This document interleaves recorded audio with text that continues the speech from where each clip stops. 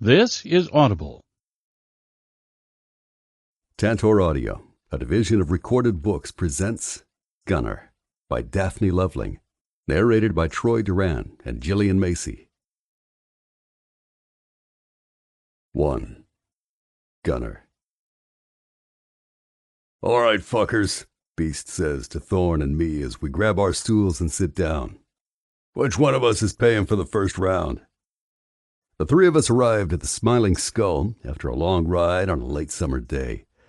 The Skull is a biker bar a few towns over from Tanner Springs, where we live, and where our club, the Lords of Carnage, is based.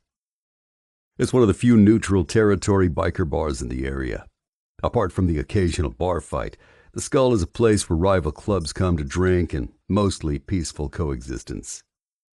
This uneasy truce is largely due to the vigilance of Rosie, the diminutive, brassy 60-something woman who owns the place. She's barely 5 feet tall and looks like she weighs less than my arm. But somehow she manages to keep a bunch of huge, tattooed and drunken men from killing each other. "I think it's your turn to pay, brother." Thorn smirks at Beast with a gleam in his eye. "Seeing how Gunner managed to beat your ass at arm wrestling back at the clubhouse earlier." Beast's face turns instantly stormy. It's a look that would send most able-bodied men running for the damn exits. Beast is fucking huge, a monster at 6'7", and close to 300 pounds of solid muscle. It's a major coup that I managed to beat him arm wrestling. It's a feat no one else in the club has managed, and I'm not about to tell him or anyone else how I did it. "He's right, brother," I nod, twisting the fork in just a little more and enjoying the hell out of it. "You owe me one. At least one." Beast blows out a disgusted breath. "Fine, I'm buying. God damn it," he says gloomily. "Jack and Coke for me, spiked with vodka," I say, standing. "I'm gonna hit the head." "Why the fuck do you gotta drink that vile mixture?" Beast complains. "Why can't you just drink a goddamn beer or a whiskey or something?" "Who knows?" I grin at him. "Maybe that vile mixture is the secret to how I beat your ass at arm wrestling." "Fuck you, brother," Beast growls. "I love you too," I shoot back. Thorn starts laughing uproariously as I make my way toward the back of the bar. Scanning the crowds as I move, I notice various clusters of men from most of the MCs around the area. Some of them raise a finger or lift their chin at me in greeting. A few others, from clubs we've pissed off in the past, glower and turn away from me. It's all good. Like I said, the Smiling Skull's neutral ground. And besides, it's still pretty early in the evening. Most fights start later on, when the people are drunker and looking for a way to blow off steam. One noticeable absence from the bar is any representation from the Iron Spiders. I make a mental note to mention this to Rock and the rest of the Lords of Carnage later. The Iron Spiders are, or were, an MC to the south of our territory in Tanner Springs. They were making some pretty serious attempts to fuck us over and destroy our club. They almost managed to inflict some serious damage. Until we took matters into our own hands and cut off the spider's head, that is. We ended their president, Black, and took out a few of their other officers in the process. Ever since then, the Iron Spiders MC has gone completely underground. No one's seen hide nor hair of them in months, as far as we've been able to determine, which may mean that the Iron Spiders are no more, or it may mean they've gone silent while they regroup. The second option is more likely. And when they do, the Lords of Carnage will be waiting for them. In the meantime, though, fuck 'em. I ain't about to look a gift horse in the mouth, and the Iron Spiders being wiped off the map is one hell of a goddamn gift horse. Inside the men's room, I take a much-needed piss and think of a couple other one-liners to roast Beast with. I'm already cracking myself up as I push the door open and walk back out into the bar.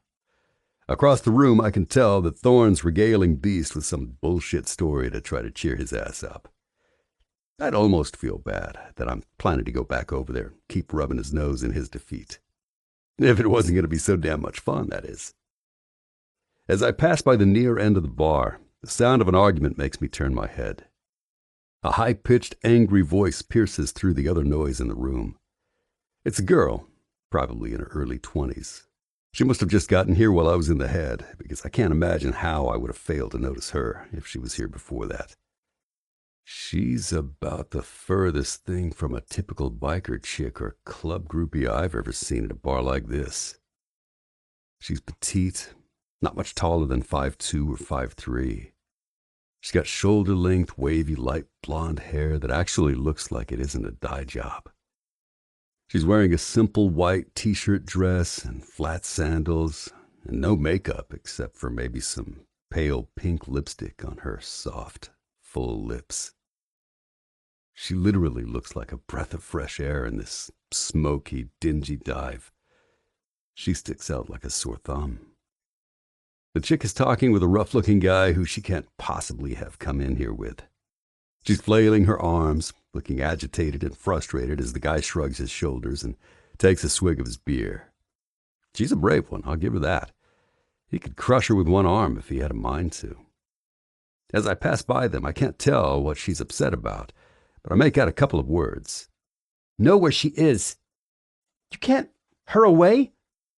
Frowning, I mentally shrug and put it out of my mind. This shit is none of my business. People get up to all sorts of crazy-ass bullshit. And if this girl wants to hang out in a biker bar and argue with the local wildlife, that's fine by me. I get back to my brother's and grab my seat. My Jack and Coke is sitting there waiting for me. I lift the glass at Beast and Thorn. To Beast, I announce. He may not be the strongest guy in the world, but he's still my brother. God damn it, Gun. Are you gonna fucking let this go? Beast explodes. Christ, I hope not. Thorn sputters, laughing so hard there are tears in his eyes. This shite is priceless. Sorry, brother, but Thorn's right. I chuckle. It is pretty goddamn funny. Eventually, I let Beast change the conversation, mostly so I can bring it up again when he's not expecting it.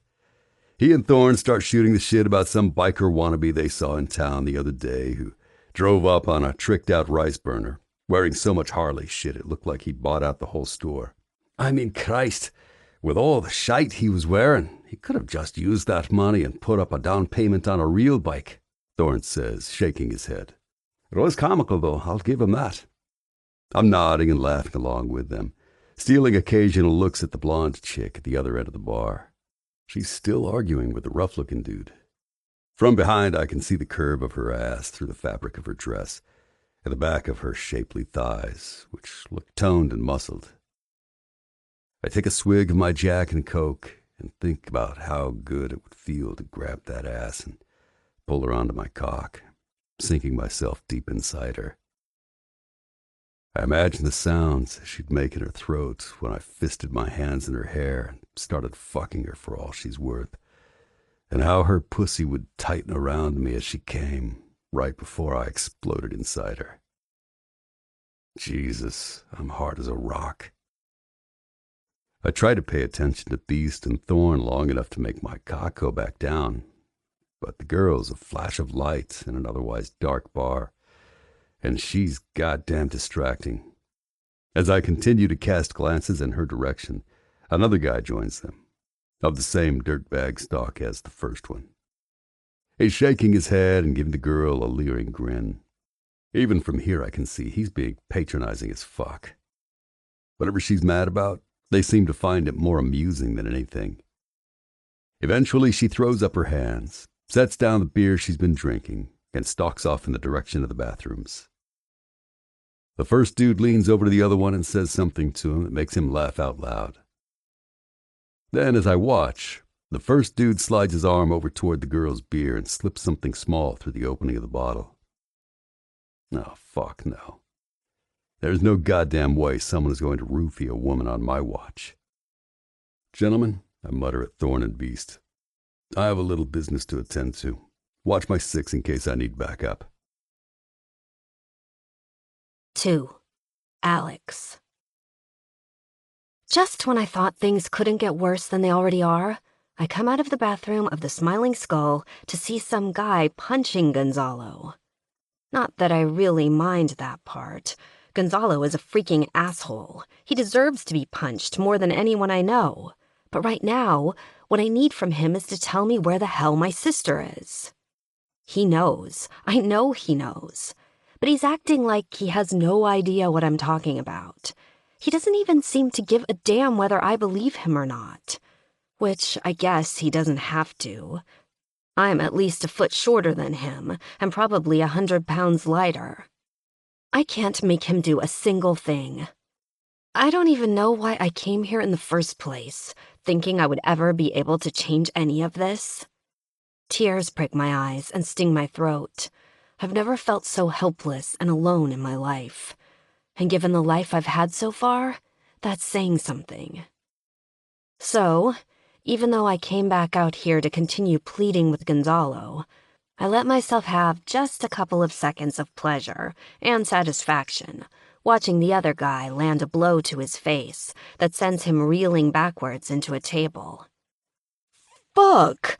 Gonzalo's asshole friend screams and lurches toward the biker.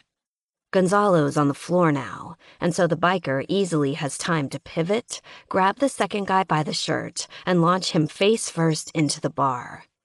His skull makes a sickening crack against the surface. I flinch and take a step back, instinctively reaching for my beer, for something to hold in front of me. The bottle's cool and soothing in my hand. I take a long drink to calm my nerves, then wait to see what will happen next. Gonzalo gets to his feet, rage in his eyes and blood on his lips. But before he can charge at the guy who hit him, 2 more men wearing the same patches on their leather vests are there. One, an enormous hulk of a man, grabs Gonzalo and pulls him backwards so hard that he lifts him completely off his feet. The other, dark and handsome with a strong square jaw, grabs Gonzalo's buddy by the neck and hauls him to his feet, his forehead bleeding profusely. "If my brother punched you," the huge biker says to Gonzalo in a low, menacing tone, "it means you deserved it, so I'd advise against continuing this fight, unless you want to carry your teeth home in a bag." "What the fuck?" splutters Gonzalo, blood and spittle flying from his mouth. "I've never seen this fucker before in my life." "Steady on, my friend," warns the other biker in a brogue I think is Irish. No one is paying any attention to me at all, which is just fine by me. Watching Gonzalo get owned by a bunch of toughs is quite entertaining. I decide just to enjoy the show while it lasts.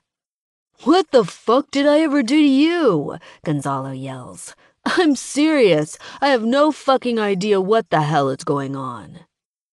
"You didn't do a goddamn thing to me," the first biker snarls. "But you know damn well what you did to the lady here." I take another swig of my beer, finishing it, as they all turn to look at me. The biker who punched Gonzalo's eyes lock on mine. Then they slide down to the now empty bottle in my hand. "Oh, shit," he groans. "I am not going to stick my fingers down my throat," I protest, as the biker pulls me toward the bathrooms. "What the hell is going on?" "That fuckbag roofied you," he growls.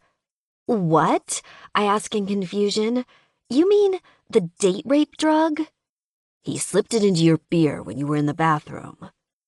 A thread of panic starts to weave itself up through my consciousness. "You mean it's already in my system?" I cry. "Not if you can get it out in time."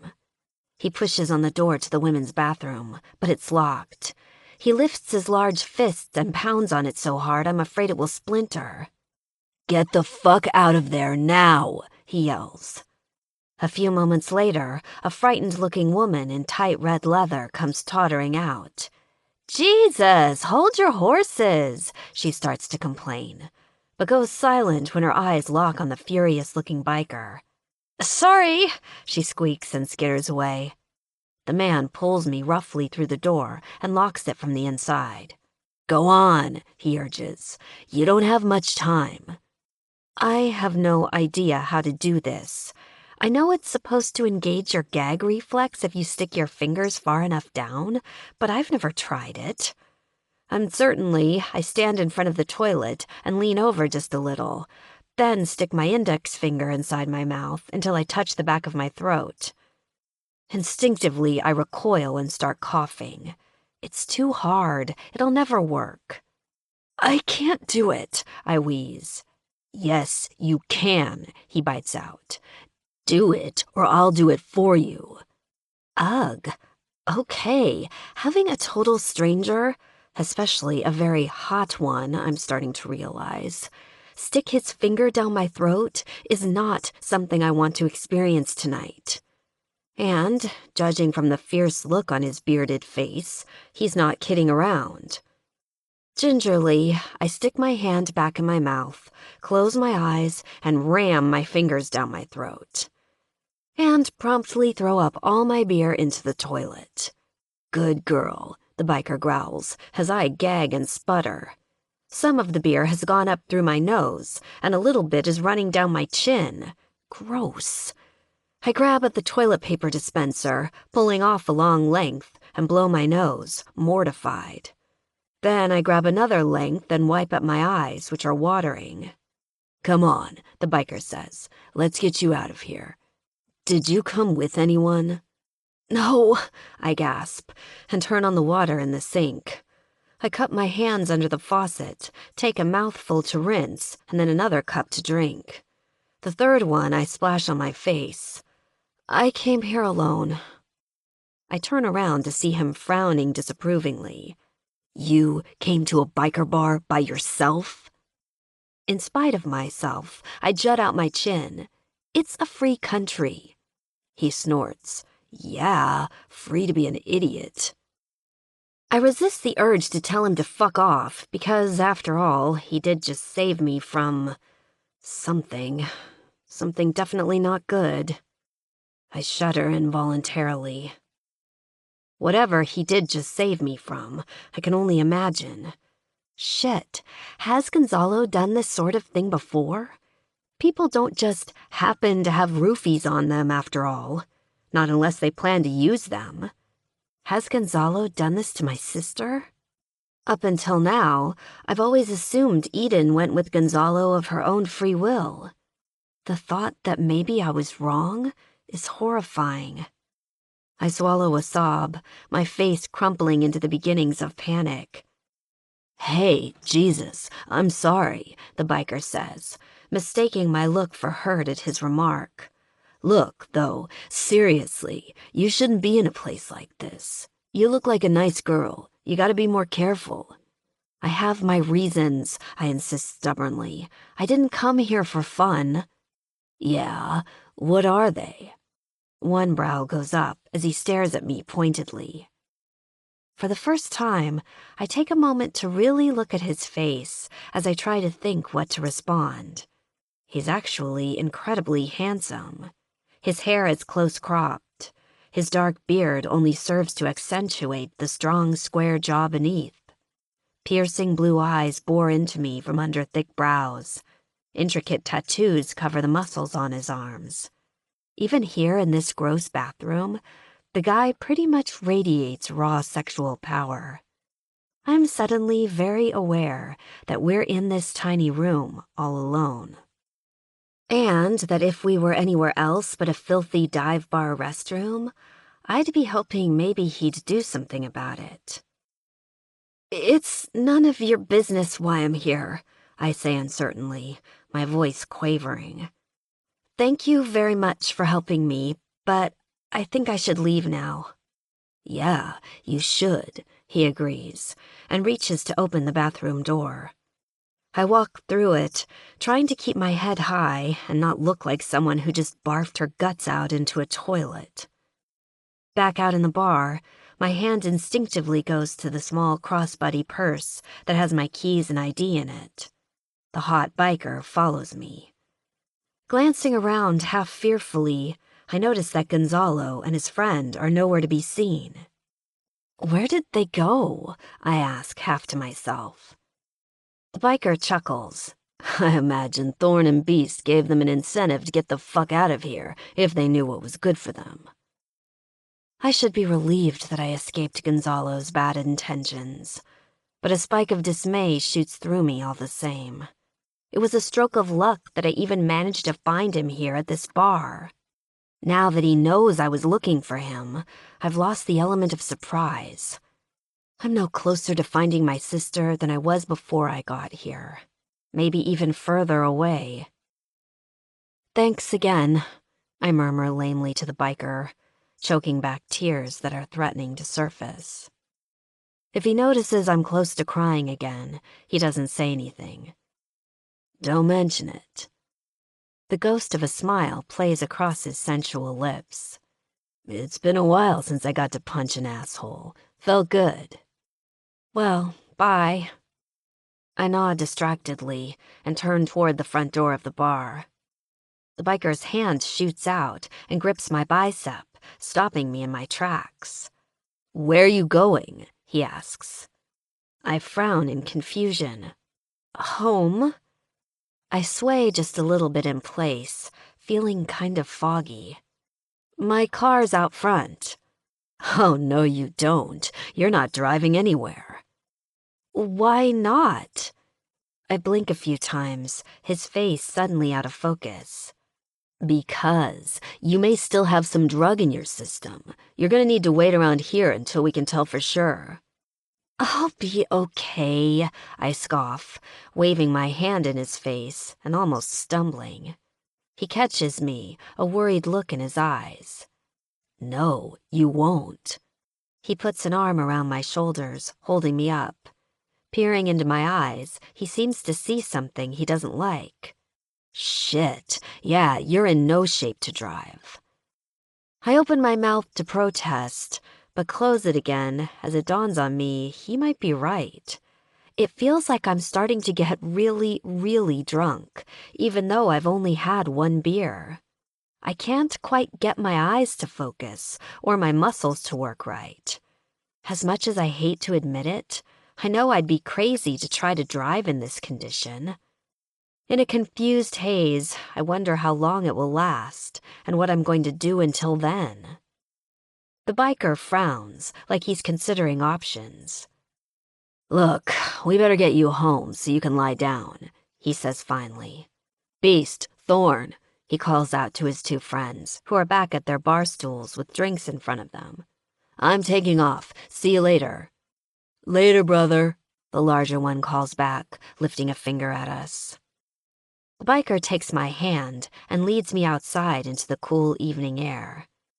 I try to focus on walking and staying upright, but I'm distracted by how huge his hand is as it envelops mine, and how rough the skin is. I start to giggle to myself. I'm holding hands with a biker. It seems so absurd. Actually, everything is starting to seem kind of absurd. He stops us at a huge, low-slung, powerful-looking motorcycle.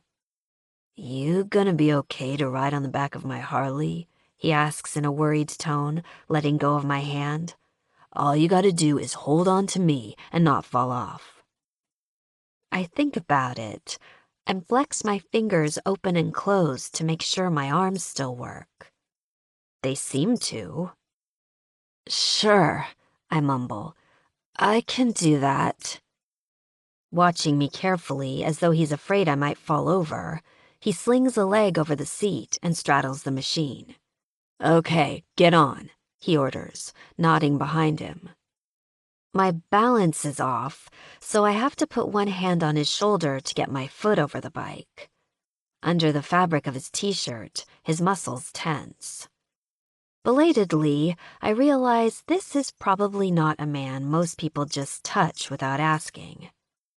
Sorry, I mumble. The dress I'm wearing rides up a little as I raise my leg and climb over. Quickly, I yank it down under my butt, wishing I'd had the foresight to wear pants here instead. Once I'm settled on the soft leather seat, the biker wordlessly leans down and grasps my leg just above the ankle. He places one of my feet, then the other, on some small foot pegs I didn't notice before. Keep your feet on those pegs, he warns. You don't want to lose your balance or burn your foot on an exhaust pipe. Okay, I agree. By now, I'm struggling to focus on what he's saying. Part of it is the drugs, but part of it is the distracting closeness of this stranger, who's already touched me more than any person has touched me in months. "Put your arms around my waist," he commands. I've never been on a motorcycle before, and he's basically the only thing keeping me from flying off of this one, so I do as he says. One weird silver lining about being roofied is that I'm not as scared about doing this as I would be if I was sober. Though I probably should be. I've heard these things are death traps. Obediently, I lean forward and press myself against the back of his leather motorcycle vest, wrapping my arms around his waist like he told me to do. It's strange to be this close to a total stranger. The soft, worn leather of his jacket contrasts with the roughness of the Lords of Carnage skull and wings image sewn onto the back of it. His body is strong and powerful feeling, solid like warm steel. The vest is open at the front, so the palms of my hands end up bracing against his hard abs through his shirt. Even through the fabric, his skin is radiating heat. As he reaches forward to turn on the bike's engine, his stomach muscles ripple under my hands. Between my legs, the hint of an ache begins, teased by the sudden vibrations of the bike. "Where do you live?" he calls over the noise of the Harley. "Oh, I don't live here." My brain's getting fuzzier every minute. "I'm staying at the Parkside Motel, off of Highway 5. "I know where it is." He nods. "Okay, hang on." And I do, trying as hard as I can to ignore the confused buzzing in my head and the low throb between my legs. 3. Gunner. "I shouldn't have left my car at the bar," the girl mumbles as she stumbles off the back of my bike in front of the motel. "Don't worry about it," I reassure her, and catch her arm so she doesn't fall. "I know Rosie, the owner. She's not the type to have it towed overnight. You can pick it up in the morning." This motel is only about 1.5 miles away from the bar, so the girl can easily walk it tomorrow once she's sobered up. Keeping my hand clutched around her bicep, I get off the bike and put my other arm around her shoulder to stop her swaying. She weaves on her legs but manages to stay upright. Together, we make it to the door she says is hers, number 7. Once we get to her room, I prop her up against the outside wall next to the door and fish in her little purse until I find the key. She's so out of it that she doesn't do anything to protest that I'm digging through her bag. The lock's kind of fussy, and I have to jiggle the knob to get the key to work. Eventually, I manage to open the door and help her through it. I've passed by the Parkside Motel probably hundreds of times on my bike, but I've never actually been inside the place. Even for a rundown-looking hole like this, the room is dingy. Ugly brown carpet shows the wear of the high-traffic areas in the dim light from the small lamp by the door. Everything smells like stale cigarette smoke and old dirt. That's not the kind of place a girl like her should be staying. Not by a long shot. There's got to be better places around here than this dump, I start to think, but stop myself. None of your business, Gun. Get her inside, make sure she's safe, and get on your way. Inside the room, I notice that apart from a single small backpack sitting unopened on one of the beds, there's no sign that it's even occupied. She must have just arrived today. It looks like she checked in, tossed her bag on the bed, and then immediately went straight from here to the bar. Which means she's either an alcoholic or a girl on a mission. And she sure as hell doesn't look like an alcoholic. The girl's practically sleeping against my shoulder, so I drag her over to the nearest bed and sit down on it with her. As soon as her ass hits the mattress, she gives an audible sigh of relief and collapses, flopping onto her back and closing her eyes. "I'm so tired," she complains. "My head hurts."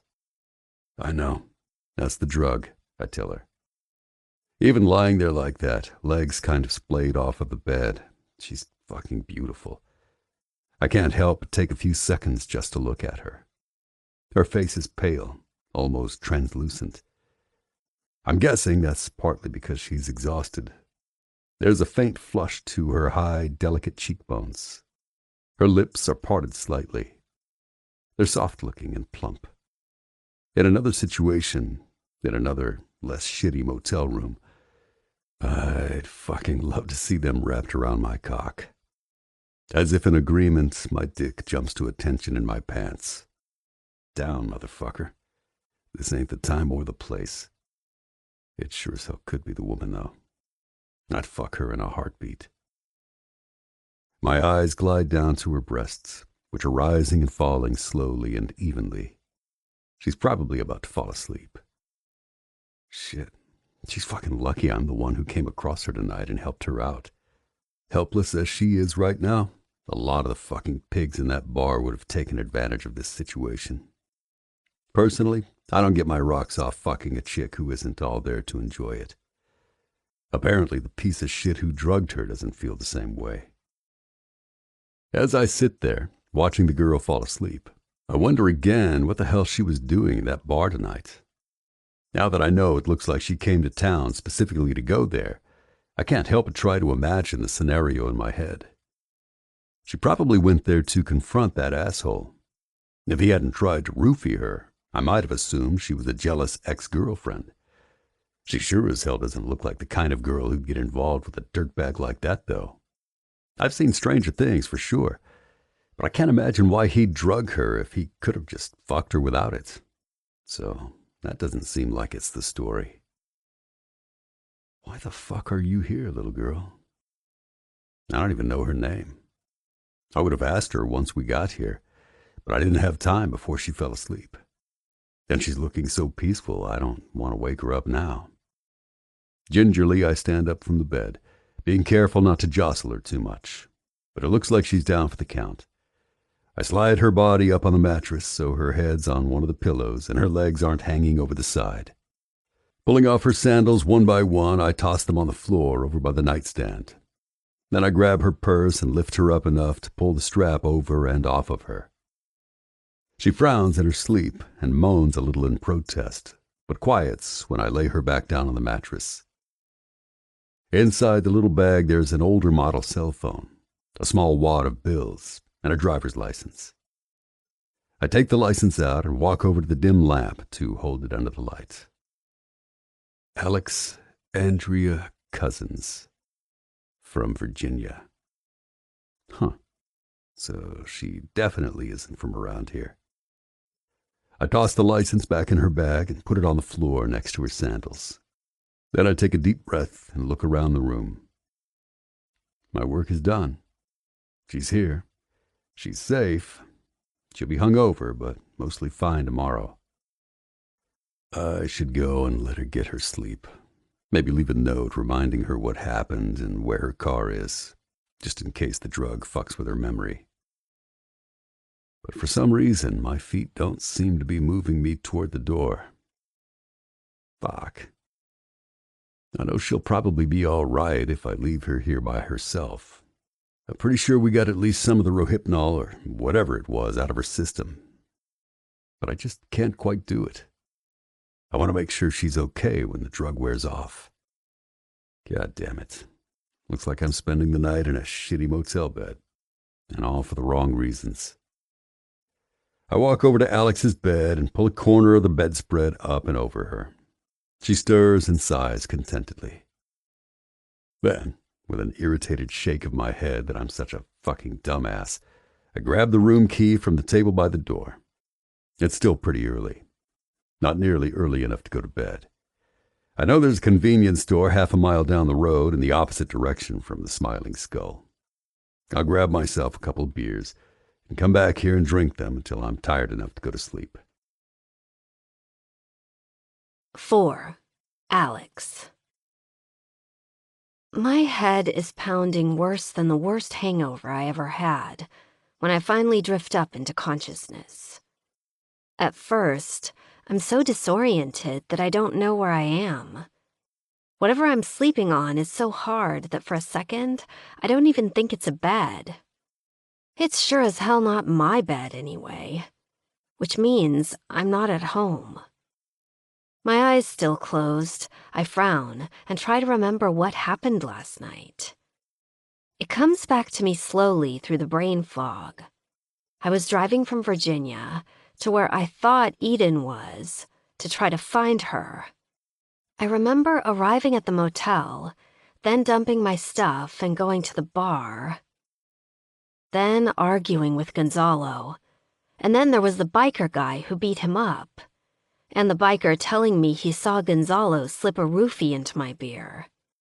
Then things get hazier, but I think I remember starting to feel woozy and the biker guy taking me out of the bar and putting me on his motorcycle.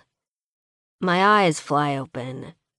"Hey, you're up," says a voice over by the door. "Let's go get some breakfast." I sit up and give a little yelp of surprise. Wild-eyed, I look half terrified in the direction of the voice. It's the biker guy from last night. He's sitting in the single chair next to the table. "What are you doing in here?" I gasp. "I decided to stick around to make sure you were okay," he replies evenly. One corner of his mouth goes up in the hint of a smile. "How you feeling?" I start to panic, wondering what he's done to me while I've been asleep.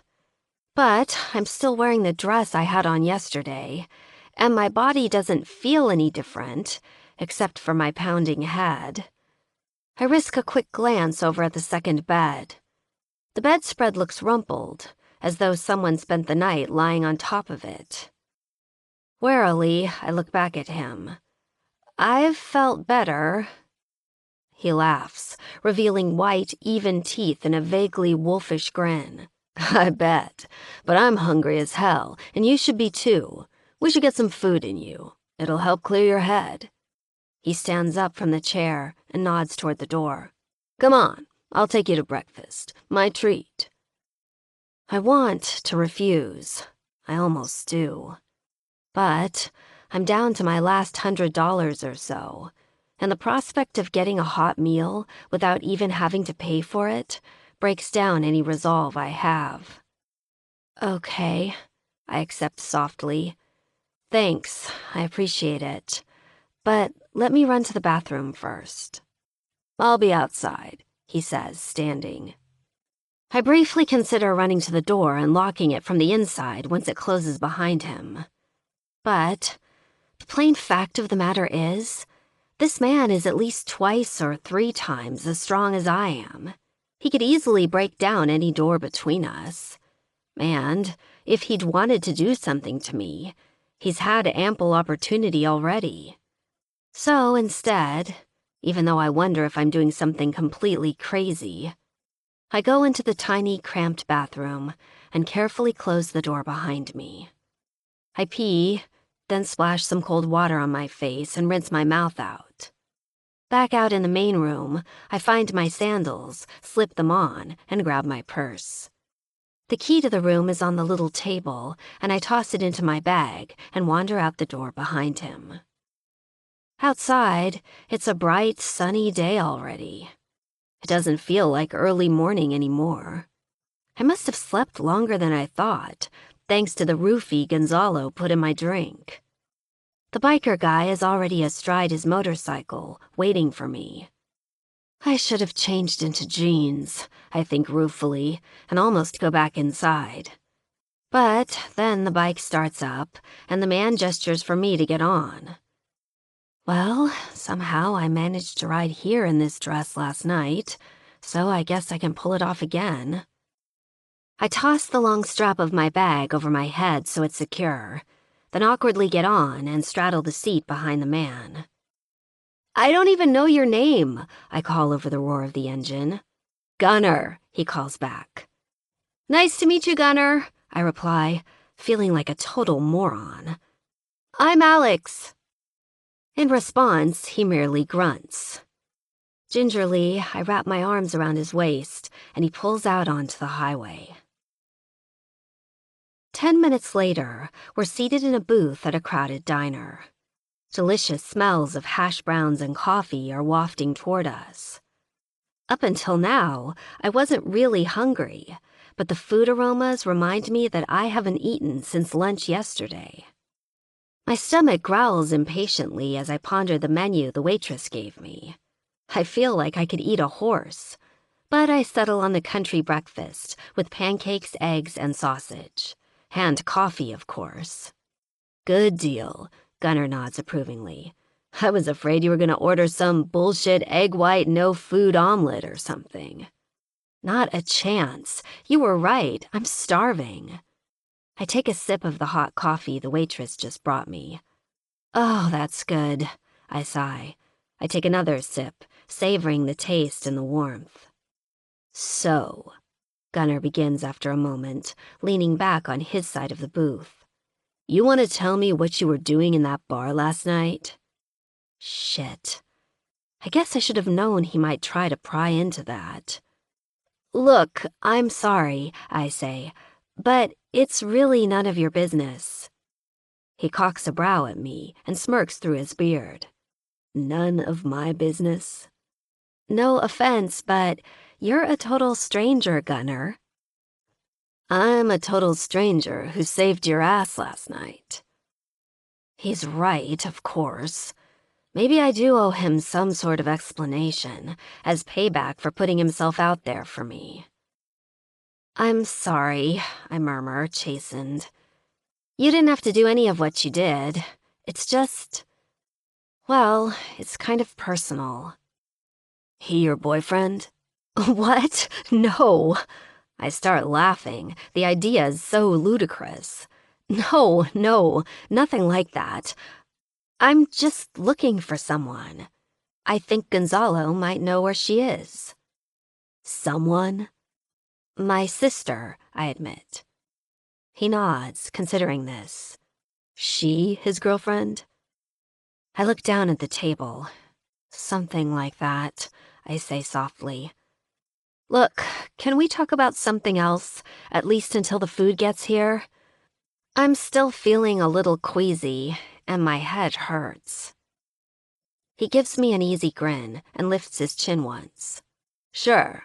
What do you want to talk about? I don't know. Hey, you don't want to talk about your sister. You pick the conversation subject. I sigh. Fine, I say, a little irritated. Do you go to the Smiling Skull very often? He smirks again. From time to time. He doesn't go any further, and after a few seconds I realize he's purposely not saying much, so I'll have to keep asking questions to keep the conversation going. Jackass. I shake my head and snort softly. Okay, what's the Lords of Carnage? I ask, glancing at one of the patches on his leather vest. It's an MC out of Tanner Springs, about an hour west of here. MC? Motorcycle club. And what's a road captain? I say, reading from another patch. It's more or less what it says. When the MC's on the road, I'm the captain. I organize our runs and make sure shit goes as planned. A run? I wrinkle my nose. Like a group motorcycle ride? Yeah, like that. The waitress arrives with our food, and for a few minutes, neither of us says anything as we eat. I'm so hungry, and the food's so good that I have to restrain myself from moaning as I chew. It's an effort to eat slowly, and that takes up all my mental energy for a while. Eventually, I take a last bite of sausage and lean back against the faux leather of the backrest. My head has finally stopped pounding so hard, and my mind is starting to feel clearer. Oh my God, I'm stuffed. I sigh happily. I feel so much better. Glad to hear it. Gunnar shoots me a sexy grin. I don't know if it's because I'm finally starting to feel human again, but that grin sets something off inside me that feels almost like electricity. It's like, just for one dizzying, mesmerizing second, he's not some dangerous stranger who inexplicably helped me last night. And I'm not some stupid girl who's completely out of her element on some hopeless mission to find her sister. For just one tiny moment, there's this little signal that feels like it's just between us, like the grin is just for me and no one else, like it's the prelude to something intimate. His eyes are locked on mine, and all of a sudden, all I can think about is how impossibly blue they are. Then I realize I'm staring at him and quickly drop my gaze. A long second passes. "So, now that you're feeling better," he continues as if nothing just happened, "you said you're looking for your sister." My head feels like it's starting to spin again, but this time it has nothing to do with the drug Gonzalo gave me. My mind just flashed back to an image from last night when I was on the back of Gunner's bike, my arms wrapped around him as he drove me to the motel. I remember the masculine smell of his leather and the hard muscles of his torso under his shirt. But mostly, I remember how sexual it felt, sitting back there, pressed up against him. My skin starts to feel all tingly at the memory, and even though Gunner's all the way across the table, all of a sudden, he feels uncomfortably close. "Yeah," I murmur, trying to focus on what he's saying. "So, if you're staying in a motel, you're obviously not from around here," he prompts. "No, Virginia." He gives a brief nod, almost like my answer passes some sort of test or something. "So, why the fuck are you staying in that dump? There's gotta be better places around here than the Parkside Motel." "It's all I can afford," I admit. Actually, I can't even afford that. His innocent question starts me down the path of lamenting again how much money I spent for a night in that hovel of a room. Then, suddenly, my heart jumps in panic. "Oh my gosh, what time is it?" I blurt out. Gunner glances over my shoulder to a spot above the counter where there must be a clock hanging on the wall. 10:30. "Shit!" I cry. "Checkout time's at 11. They'll charge me for another night if I don't leave the room in time. The manager told me they're very strict about it. I need to go." Gunner raises his eyebrows at me. I feel my face start to turn red. I don't need anyone knowing the direness of my financial situation. Certainly not this near total stranger who's already saved my neck once. But the reality is a stark one. If I have to pay for another night, I won't even have enough money to make it back to Virginia. I'll sleep in my car if I have to, but I can't afford any more motels if I want to find Eden before my money runs out completely. "Please," I beg, ignoring the heat in my cheeks. "You've been so kind to me already. I really don't want to take any more advantage of you, but could you take me back to the motel to get my bag and check out?" Gunner contemplates me for a second, his face expressionless. Then he gives me a brief nod and raises his hand for the check. "Okay, I'll get you back there in time." "Thank you so much." While he pays the bill, I run to the bathroom and take a couple of seconds to compose myself. In the mirror, I look pale and frightened. I forgot to brush my hair this morning, and my white dress is definitely the worse for wear. I hope I get back to the motel in time to change into something else before I have to be out of the room. We end up making it back with 10 minutes to spare. Gunner waits outside and smokes a cigarette while I throw on a pair of jeans and a t-shirt, pull my hair into a pony, and give my teeth a quick brush. Stuffing the few items I've unpacked back into my small backpack, I grab the key and am out the door walking toward the front office at 5 minutes to 11, relief flooding my veins. 5. Gunner. I'm standing outside the motel room finishing a smoke when my phone buzzes in my pocket. I pull it out just as Alex emerges, backpack slung over her shoulder. She's changed into faded jeans and a fitted dark red t-shirt. Her hair's pulled back from her face into a messy ponytail. She looks fresh and casual and sexy as shit.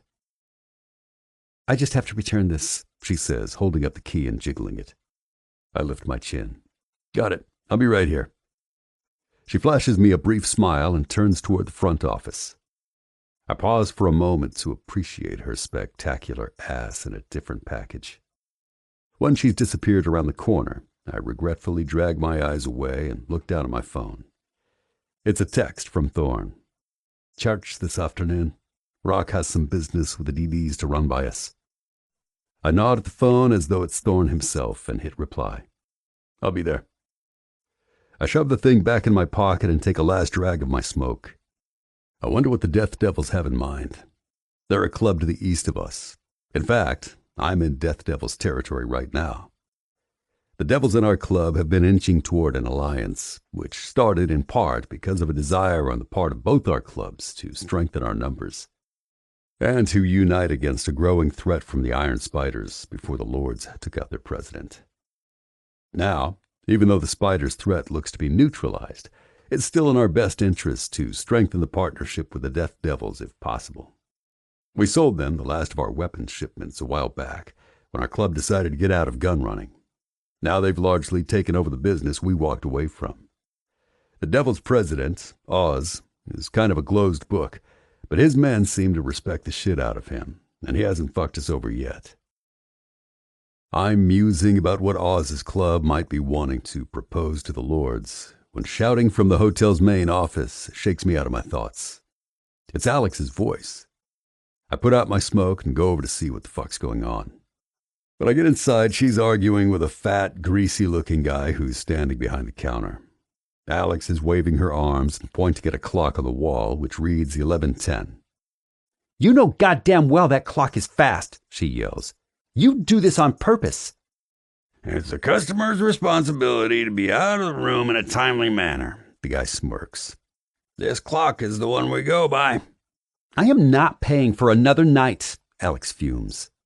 "If you are unable or unwilling to pay, we'll just have to get the local authorities involved," the guy says in a smug tone, reaching his fat fucking hand toward the phone on his desk. "I don't think that's going to be necessary," I interrupt, walking up to the counter. The fat fucker turns toward me, a flash of apprehension on his face. "Sir, are you with this woman?" "I am." I put my elbows on the counter and lean in toward him, until my face is maybe a foot from his. I've easily got 5 inches on him, and even though we're probably about the same weight, his is mostly fat. "I'm sorry," he half stammers, his eyes moving from Alex to me. "But it's our policy to charge for another night if a customer fails to vacate their room in a timely manner. I explained this to her yesterday when I checked her in, and she said she understood." "I can understand that," I say easily. "Trouble is, your clock's broken." "No, it's not," he says and rolls his eyes. I fucking hate it when people roll their eyes. This fat fuck doesn't seem to be getting the message. I straighten, walk over to the wall, and take the clock down from the nail it's hanging on. Bringing it back to the desk, I turn it over and bring it down hard on the counter, smashing its face. Both Alex and the greasy guy jump back, the guy visibly blanching. "Huh," I mutter in a puzzled tone. I reach in through the splinters of broken plastic and move the minute hand back until the clock reads 10:55. "I guess you're right. I thought it was broken, but it must have fixed itself." I toss the thing, frisbee-like, across the counter. It crashes loudly against the back wall of the office.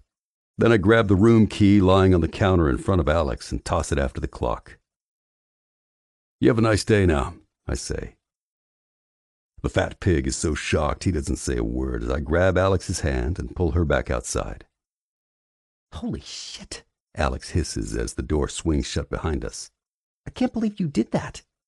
"Problem?" "No." She starts to giggle and then snorts loudly, bringing her hand to her face. "Oh my God, that was epic."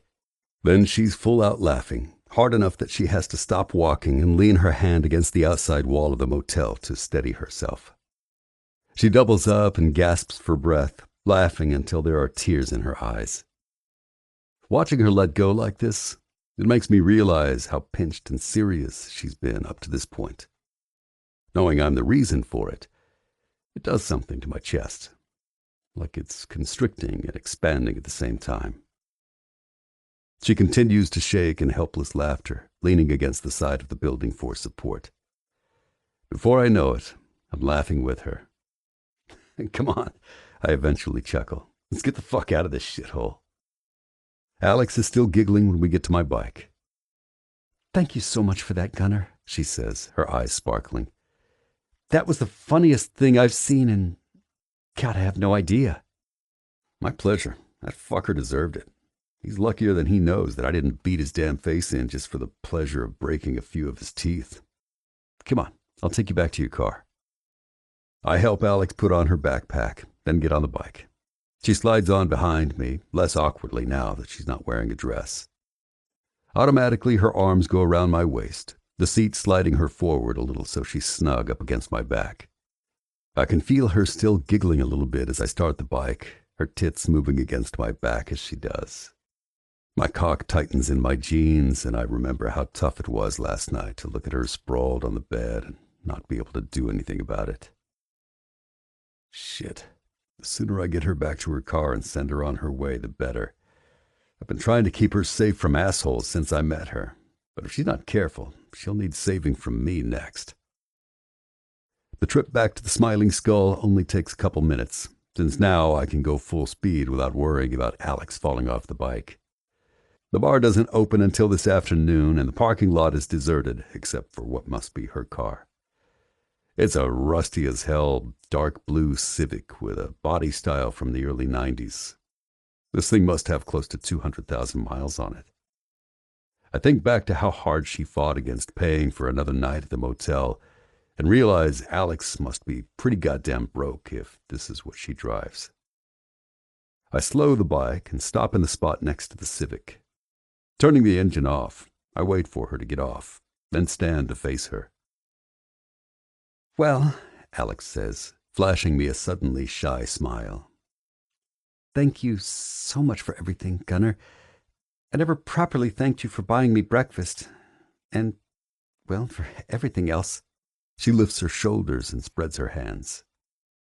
What are you going to do now? I ask her. She glances back toward her car. I don't know. I'm going to keep looking for my sister. You're not coming back to this bar, are you?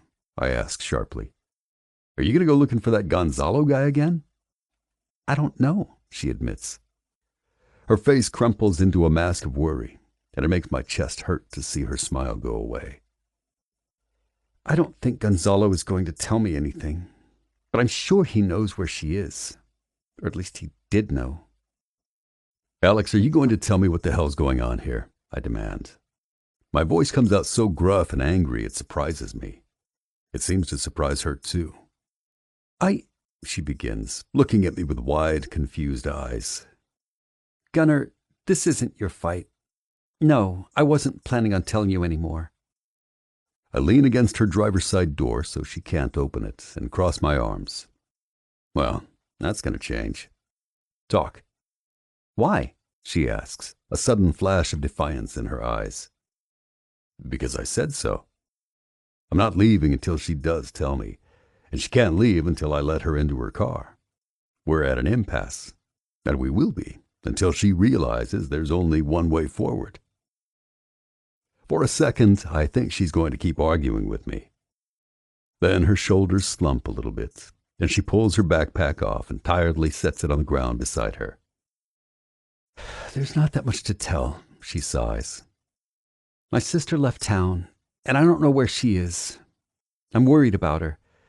She was seeing Gonzalo, and I'm almost positive she left with him. Or because of him, anyway. How did you know to come here? Her eyes flick to the side toward the closed bar. She had an app on her smartphone so I could track her. For safety. She had one on her phone for me, too. The last place the phone said she was here. She takes in a deep breath and lets it out, defeated. And then she must have taken the app off or deleted me because she disappeared. So you came here hoping to find her? Yeah, but instead I just found Gonzalo. Her face twists into an expression of disgust. He told me they broke up and that he doesn't know where she is. Who is this Gonzalo guy anyway? He's not a biker, or anyway, he's not an MC. He wasn't wearing a cut and wasn't flying any colors. I don't know exactly. One hand goes up and pulls distractedly at the end of her blonde ponytail. He just showed up one day with my sister. In Lynchburg. That's where I'm from. She shakes her head in frustration. I know he was involved in some shady stuff. My sister started seeing him. Off and on at first. My mom was furious, of course. But I think that just made Eden more determined to be with him. Alex looks up at me ruefully. My mom and Eden didn't get along. Didn't? My mom's dead, about 6 months ago. Her voice is flat, but a little tremble of her chin tells me she's trying to keep her emotions under control. I thought maybe her dying would finally wake Eden up. That once she didn't have Mom around to shock anymore, she'd stop trying to play the bad girl and walk away from Gonzalo. But instead, it just made her into more of a wild child. Something about the look of pain on her face makes me want to reach out to touch her, comfort her. But I make myself keep my distance, because I'm pretty sure I know where it will lead if I do. There's been a spark of something between Alex and me at least since the restaurant. I can feel it, and I know she can too. Does she know you're looking for her? I ask instead, trying to ignore the untimely stirring of my cock. I don't know, she shrugs. She probably suspects it if she deleted the tracking app on her phone. Alex looks down at the ground. The last time I saw her, we had a fight. She told me to leave her the hell alone and stop trying to take care of her, that she could live her own life. Her eyes fill with tears, but she opens them wide to keep them from spilling and clears her throat. I know she'd probably be pissed off if she knew I was still trying to find her. Maybe I should just leave her alone. Her voice breaks and she clears her throat again. I just want to know she's okay. That's all. After that, if she wants me to go away, I will. Fuck. This is some heavy-duty shit. Looking at Alex last night in the bar, I just assumed she was some homecoming queen with a bad boy fetish, slumming it with the lowlifes for some kind of thrill. I can't help but have some serious respect for her now, knowing that she barged into a biker bar with no fear and no backup, just to find her sister. Of course, it was stupid as hell, too. But even so, it was gutsy. I'm about to say some stupid, cliched shit about how sorry I am when an idea hits me. It's probably crazy. Hell, it's definitely crazy. But once it's in my head, I can't push it out. Fuck it. Why not? Look, Alex, I begin, barely able to believe I'm going to suggest this. I have to get back to my place for some business this afternoon. I live about an hour west of here in Tanner Springs. She nods and starts to turn to her car, but I stop her. Wait. Come with me. I've got a house and a spare bedroom. You can stay there, at least long enough to figure out if your sister's still in the area. Instead of being grateful, Alex looks alarmed. No thanks, Gunnar. She starts to stammer. I have to be getting back to Lynchburg. Her eyes flick away from mine as she says the name of her town. She's lying, I can tell. She's not going back. She just told me she's going to keep looking for her sister. But whether she's trying not to impose on me or she's afraid I'm going to try to take her home and force myself on her, I don't know. Horse shit, I rasp. You're not going back to Lynchburg. You and I both know that. She glances up at me guiltily. Look, darling, I continue. If I was going to jump you, I already would have done it by now in that shitty motel room. Unlike that piece of shit Gonzalo, I don't need to trick or drug women into sleeping with me. I look her in the eye, trying to ignore the fact that I'd love to bend her over the hood of her car and do nasty things to her, just to hear her moan my name. She's frowning at me, clearly still planning to keep refusing my offer. I'm just trying to help you out, Alex. I swear, I say. It's mostly the truth. It seems like you could use some help right about now. And if you were willing to fight that hard back at the motel to not pay for another night, I'm guessing you could use a free place to stay for a while. She doesn't say anything in response, but I can tell she's wavering. Tell me I'm wrong. No, she whispers. You're not. Look, I continue. I'll even go stay at the MC's clubhouse and give you the house to yourself if it makes you feel safer. Alex is silent for a few seconds. Then a few more. Why are you helping me? She finally says in a small voice. Fuck if I know, I growl. But come on, before I change my mind. 6. Alex. I follow Gunner's bike in my car all the way to Tanner Springs. The whole distance there, I argue with myself about whether I should really be accepting his offer to stay at his place. A couple of times I almost turned the car around. In the end, though, the offer's too good to pass up. The prospect of sleeping in my car for the foreseeable future doesn't thrill me. And no matter what, I'm committed to searching for Eden until I find her, especially after what happened with Gonzalo last night. It's a little daunting, though, the idea of staying in the house of someone I barely know, especially someone like Gunner. I'm already so far in his debt, and I'm uncomfortably attracted to him to boot. It's a feeling that makes me more than a little wary. I keep expecting him to drop the pretense of being a decent guy and demand payback. And, with men like him, the kind of payback they usually want is something they'll just take, whether you want to give it to them or not. Then, I realize I'm lumping him into the same group with people like Gonzalo and silently berate myself for judging him like that. Sure, I met Gunner in a seedy bar filled with bikers and lowlifes. But even though Gunner's a biker himself, he's already proved he's not like Gonzalo, not at all. At least not when he doesn't want to be. After all, he said himself that if he'd wanted to take advantage of me, he already had ample opportunity when I was passed out in the motel room. And that's definitely true. So, even though I don't understand his motives, I can't help but grudgingly believe him. He probably doesn't find you attractive. It's not like you're likely to be his type after all. You're hardly like the busty biker chicks in that bar. By comparison, you look like a 10-year-old boy. I should find that idea comforting. It really should be a relief. But instead, it gives me an odd, sinking feeling in my stomach. My God, am I disappointed he doesn't want to have his way with me? I'm so surprised and exasperated with myself that I actually laugh out loud in the car. God, Alex, you are ridiculous, I tell myself, with a snort of disbelief. My words hang there in the air, taunting me as I continue to ride behind Gunner toward a town called Tanner Springs. I only know we've arrived at our destination because of the rectangular green sign just outside the city limits. No buildings are visible yet. Shortly after we pass the sign, Gunner lifts a hand and makes a motion in the air to let me know we'll be turning right soon. I slow my car to just over the new speed limit and flip on my turn signal shortly after he does. A few seconds later, I see where he's planning to turn. We pull off the highway onto a residential road, which ends up leading to a neighborhood of small and medium-sized houses at the edge of town.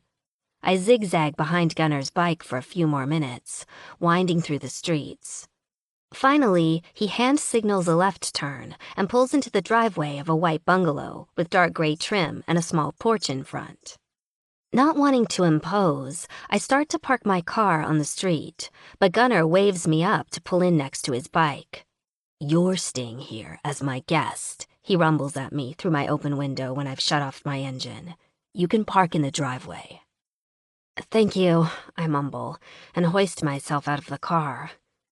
I reach in and grab my backpack from the passenger seat. When I've pulled it out and straightened, I catch Gunner casting an appreciative look at my ass. "Sorry, just enjoying the scenery." He grins sexily. "Come on, let's get you situated."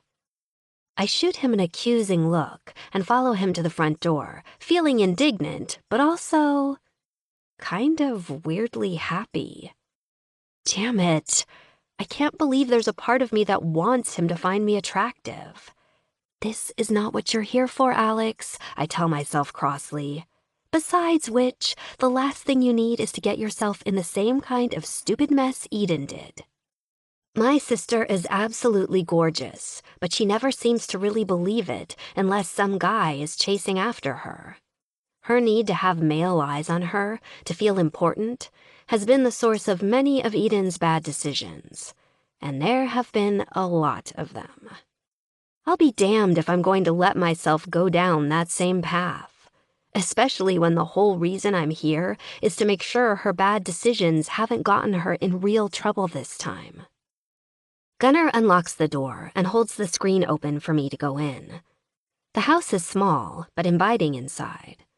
The living room is painted in reds and tans and arranged with comfortable-looking furniture. A brick fireplace anchors one side of the room. The living room leads into a dining room with a dark wood table that's got some bills and other papers on it. I wasn't exactly expecting guests, Gunnar says easily as he leads me down a short hallway. Bathroom's over here to the right. Towels and shit are in the closet behind the door. He continues to the end of the hall, where there are 2 doors, one to the left and one to the right. The left one must be his bedroom, because he pushes open the right-hand side door and motions me through. Here's your room, he says. It's small and sparsely furnished, with a double bed, a standing lamp, and a short square dresser. The closet has my shit in it, Gunnar tells me, but the dresser's all yours. Thank you again, I murmur. Stop thanking me, Alex. It's getting boring. I'm sorry. My face grows hot. It's fine, but seriously, knock it off, okay? Gunnar pulls out his phone and grimaces a little. Look, I gotta go. Some club business to take care of. Make yourself at home. There's another house key hanging on one of the hooks next to the back door. You can take that so you can come and go as you please. Okay. I nod.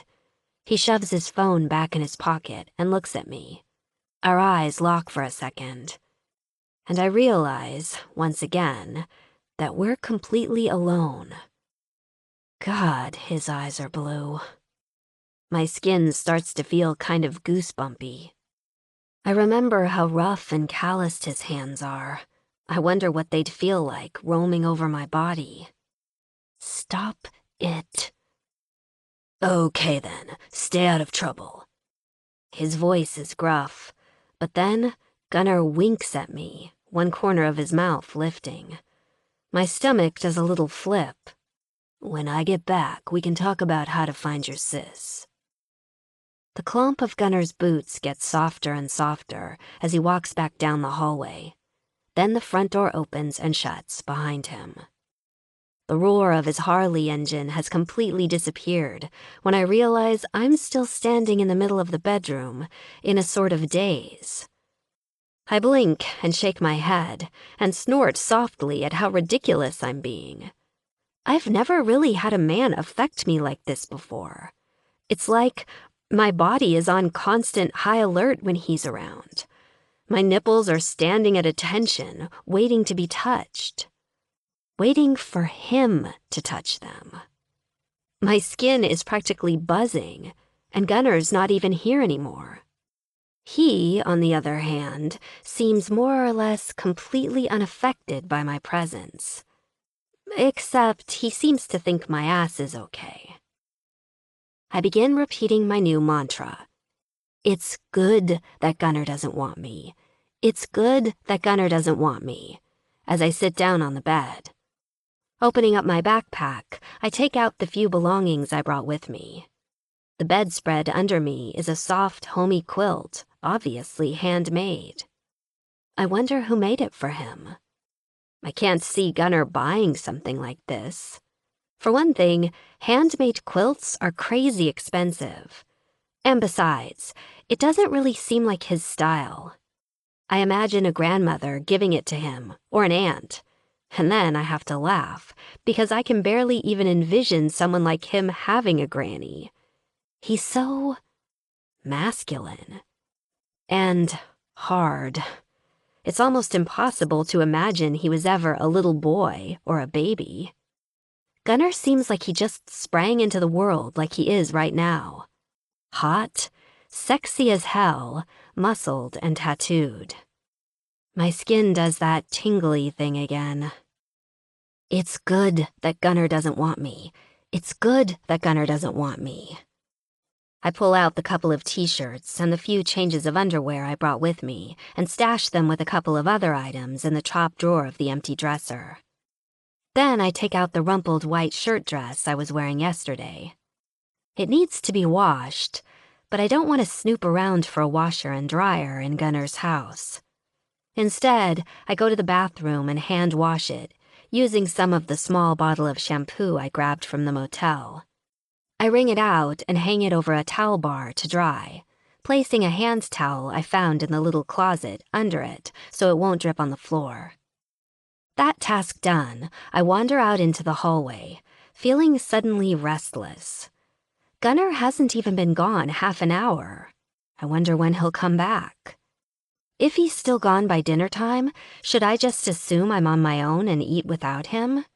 He told me to make myself at home, but I wouldn't feel right about eating his food. I go into the kitchen, which is simple and kind of bare. Opening the fridge, I see there's hardly any food in it anyway, apart from a pizza box, a carton of milk, and some jars of pickles and condiments. It's actually sort of a relief to know I'll have to go out shopping for food. It gives me something to do until he gets back.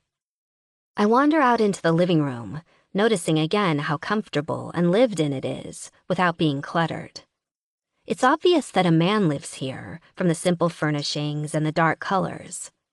The only things hanging on the wall are a couple of pictures of classic-looking bikes and a large flat-screen TV mounted above the fireplace. There are no photos of family or friends, I note with disappointment. Nothing personal that will tell me anything more about who Gunnar is or the people who are important to him. In the dining room, I glance at the piles of papers and glimpse an unopened envelope on one stack. I bend over to see the name and address typed on it. Gunnar Storgard, I read. A tiny little thrill of excitement runs up my spine that I've learned his last name. But then I feel bad for snooping, even if the envelope was right there on top. To avoid any temptation to look at anything else on the table, I move off back down the hall to the guest room. I decide I'm going to go grocery shopping. Even though I'm almost out of money, I have to eat after all. And if Gunnar does come back in time for dinner tonight, I'd like to be able to make him something to thank him for his generosity. It won't be anything special, since I can't afford much. But luckily, from what I saw in the kitchen, it doesn't look like he'll be expecting a gourmet meal anyway. I lean down and grab my little purse off the bed, then turn to walk back out into the hallway. As I do, I notice that I can see straight through into Gunnar's bedroom from mine. Curiosity gets the better of me again. I tiptoe across the hall, even though there's no one else here, and peek inside. The curtains are drawn, so the room is fairly dark. I can make out a king-size bed with dark-colored sheets. The covers are flung aside, as though he just got up. Even though I know better, I close my eyes for a second and imagine the mattress and pillow are still warm from his body. I remember the clean, masculine scent of him from this morning when I was riding behind him on his bike. A noise from outside startles me out of my thoughts. I turn and skitter back to my room, but after a few seconds, I realize the sound isn't Gunnar returning. Letting out a breath I didn't even realize I was holding, I scold myself once again for being too curious where he's concerned. Groceries, I tell myself sternly, and then figure out how you're going to find Eden. The sooner, the better, so you can say goodbye to Gunnar Storgard for good. 7. Gunnar. I don't know what time church is supposed to start. Thorne never told me in his text. But since today is Sunday, it's a pretty fair bet it won't be before mid-afternoon. Even though Thorne, Beast, and I weren't at the clubhouse last night, Saturday nights here are pretty raucous. I'm guessing at least half the brothers will be nursing hangovers. And short of a true emergency, Rock would only call a meeting for once everyone's had some time to sleep it off. Sure enough, when I walk in the door of the clubhouse, a bunch of the brothers are already here, but it's clear nothing started yet. I lift my chin toward Thorn and Beast, who are over in one corner with Hawk and Brick. Thorn's laughing his ass off, and Beast's looking pissed. I'm guessing Thorn's getting a kick out of rehashing yesterday's arm wrestling story, since Hawk and Brick weren't around for it. I start to make my way over to join them in the ribbing, when a tug on my arm stops me. Hey there, baby, coos a familiar voice. Missed you last night. Fuck. Heather. Hey, darling, I drawl, turning to see the leggy redhead. I thought you'd be here at the clubhouse last night. She pouts prettily at me. None of the other girls knew where you were. Inwardly, I groan. Heather's one of the new club girls. She's only been around a couple of months. We've fucked a few times, and she's a damn animal in the sack, but she doesn't seem to have gotten the memo that club girls are just that. They're property of the club. The way she hangs on to me, you'd think we were going goddamn steady, and she was wearing my fucking class ring or something. Jesus. Had some other business to attend to, I mutter, detaching her long red nails from my bicep. Heather whines in protest and tries to cling on, but I give her a look that tells her I'm not playing around. She drops her head and juts out her lower lip, looking at me from under her long dark lashes. You're no fun, she says breathily. I waited all night for you. That'll teach you not to wait then, I mutter, and continue over to my brothers. Even though Heather can deep throat like nobody's business, I'm starting to regret ever fucking her. The sooner she gets the message and starts chasing after one of the other men, the better. She'd be better off with a prospect. They're more likely to get moony over one of the regulars. But she won't give any of the non-patched men the time of day. She wants to be an old lady, that much is obvious. That ain't never going to happen, though. Not with me, anyway. Irritated, I shake Heather from my thoughts and go over and join the group. Hey, brothers, I greet them. Gun! Thorn cries and slaps me on the back. How the hell are you? We thought you'd come back to the skull last night. I'm good, I nod. Did those fucks we gave a beatdown to ever show back up again? He snorts. Not a chance, brother. I'm guessing they spent the rest of their night trying to clean out the loads in their shorts. So about that, whatever happened with that girl from the bar last night? He flashes me a knowing grin. She have anything to do with why you never came back? She was pretty fucked up after that Gonzalo motherfucker put that roofie in her drink, I tell him. I managed to get her back to the motel where she was staying without her falling off my bike. And? Thorn prompts. And nothing, you fucking pig, I snarl. She was drugged up. You think I'd take advantage of a woman who was basically unconscious? I'm not that fucking desperate. Jesus! Listen to the Boy Scout, he roars with laughter. So you just took her home out of the goodness of your heart. What'll you be doing next? Helping little old ladies cross the street? Thorn's certain that isn't the end of the story. It's clear from the skeptical way he's looking at me. And he's right, even though he'd probably laugh his ass off and call me a pussy if I told him what really happened afterwards. Especially if I told him Alex is at my house right now, and that I still haven't fucked her. In the end, I figure there's no point telling him anything one way or another. Just then, Ghost, our sergeant-at-arms, calls out to tell us it's time for church. All the men move into the chapel and take our usual spots around the table. Once we sit down and take care of the usual formalities, our president, Rock, tells us he's been approached by the Death Devils Prez to help their club with some upcoming runs. Oz got a hold of me because the Devils are down a few men, he says. A bunch of their members got caught up in a war between another club and one of their charters the next state over, and shit went bad. 5 of the Devils landed in jail, and it looks like they'll all be doing a stint in county. Ghost whistles. That's some fucked up luck right there. Yeah, Rock leans back. So, now they don't have enough men to do their runs, at least not for the time being, and they want our help. What kind of runs? Asks Lugnut. The runs to our old associates, Angel, our vice president, answers. For the better part of a year, the Lords of Carnage has been completely legit, for better or worse. We got rid of the last of our illegal businesses, gun running, when things got too hot to handle. The newly elected mayor of our sleepy little town, Jared Holloway, had started gunning for us. No pun intended. The Lord saw the writing on the wall. It was only a matter of time before even the inept, uniformed bags of skin at the Tanner Springs PD would manage to find, or plant, enough evidence to take the club down. In the meantime, they'd be following our every goddamn move. So, instead of giving them anything real to find us on, we sold off the last of our gun shipments to the Death Devils and introduced them to our associates. For a mutually agreed-upon price, we let them take over our little piece of the iron pipeline. The Devils were only too happy to have our contacts and to take over a business that was already well established, with the blessings of the Lords of Carnage as their calling card to their new clients. Now, apparently, they're asking us to get back in. What kind of compensation are they offering us in exchange for our services? Thorne asks Riley. Negotiable. Rock shifts in his chair to look at him. But even though Oz is a hard one to read, I think we might be able to pretty much name our price. It's probably a good idea regardless, muses Ghost, always the practical thinker. Since the Iron Spiders went underground, we don't know when or if they'll surface again. It can't hurt us to have the Devils as firmly on our side as possible. Quid pro quo. Speaking of which, Tweak, you've been monitoring the Spiders' old clubhouse, Angel says, turning to our resident techie. Any evidence of movement over there? None, Tweak confirms. I've still got cameras on the building and on the only road that goes there. There's been no activity in or out from their old compound in months.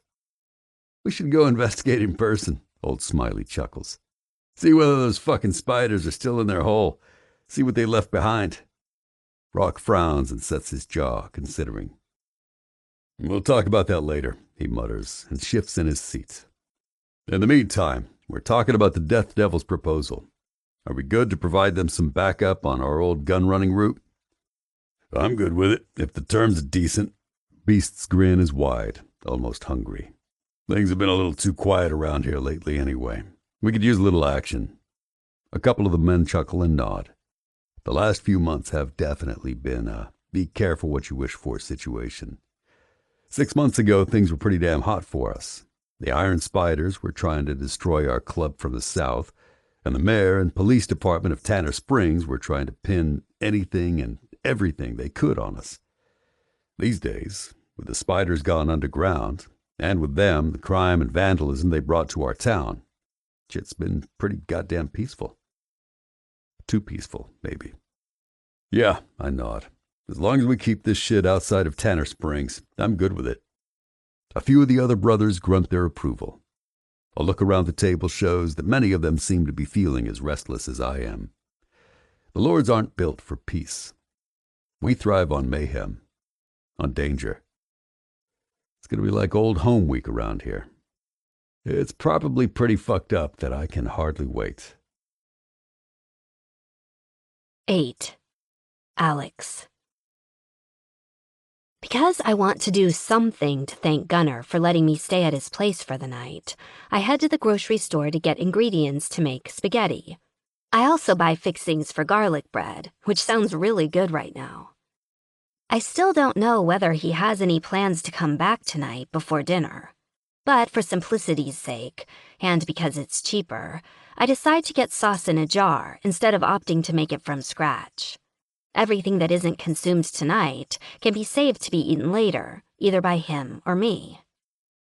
By the time I get back from the grocery store, it's just before 5 o'clock. I put away the groceries and then stand for a moment in the kitchen, trying to decide what to do. After the huge breakfast I had this morning at the diner, I was too full to eat lunch. Now it's late enough that I'm finally starting to get hungry again, but early enough that it's not really time for dinner yet, which means it's still too early to start cooking. Feeling antsy, I leave the kitchen and go into the living room. Sitting down on the couch, I reflexively pull out my phone and check it for messages, as I've done countless times in the last couple of weeks. First, I look at my texts. Nothing. I tap on Eden's name in the history to glance at the ones I've been sending her practically every day. As always, there's no response. And more depressingly, not even any indication she's read any of them. I show no new phone calls either. For what must be the 100th time, I consider whether I should try to call her again. Calling is the thing that ends up alarming me most, even more than the texts she doesn't answer. Not only does she never pick up, but the phone always goes straight to voicemail, which means that either her cell is dead or she shut it off. Or maybe she's just blocked me completely. I don't know. But none of these possibilities is good. With a sinking heart, I decide to try again. Just as I predicted, there's no ring at all, just a click, and her voice telling me to leave a message. Eden sounds happy in her outgoing message, like she doesn't have a care in the world. I know damn well it's not true. It wasn't true when she recorded it, for sure. And even if I don't know where she is or what she's doing, I know what she left behind. And I know why she left it. At least, I think I do. I just wish I knew she was safe. I don't bother leaving a message. I've already left 6 others. If she's listened to them and decided not to call me back, then leaving a 7th won't change anything. And if she hasn't listened to them... I don't let myself go there. I've already been down that road too many times. I've already imagined every single possible scenario, from the best case to the worst. It just makes me feel crazy and helpless. Maybe at least with Gunner's help, I haven't hit a total dead end. Maybe he really can help me find her. Maybe not. But, at least for right now, I don't feel quite so alone. To kill some time before I start cooking dinner, I decide to treat myself to a shower. It's the first real shower I've had in 2 days, and I'm feeling pretty grimy. I wasn't in that gross motel long enough to take a shower there. And even if I had been, I'm not sure I could have forced myself to climb into that filthy bathtub. It looked like it hadn't been cleaned in this century. I grab my tiny bottles of shampoo and conditioner off the top of the dresser and take them into Gunner's bathroom with me. The bathroom is small, but clean, and the shower stall takes up almost half the space. I was in here earlier, hand-washing my dress, but at the time I didn't pay much attention to the shower itself. It's surprisingly luxurious, with a big rainfall shower head and a separate wand thingy that you can use to rinse your hair out with. I sigh in happy anticipation as I poke my head into the tiny linen closet behind the door and pick out a small bath towel. Being careful to make sure the bathroom door is securely closed and locked, I turn on the water and peel off my t-shirt, jeans, underwear, and bra. The water heats up almost instantly. When I have the temperature adjusted just the way I like it, I step inside the shower and audibly moan at how good it feels. The past couple of days have been woefully short on comfort. Yesterday started with a 7-hour car ride, then devolved into an unfortunate roofie experience, and ended with a night spent passed out on a rock-hard motel bed. Standing here, in the steamy shower, the water temperature just exactly right, is almost a religious experience by comparison. I close my eyes and let the droplets rain down on my skin. It feels so gentle, almost like a caress. In here, locked away from the world, I could almost forget that I'm standing in a strange man's shower with no idea what I'm doing here or how I'm going to find my sister. I could almost forget my troubles for a while. Almost. I stay like that for a few minutes, leaning against the wall and breathing deeply in and out. I try not to think about anything except how amazing it feels. I could probably fall asleep like this if I let myself. Eventually, though, I start to feel guilty for wasting water, so I open my eyes and start focusing on cleaning up. I pull the wrapper off the tiny soap I nabbed from the motel, inspecting it first to make sure it hasn't been used before. Maybe that's paranoid, but I wouldn't put it past that dump. I soap myself up and rinse off, then portion out some of the cheap shampoo and lather it into my hair. The bottle's almost halfway empty by now, since I used it to wash my dress, too. I'm going to have to buy more if I plan to stay in the area much longer. Which it's starting to look like I may have to do. Worried thoughts about my sister start worming themselves back into my head, but I push them away. Just for a few minutes, I tell myself. Just while I'm in the shower, I'll start worrying about how the hell I'm going to find Eden again once I'm out. I rinse out my hair with a hand wand, and then apply some conditioner to the ends, working it in and then rinsing that out as well. Then, all too quickly, I'm done. Regretfully, I turn off the water and spend longer than I need to toweling off my body and hair. This bathroom feels like an artificial refuge from everything horrible that's happened in my life the past few days. Hell, the past few months. Childishly, I wish I could just stay in here and keep the world at bay. But of course, I can't. And that's not why I'm here anyway. Even though they aren't all that dirty, I don't feel like putting my clothes back on now that I'm clean.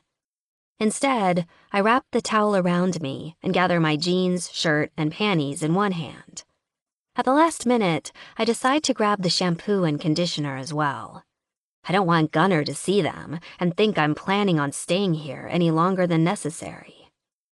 Awkwardly, I turn the doorknob with my few free fingers and tiptoe out into the hallway toward my room. Hey! Adrenaline instantly shooting through my veins, I shriek loudly and whip around to see Gunnar standing in the hallway. Fuck! The towel around me is barely large enough to cover what it needs to, and I clutch at it and desperately try to pull it up higher around my breasts. But since I'm also carrying a bunch of stuff, exactly the opposite happens. Somehow, I completely lose my grasp on it. Shampoo and conditioner bottles clatter to the floor, followed by my clothes. And the towel. Well, Gunnar grins, licking his lips. This is one hell of a welcome home. 9. Alex. Turn around! I yell at him as I bend down and frantically grab at the heap of fabric on the floor. My hands are shaking so badly that I can only paw at it and try to pull it over the most important bits. Above me, I hear Gunnar chuckle. Turn around. He rumbles with laughter. Oh, darling, not a chance. A roar of embarrassed rage rips from my throat as I leave the shampoo and conditioner behind. I pull the clothes and towel against my chest and crotch and stumble toward my bedroom. Inside, I fling the door closed, the taunting sound of Gunnar's chuckling following me. I sit down on the bed, breathing heavily, and try not to cry from embarrassment and shock. It's not funny, I want to yell at him, but I know it'll probably just egg him on. I stay there for countless minutes, frozen in an agony of shame. I have never wanted to disappear into the ether more than I do at this moment. I even contemplate packing up my stuff and climbing out the window. But, in the end, I know that would just make me feel even more idiotic. And somehow, I can't bear the thought of Gunnar laughing at me any more than he already is. I don't even know how long it takes me to pull on some clothes and force myself to open the bedroom door. The only thing that convinces me is knowing the sooner I push past the humiliation, the sooner it will be over. Out in the living room, Gunnar's sitting on the couch with a beer, flipping channels on his TV. He looks over at me and gives me an amused chin lift. Well now, darling, how was the shower? Fine, I mumble, my face going scarlet. Glad to hear it.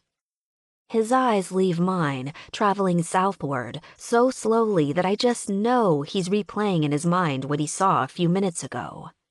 I don't know how I'm ever going to live down the fact that he knows what I look like naked.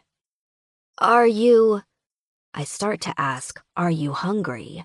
But I'm afraid he's going to make an off-color joke. And I might just die of embarrassment if he does. I mean, I, bought some groceries.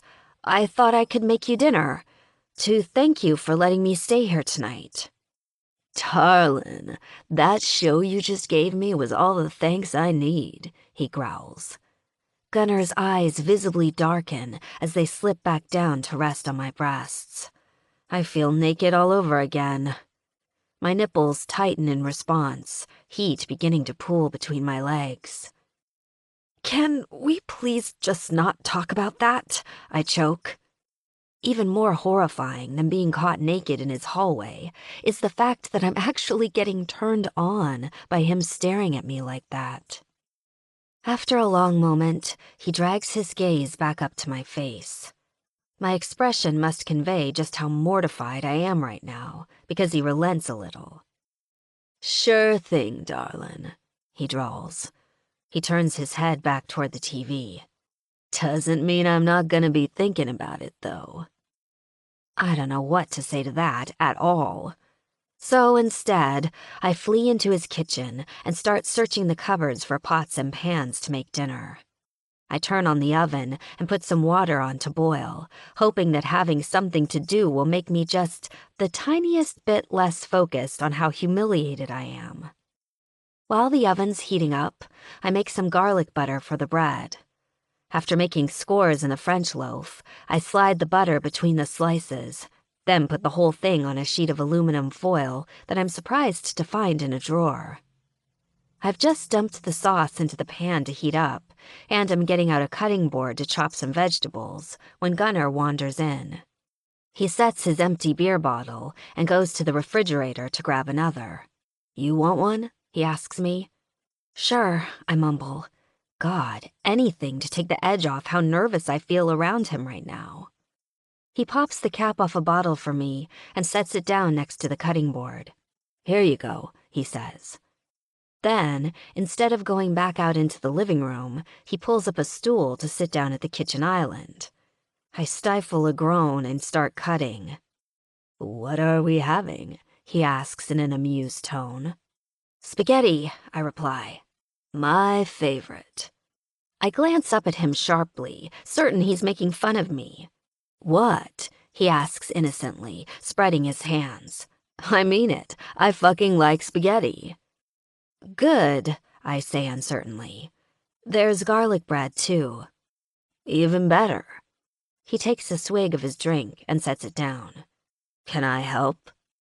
I actually start laughing as I try to imagine him chopping veggies. Even him being in a kitchen at all is hard enough to picture, and he's right here so I don't even have to try. No, that's okay. There's not that much to do. I hold up a small container. You like mushrooms? I like everything, he replies, raising a brow. Now that he's seen me naked, practically everything out of his mouth sounds like a sexual innuendo. I force myself to ignore that and start chopping. Your knife's dull, I say after a few seconds. You should sharpen it.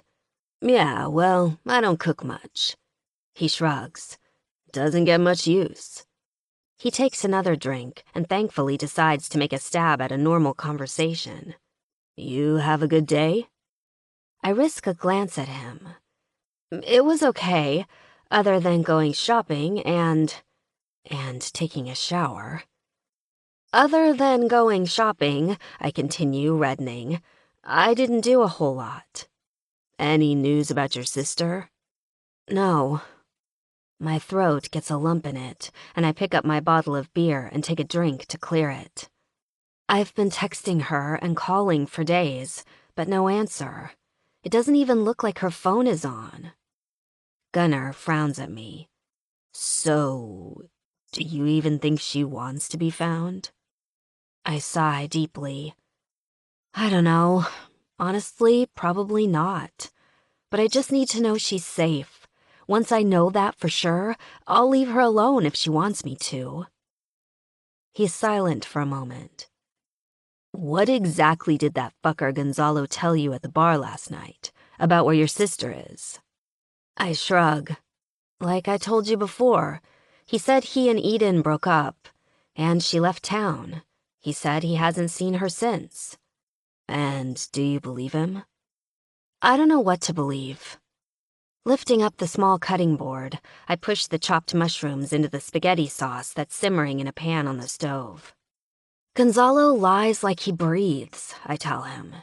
Even when he and Eden were together in Lynchburg, he was always lying to her, disappearing and not telling her where he was, saying he was out with the guys, and then she'd find out later that a friend saw him at a bar with some girl. He was always borrowing money from her, saying he'd pay her back, but he never would. I shrug. So, anything he says is probably bullshit, but he's all I have to go on, and he says she's gone. For a few minutes, Gunnar lets me work in silence. I risk a couple of glances at him. He looks deep in thought. I boil spaghetti, grate Parmesan, and get out some plates for us. I figure we'll eat here at the kitchen island, since it's not exactly a fancy dinner. When the food's ready, I hand Gunnar his plate and some silverware, then rinse the pasta and let him serve himself. We concentrate on eating for a while. Gunnar pulls off a few slices of the garlic bread and stuffs a piece in his mouth. "This is fucking good," he growls. I have to laugh. It's literally just garlic salt and butter. But thanks. It is good, actually. Sometimes the simplest meals are the best. It feels oddly therapeutic to just sit down and share a home-cooked meal with someone. I haven't done this in forever. Not since before Mom got sick. A pang of grief hits me, and I try to ignore it. If I let myself wallow in every sad memory and regret lurking just below the surface, I'd never manage to do anything else. "So," Gunnar says then, "what's your plan for tomorrow?" Thinking he's trying to find a roundabout way to ask when I'm leaving, I rush to reassure him. "Oh, I promise to be out of your hair. I'll probably just drive back to the bar one last time and hope Eden shows up. If not, I guess I'll drive back to Lynchburg and accept defeat." There's no way I'm going to give up that easily, of course, but Gunnar doesn't need to know that. "Like hell you will," he barks as though reading my mind.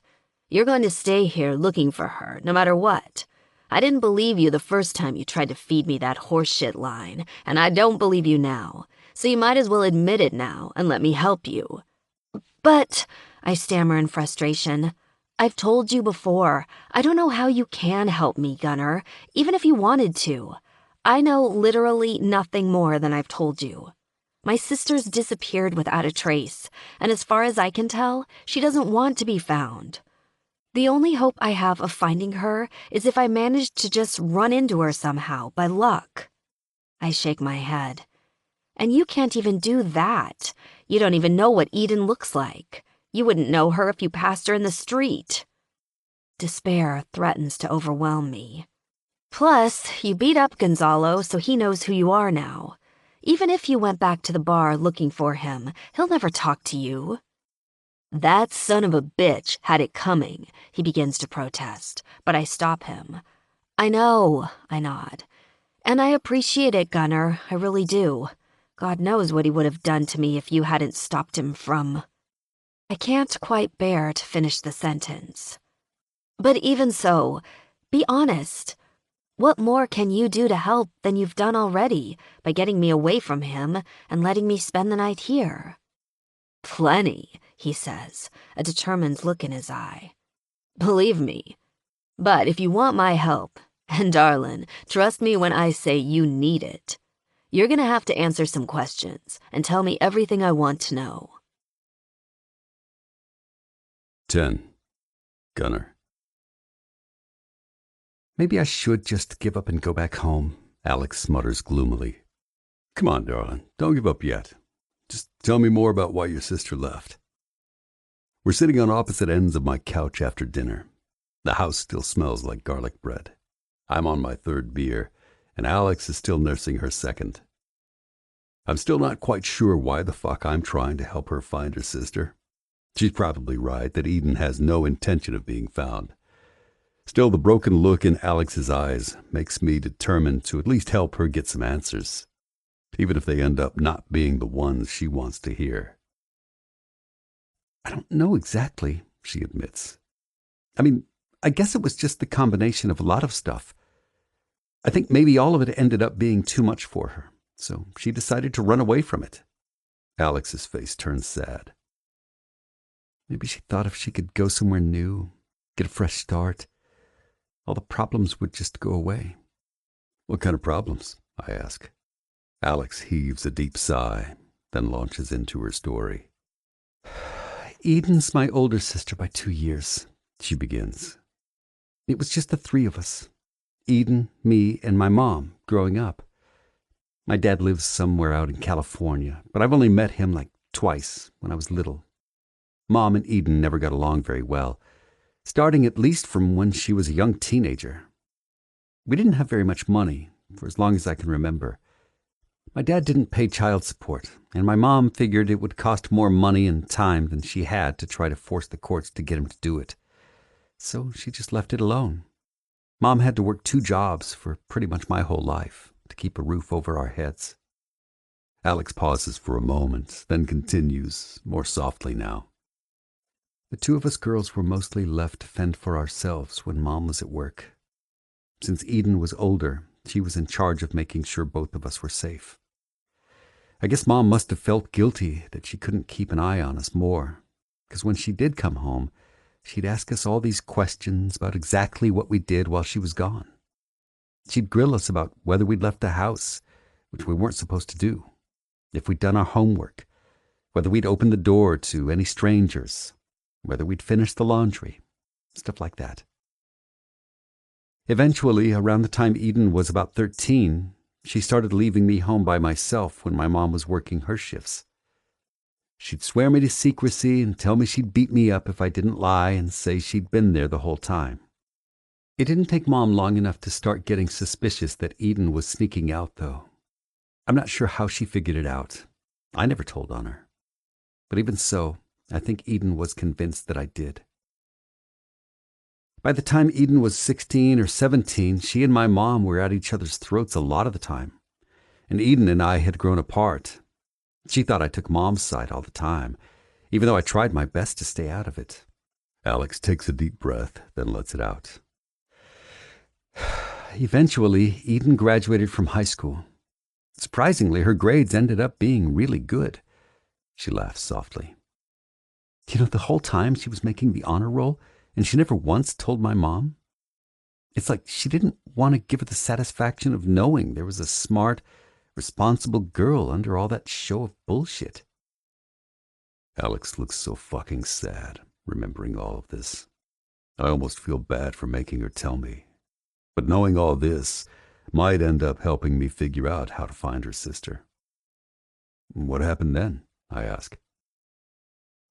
For all her complaining about the rules at Mom's house, she didn't move out right away. I was amazed. I thought she'd bolt out of there like a bat out of hell on her 18th birthday. But she stayed around. Alex takes a sip of her beer. She got a part-time job as a receptionist at a salon. Mom made her start contributing a little money toward rent and food, which was only fair, of course. I was 16 by then, and I got a job waitressing at a pizza place. For a little while, the financial situation actually eased up a little bit. With the 3 of us pitching in, we even had a little extra for each of us to have pocket money.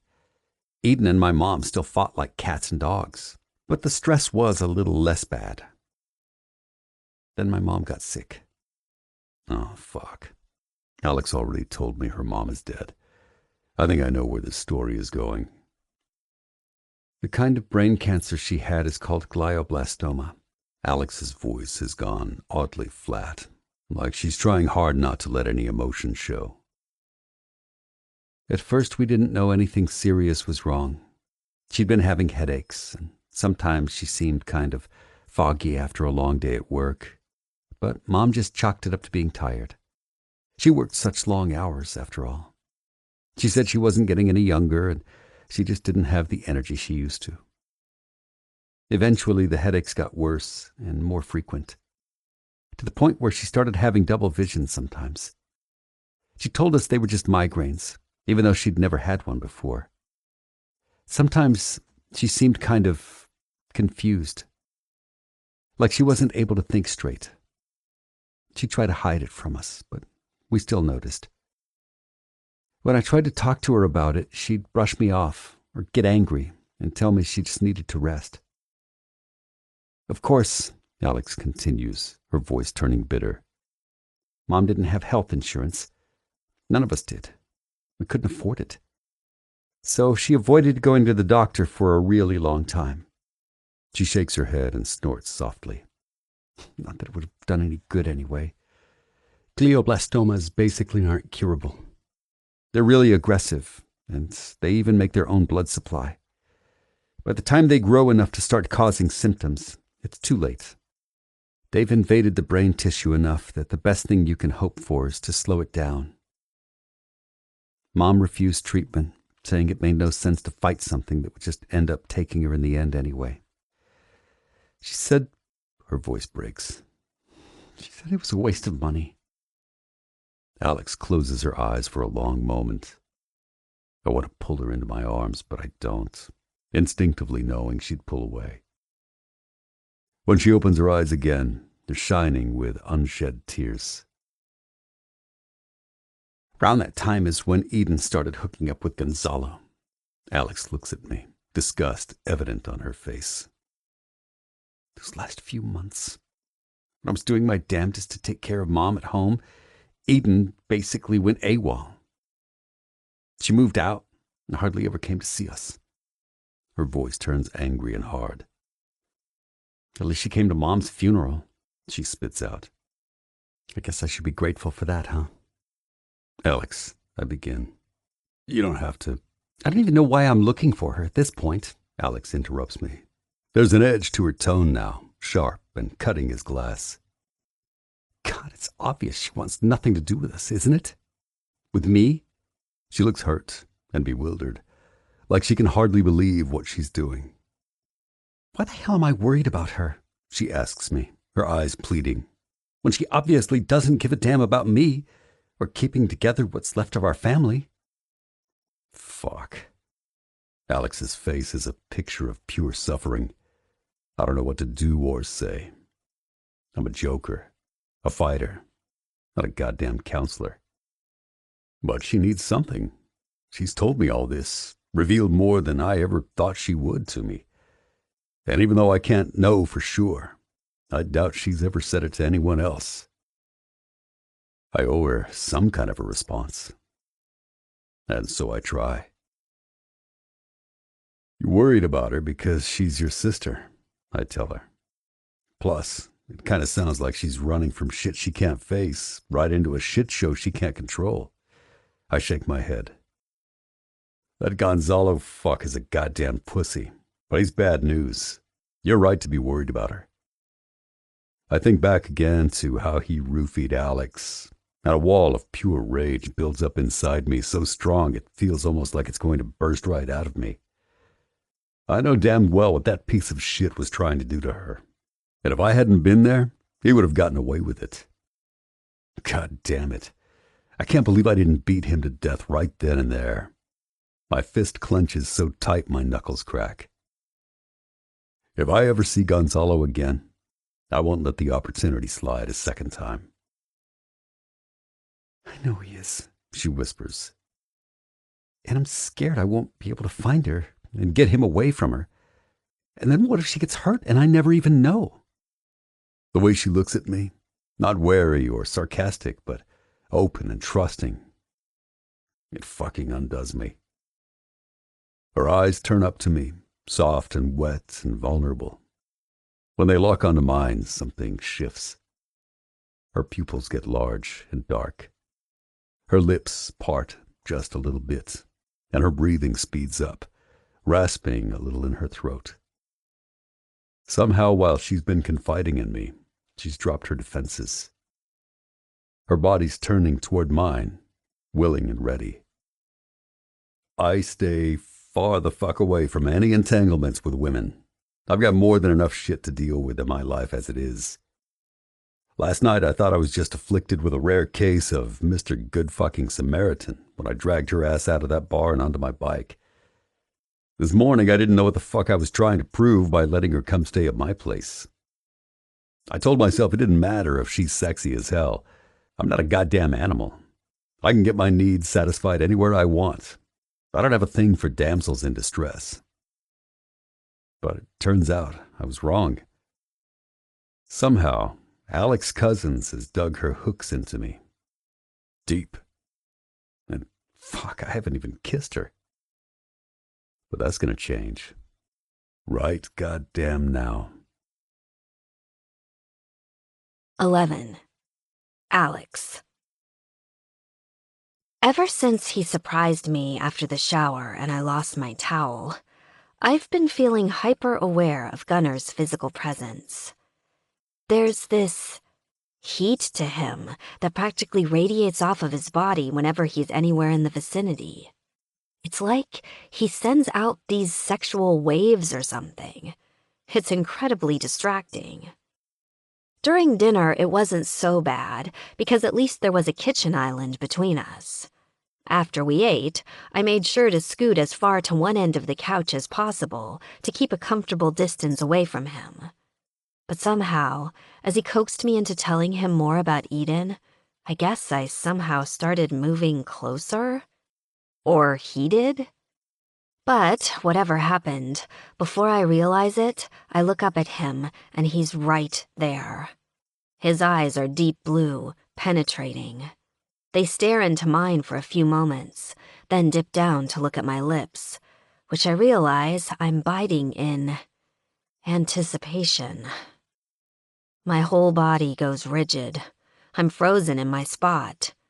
Because I know if he makes the slightest move toward me, I'm completely lost. I'll let him kiss me. I'll let him do anything to me. God, I want him to do everything to me. So badly. Way back in a corner of my mind, there's a tiny voice that's pleading with me to resist, to move, to do something to break the spell. But that voice is drowned out by the louder one, the one that's hammering in my ears, begging him so hard to touch me that for a horrible moment, I think I'm actually yelling it out loud. Slowly, one corner of his mouth goes up in a wicked grin, and I'm sure I've said it out loud. But then, the grin is gone, and his eyes turn wild, almost savage. His voice wraps itself around me like a rope pulling me toward him, and I can't escape. God, I don't want to escape. Jesus Christ, Alex, he growls low and deep in his throat, almost angrily.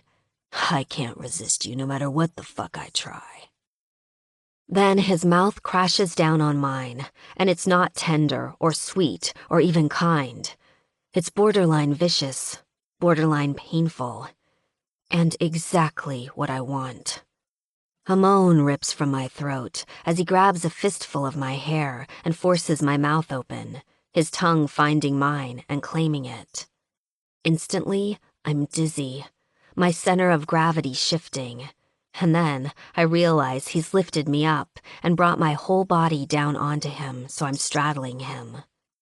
As our mouths devour each other, I feel the hot steel of his knead between my legs, pressing against my throbbing core.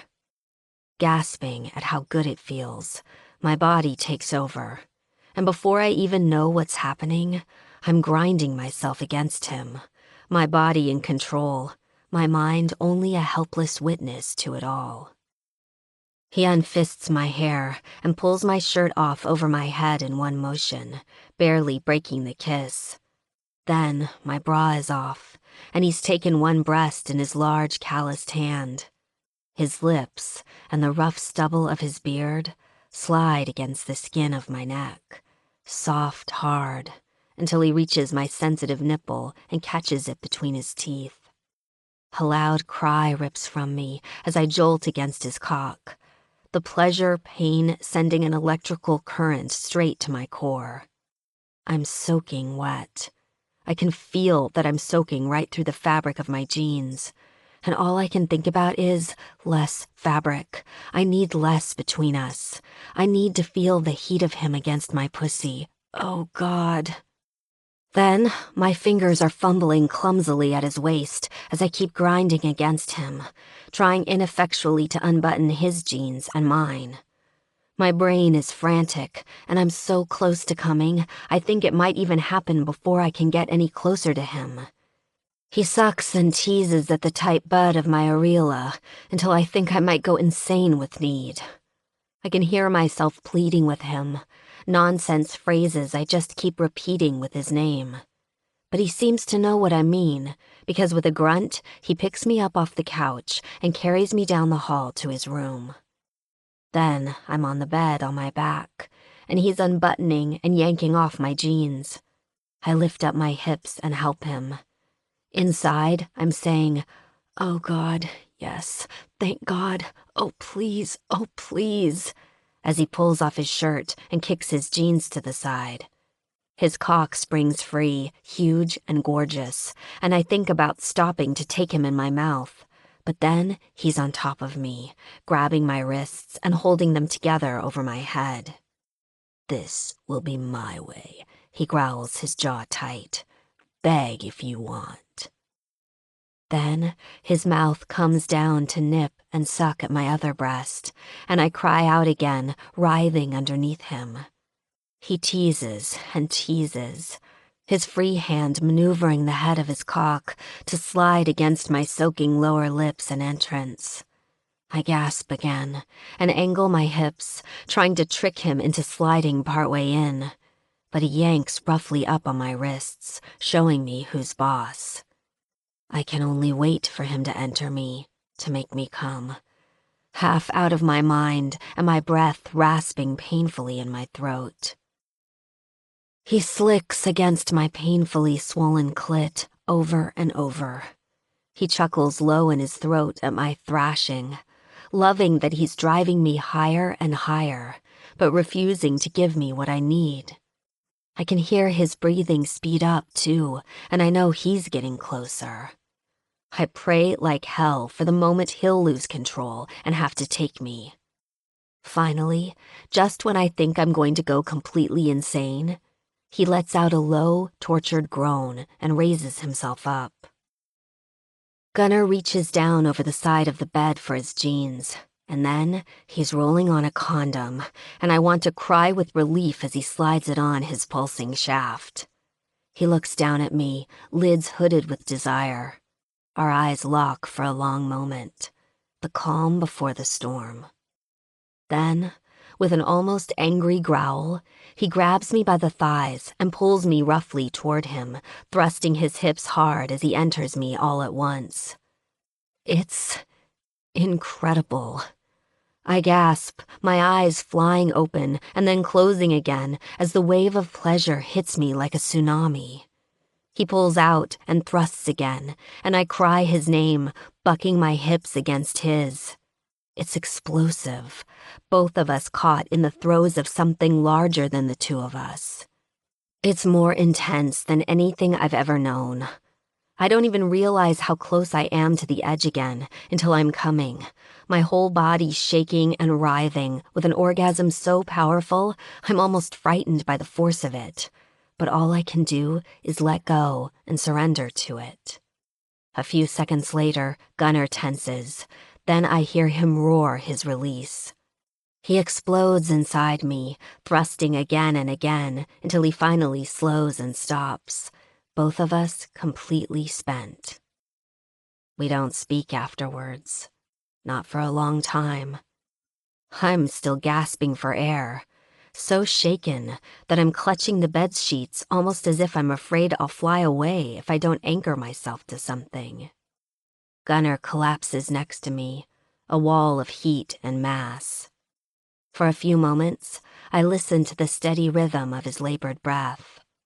"Fuck me," he mutters. "Just did," I manage to gasp.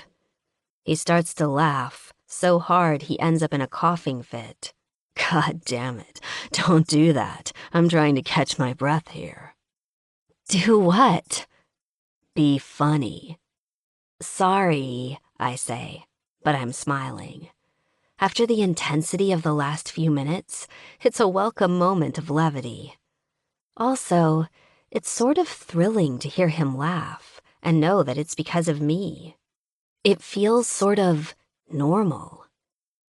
Also, it sort of helps to temporarily lessen the awkwardness of the fact that I just had the most amazing, explosive sex ever with a man I barely know. I've never had a one-night stand in my life. I could never understand how a person could just get naked and bump uglies with a person they just met. God, I've never even had sex with someone I wasn't in a relationship with before. And I sure as hell have never had sex that felt anything like that. Is this normal? Is this what casual sex is like? Not according to any of my girlfriends back home, it's not. So, maybe this is just what it's like with Gunnar. I shiver. Beside me, he yawns noisily and pulls me to him. You cold? He asks. Without waiting for an answer, he yanks the bedspread up to cover both of us and closes his eyes. A few minutes later, his breathing deepens and slows. In my head, the fog of sexual satisfaction lifts a little, to give way to a thin thread of worry. I don't quite know what just happened. I don't know what, if anything, it all means. And I haven't got the faintest idea how I'm supposed to act around Gunnar tomorrow. 12. Gunnar. I wake up in the middle of the night next to Alex, hard as a rock. Somehow, even though I feel like I just emptied my entire body inside her, I didn't get nearly enough of her the first time around. It's like I've been starving for food and didn't even know it until now. In the darkness, I pull her sleeping form against me. She stirs and wraps her arms around my neck, then whispers yes, so urgently that I reach my hand between her legs, parting her thighs to find her wet and ready for me. I stroke her slickened nub until she cries out in pleasure, thrusting and quivering against my hand. Then I push myself inside her again, groaning at how goddamn good she feels pulsing around me, and come so hard I have to stop myself from calling out her name. The next morning, I'm up before she is. As I watch her sleep and think about waking her up to take her again, alarm bells go off in my head. This was probably a mistake. I mean, it felt fucking good as hell, so it definitely wasn't a mistake in that way. But I can't have Alex thinking what happened last night means more than it does. I don't want her to get the wrong idea. And it's not just that. I liked it too much. Way too much. I don't regret it. Hell, that was the hottest fucking sex I've ever had. But my dick is starting to fuck with my head a little bit. Alex is addictive. That's not good. I should be fucking women I can take or leave, which up until now has been all the women in the general population, regardless of how hot they look or how good they are in bed. Alex moans softly in her sleep and rolls over. A lock of hair falls over her face. I frown and resist the urge to move it so I can look at her some more. Fuck, I can't have this. Alex staying here at my place was a bad goddamn idea. She hasn't even been here one night, and she's already sleeping in my bed. Not that I begrudge her staying here, not at all. But if I'm going to help her, we'll be spending a lot of time together until we get to the bottom of where Eden is. And with Alex, the sex is good. Really, really fucking good. And I don't need any complications. Hell, neither does she. Staying with her here, after tonight, well, that would be a hell of a complication if we got even more tangled up with each other. I'll sleep at the clubhouse until Alex leaves town, I decide, ignoring the disappointment that floods my head at the thought. I'll let Heather take care of my dick until Alex is gone, to keep the edge off. Heather will fucking love that. She's been doing everything she can to get my attention lately anyway. I slide out of bed, take a quick shower, and manage to leave the house before Alex wakes up. I'm up early enough that the club's garage isn't even open when I get there. The garage, Twisted Pipes Custom Chopper and Auto, is our main legit business. At the garage, Hawk's the man in charge. It's his brainchild. He built the place from the ground up with the club's approval. Most of us with any sort of knowledge of bike and auto repair work here, which is all of us. But the custom work we do is the responsibility of a few of the more talented guys. Hawk, Brick, and Ghost do most of the custom engine work. Brick's a fucking wizard with a custom paint job. I do a lot of the shit like twisting pipes on special custom-built choppers, which is what I'm working on now, a set of custom exhaust pipes for a Harley Ironhead XL. I lose myself in the work for a while. Eventually, other brothers start streaming in. First is Beast, looking like he's coming in from a night of hard drinking. Then Hawk arrives, looking serious and ready to work like always. After him, it's Thorn, with a shit-eating grin on his face that tells me he's ready to greet the day and start bugging the shit out of people just to get a rise out of them. Bullet, one of our newer members, trails in next, looking like he needed about 2 more hours of sleep. Eventually, Gino shows up. He's the club's treasurer and does all the bookkeeping for the garage. There's the usual banter and shit-giving. Gino makes some of his piss-water coffee in the office. Brick wanders in about half an hour after Gino. He's brought his own coffee from his old lady Sydney's coffee shop downtown. He brings in some pastries and shit, too, which Sydney makes in the shop. Predictably, the brothers swarm him as soon as they see the bag he's carrying. Sydney's baking is fucking delicious, and she always makes extra for us. All the food's demolished in about 10 minutes. The morning passes pretty quickly. With Alex out of sight, it's a little easier for me to force her out of mind, too. At least her body and what happened last night. Instead, I focus on what she's told me about Gonzalo and her sister and try to think of a plan. A little after lunch, Tweak stops by the garage. He doesn't really work here, but stops by sometimes just to hang out and geek out on mechanical and technical stuff. I lift my chin at him and motion him over. "Hey, brother, good timing. I've got some shit I wanted to talk to you about." "What's up, brother?" He looks over at the bike I'm working on with an appraising eye. "Nice pipe work." "Thanks." "What do you want to talk about?" "I've got someone I want you to run a check on. Background, location, any priors, who he hangs out with, any intel you can find on him. Trouble is, I only have one name for him. I don't know if it's a first or a last. Gonzalo." Tweak nods thoughtfully. "I can do that." "What else do you know about him?" "Only that he was hanging out at the Smiling Skull over the weekend. I don't think he's a biker, or if he is, he wasn't wearing a cut." I paused for a second. "He tried to roofie this chick there, and apparently he had some connection to the chick's sister at one time." Tweak's radar goes up. "What chick?" "Keep your dick in your pants," I tell him. "Just some chick from out of town that came looking for the sister, who's gone AWOL." "And you're helping her?" Tweak's expression is perplexed. "Yeah," I say flatly. My tone makes it clear that that's all I'm going to tell him about it. "So, can you give me the intel?" "Sure, I can do that," he replies. I know he wants to ask me more about Alex, but I'm not having it. "Good," I say gruffly. "Let me know what you find out." I go back to working on the bike. Tweak asks me a couple more leading questions. I just grunt and keep working. Eventually, he wanders away. After work, I go into the back and clean up a little.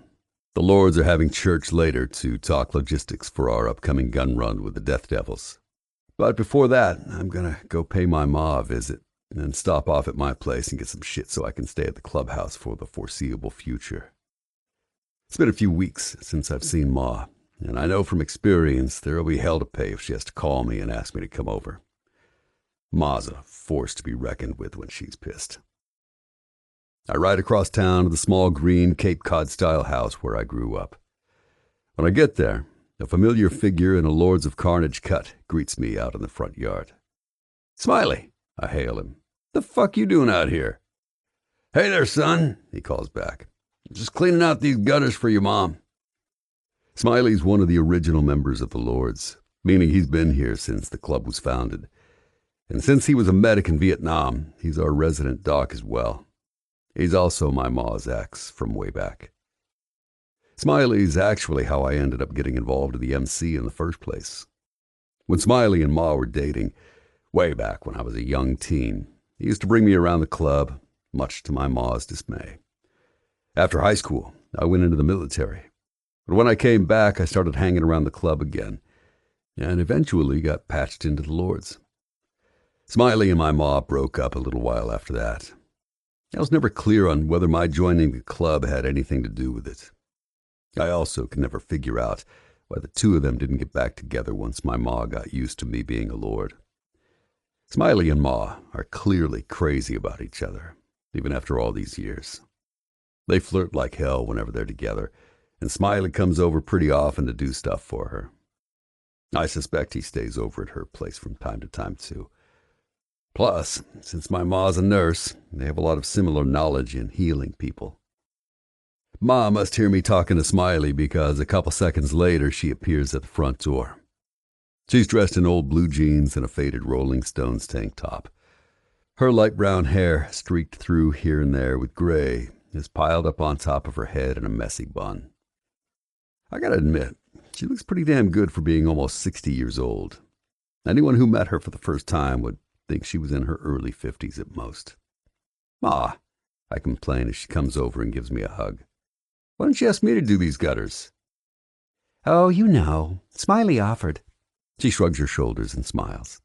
"I didn't want to bug you. I know you're busy." "For fuck's sake, Ma, it's no trouble." I glance over at Smiley, who's getting up there, both in years and in pounds. "You sure it's a good idea for him to be up on that ladder?" I murmur in a low voice. "Language," she says with a twinkle in her eye. It's a long-standing joke between us. Ma swears almost as much as I do. "And for God's sake, Gunner, Smiley's my age. He's not a damn fossil."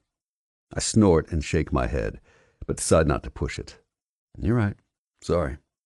How you doing, Ma?" "Just fine, like always. Zappa hasn't been feeling too well, though." Zappa's her aging pit bull. "He hasn't been eating as much as usual.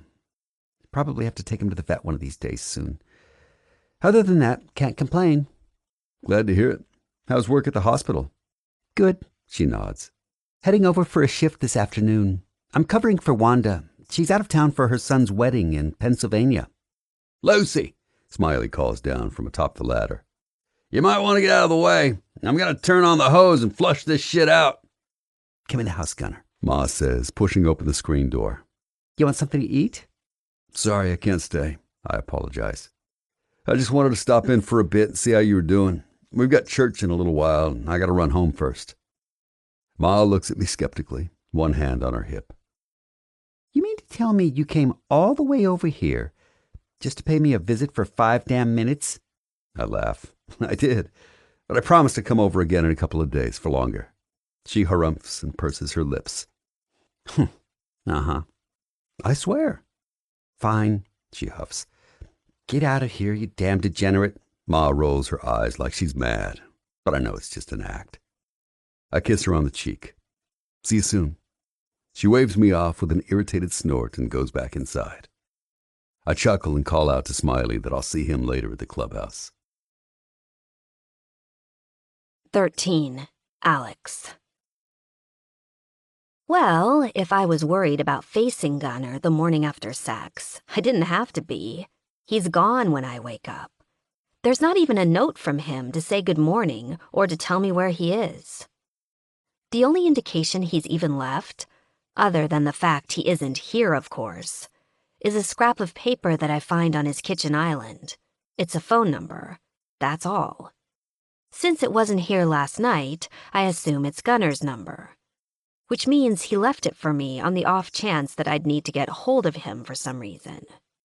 I pushed the paper aside, angry and frustrated, without even knowing why.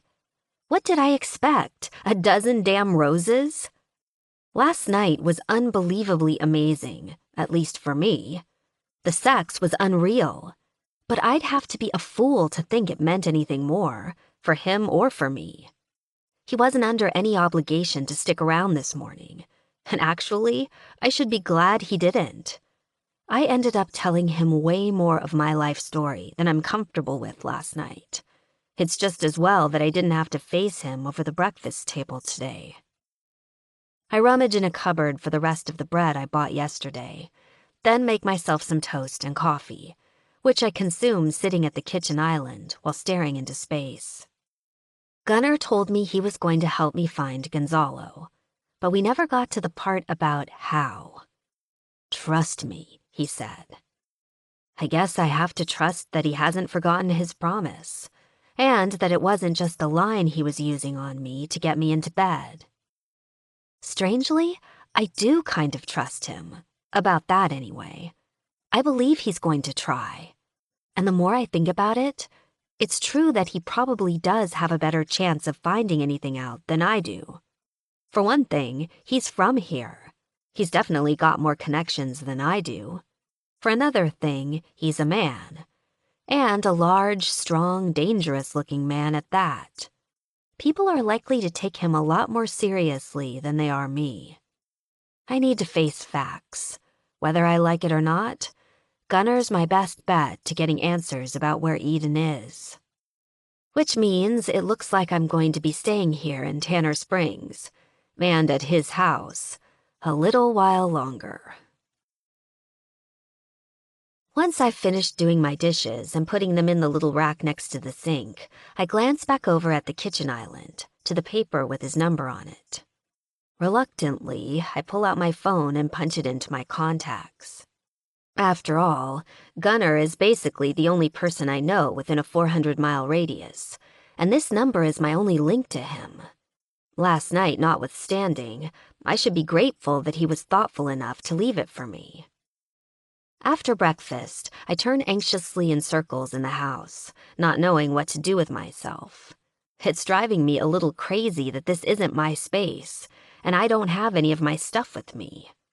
All I can do is wait for Gunner to come back so we can talk more about how he plans to help me track down Eden. In the meantime, though, there is one thing I need to do. A call I was hoping I wouldn't have to make. But at this point, I know it's inevitable. Going to sit on Gunner's front porch, I search in my phone for the number I want and press the call button. A couple of rings later, someone answers on the other end. "Valueland Grocery," a familiar female voice says. "Renee?" I answer. "This is Alex. Is Todd there?" "Hey, girl," Renee says cheerfully. "Yeah, he's here. Hold on a minute." Renee puts me on hold, and I listen absently to the staticky muzak, interspersed with short ads about our weekly specials on vegetables, canned goods, and meats. About a minute later, there's a loud click as the phone picks up. "Valueland, this is Todd." "Hi, Todd. This is Alex." "Hey." My manager's voice is clipped and suspicious, almost as though he already suspects what I'm about to say. "So," I begin, inwardly cringing. "I'm calling to ask if I can get a couple more days off. I'm still out of town, and well, things have gotten a little more complicated than I thought they would be." "Alex," Todd says in an irritated tone, "I already arranged your schedule to give you 2 days off in a row." I know, I agree hastily. "And I appreciate it. I just need a few more days. 3, max. I'll even switch shifts with anyone who's available. "Alex, I'm not going to point out how lucky you are to have enough hours to get benefits," he interrupts. "Half the cashiers in this store would kill to have as many hours as you do." "I know, but..." "I'll give you 1 more day." "But that's not..." No buts, he says, cutting me off impatiently. If you can't get it together after tomorrow, I'm giving your hours to someone else. I try to argue with him, but Todd's not having it. Never mind that I've worked at Value Land more than a year, and until now, I've never once asked for so much as an hour off from the schedule he sets, not even when my mom died. Never mind that he knows how much I need this money. He just doesn't care, and I know I can't make him. I hang up the phone dejectedly, the full weight of what this means hitting me. I'm basically going to be fired from Value Land. Screw it, I think irritably. It's not like working as a grocery store cashier is my life's ambition. And it's not like the money I make there has been enough to save Mom's house anyway. That ship has sailed. Foreclosure proceedings started not long after she got diagnosed. Without Eden's help, there's nothing left to be done. One way or another, the house is going back to the bank soon. Which means my last reason to go back to Lynchburg before finding my sister just evaporated into thin air. Fuck it. I'm in Tanner Springs for the duration. Eden may not want to talk to or hear from me, but she's the only family I have left. One way or another, I'll pursue this to the end. I will find out where my sister is and what happened to her, no matter what it takes. After that, I'll cross the next bridge when I come to it. For hours, I wait for Gunnar to come back or call me. I try to watch soap operas on TV. I flip through some of his paperbacks.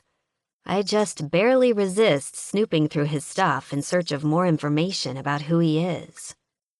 In the end, I last until a couple hours after lunchtime.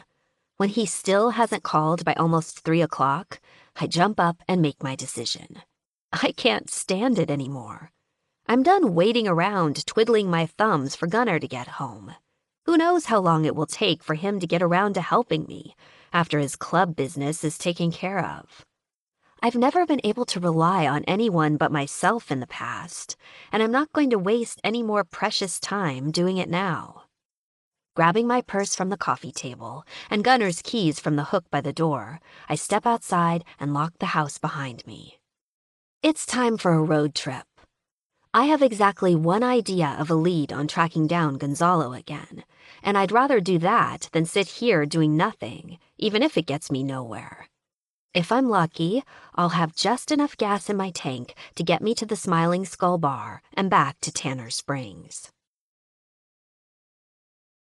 14. Gunnar. When I show up at my place to grab some clothes and shit before church, Alex's car is gone and she's nowhere to be found. At first, I think she's changed her mind about staying here and she skipped town. I call out her name as I stride through the living room, swearing loudly in the silent house. I'm pissed at myself for not getting her cell number before I left the house today. Stupid mistake, you dumb fucker. You should have known there was a chance she might run after last night. My mind is racing wildly, wondering how the fuck I'm going to figure out where she's gone, when I stop suddenly at the doorway to the second bedroom. There, sitting on the dresser, are some small travel bottles of shampoo and conditioner, a paper bag, and a hairbrush. The sight of such ordinary objects, just the normalcy of how they look sitting there, calms me down almost immediately. I take a deep, relieved breath and open the top drawer of the dresser.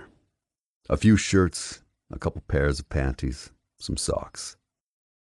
In the bathroom, the simple white dress is still drying on the towel rack. Jesus, I mutter, running a rough hand through my short hair. I'm a little weirded out by how worried I was that she'd left. I go into the kitchen to grab a glass of water. Glancing over to the counter of the kitchen island, I notice the scrap of paper I wrote my number on. Rummaging in a nearby drawer for a pen, I scrawl a quick note under the number. Staying at the clubhouse tonight. I'll see you tomorrow, and we'll talk about finding your sister. I've got a guy working on intel about Gonzalo. Text me when you see this. G. This way, I kill 3 birds with 1 stone. She'll know she's safe staying here tonight. I'll know when she comes back here, and I'll get her phone number which I should have fucking done in the first place. Going back down the hall to my room, I grab a small duffel bag and fill it with a couple of changes of clothes to take with me. Then I head over to the clubhouse. Later, in church, Rock goes over the final details of the run we'll be doing with the Death Devils, including which of us will be going. The run is no more dangerous than usual as far as gun exchanges are concerned, but Oz has asked for 6 lords to back up his club. Rock chooses which ones of us will go. He's not coming with us, as having 2 MC presidents there might be perceived as a challenge to Oz's authority and a sign of weakness in front of their connections, especially because they used to do business with us. Angel is going with us in his place.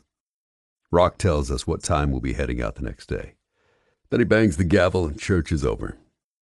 "The men seem pretty keyed up about this run," Angel observes as we file out of the chapel. "Yeah," I chuckle. "I think some of them still miss the thrill of gun running." "You?" Angel asks, cutting his eyes to me with a grin. "I can't deny. Booze and pussy taste especially good when there's little danger on the other side." Angel laughs out loud. "You got that right. Matter of fact," he continues, eyeing a couple of the club whores, "I think I'm going to test out that theory right now." He ambles over to Melanie and Tammy, who are more than pleased to get the attention of the club's esteemed vice president. They immediately jump to their feet and teeter toward him on their heels, hands sliding under his leather cut and over the crotch of his jeans. Angel grabs each of them by the ass and then nods toward the stairs leading to the apartments of the second floor. On the way, he nabs a bottle of whiskey from the bar to take up with him. "They look like they're having fun," Heather's voice croons in my ear. "Want to do likewise?" "Heather," I mutter, "this ain't anything other than—" I know, she smirks prettily. "I'll take what I can get." Turning up the corners of her cherry-red lips in a seductive little smile, she breathes, "I need your cock, Gunner. Give me what I need, baby." It's not really what I want, because, truth be told, what I want more of is Alex. But I tell myself that the best way to get that girl out of my mind is to remind myself that Alex was just sex, nothing more, no matter how fucking good it was. A little roughly, I grab Heather's arm and lead her upstairs, trying to ignore her little coos of excitement. When we get up there, I pull her into my apartment and shut the door. Immediately, she's down on her knees, unzipping my fly. I close my eyes and frown, trying to push Alex out of my thoughts. But all that happens is her face appears right in front of me. Her eyes flutter closed, her arms wrapping around my neck as she whispers, "Yes." My cock is immediately hard as a steel bat, which Heather attributes to her feminine wiles. "Oh, baby," she moans. "Yeah, I've missed your cock." Fuck. I'm not up for this. The last thing I want right now is Heather sucking me off, much as I hate to admit it. I pull her up forcefully, ignoring her cry of protest, and haul her to her feet. "Sorry, babe. Ain't happening tonight." "Why?" she mews in protest. "You know you want me." She reaches out and palms my hard shaft. "I can make you feel so good, Gunner. You know how good I can make you feel." "Enough!" I grab her wrist so abruptly she yelps a little. "I said we're done here." I nod my head toward the door. "Get out," I say angrily. "But out!" With a last reproachful glance, Heather wobbles out the door on her stilettos and closes it behind her. I almost feel bad. I'm not exactly angry at her, though she's not very good at taking no for an answer. I'm mad at myself for fucking Alex in the first place, and for thinking Heather, or any other girl, would be just as good. Like Alex was just another place to stick my dick. Alex is way fucking more than that, and if I'm not careful, she's gonna be an addiction. Locking the door, I check my phone, but she hasn't texted me yet. I frown and try to turn my thoughts to something else, but it's no use. I'm still painfully hard, and that ain't gonna change by itself. I liberate my pulsing cock from my jeans and lean against the wall, closing my eyes. I know I shouldn't do this and think of her, but fuck it. I'm too far gone. I stroke myself as slowly as I can stand it and imagine instead that I'm pushing myself deep inside Alex as she moans and writhes for me. I can hear her voice, hear that hitch in her throat before she cries out and starts bucking against me. Jesus, that's all it takes. With a loud groan, I shoot my load, the force of it almost painful. This is bad, I think, when it's all over. Staying away from Alex is going to be a lot harder than I thought. Back downstairs, I ignore Heather's attempts to make me jealous by falling all over any lord who will give her a second glance. I decide I'm going to concentrate on drinking away my troubles. I grab a bottle of Jack and a shot glass from Jewel and go over to smoke lug nut at pool a couple of times. Midway through the first game, I finally get a text from Alex. But it's not what I expect. Having some car trouble. Can you help? Instead of texting back, I punch the callback number and wait for her to pick up. She answers on the second ring. What's up? I growl. I'm stuck out here on the highway. Her apologetic voice comes over the line. I'm not sure what's wrong with my car, but it's overheated and I don't have any water or anything to put in it. And it started to get dark. Could you come pick me up? Out where? I repeat. Where are you? Alex hesitates. I'm on Highway 12, she finally tells me. About 15 miles west of the Smiling Skull. 15. Alex. Even over the phone, I can tell Gunnar is furious. Damn it. I never intended to even tell him about this trip, unless something useful came out of it.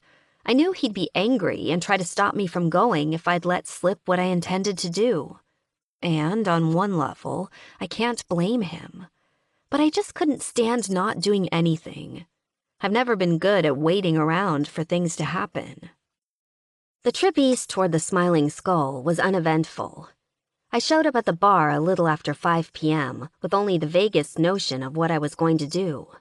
The parking lot was almost half full, with twice as many bikes as cars. I pulled in and shut off my car. Then, steeling myself, I walked resolutely toward the front door. Inside, an iron-jawed, angry-looking bartender with a shaved head watches me walk up, suspicion etched on his rough features. "You sure you're in the right place, Blondie?" "Is Rosie around?" I ask, with more confidence than I feel. "I need to talk to her." He snorts. "You don't know Rosie," he mutters, turning away. In desperation, I decide to take a chance. "Gunnar sent me, from the Lords of Carnage." The bartender turns back to me with a dubious expression. "He told me Rosie would help me out," I explain. He clearly doesn't believe me, but at this point I'm guessing he just wants me out of his hair, or lack thereof. Picking up a phone, he punches a button and murmurs into it. Hanging up, he narrows his eyes at me. "She'll be out in a second. You want to fucking Shirley Temple while you're waiting?" I decide to ignore the insult. "I'm fine, thank you." By this time, some of the other customers are looking at me with the same curious and contemptuous expression as the bartender. I can't help but think back to that first night when I was here looking for Gonzalo. I suppress a shudder, recognizing that this really is not a safe place for me to be by myself. An old woman comes out into the bar area. She's short, at least an inch shorter than I am, and looks to be in her late 60s, at least. She's thin to the point of emaciation, and wearing a white shirt, a black vest, and a red bandana around her neck. Her no-nonsense silver hair is cut short and severe. Frankly, if I met her on the street, I wouldn't immediately be sure if she was a man or a woman. This is Rosie? She seems as skeptical of me as I am of her. "Who the hell are you?" she asks bluntly, in a raspy smoker's voice. Gunnar Storgard sent me, I said, working hard to sound confident. He said you might know something about a person I'm looking for. That's so, she snaps. Well, if Gunnar needed information, why the fuck didn't he come here himself? He's helping me out, I explain hastily. He's a friend of mine. Rosie throws back her head and cackles. Honey, Gunnar don't have friends, especially friends without dicks. Well, anyway, I stumble, reddening. He is helping me, and he told me you might be able to tell me where Gonzalo is. Out of the corner of my eye, I think I see a couple of people glance at me, but I can't be sure. Gonzalo? Rosie's voice is sharp. Why the fuck would I know where that asshole is? I just thought he might have been here recently. Or you might know where he lives. Or something. I trail off, feeling idiotic. Or something. Rosie mocks my tone, cackling again. Look, girlie. She takes a step closer, putting a gnarled fist on her hip. I don't know what you're about, and I don't give a shit. I don't know you from a hole in the ground, and I've got shit to do. If I were you, I'd get the hell out of here. But if you could just tell me whether... The bartender suddenly appears at Rosie's side. You speak of the English? He booms at me, poking his finger aggressively to the side of his head. Rosie told you to get the hell out. A hatchet-faced man with long, greasy hair seated at the bar chuckles loudly. When I glance over at him, he shoots me an aggressively sexual leer. I open my mouth to reply to Rosie, but stop.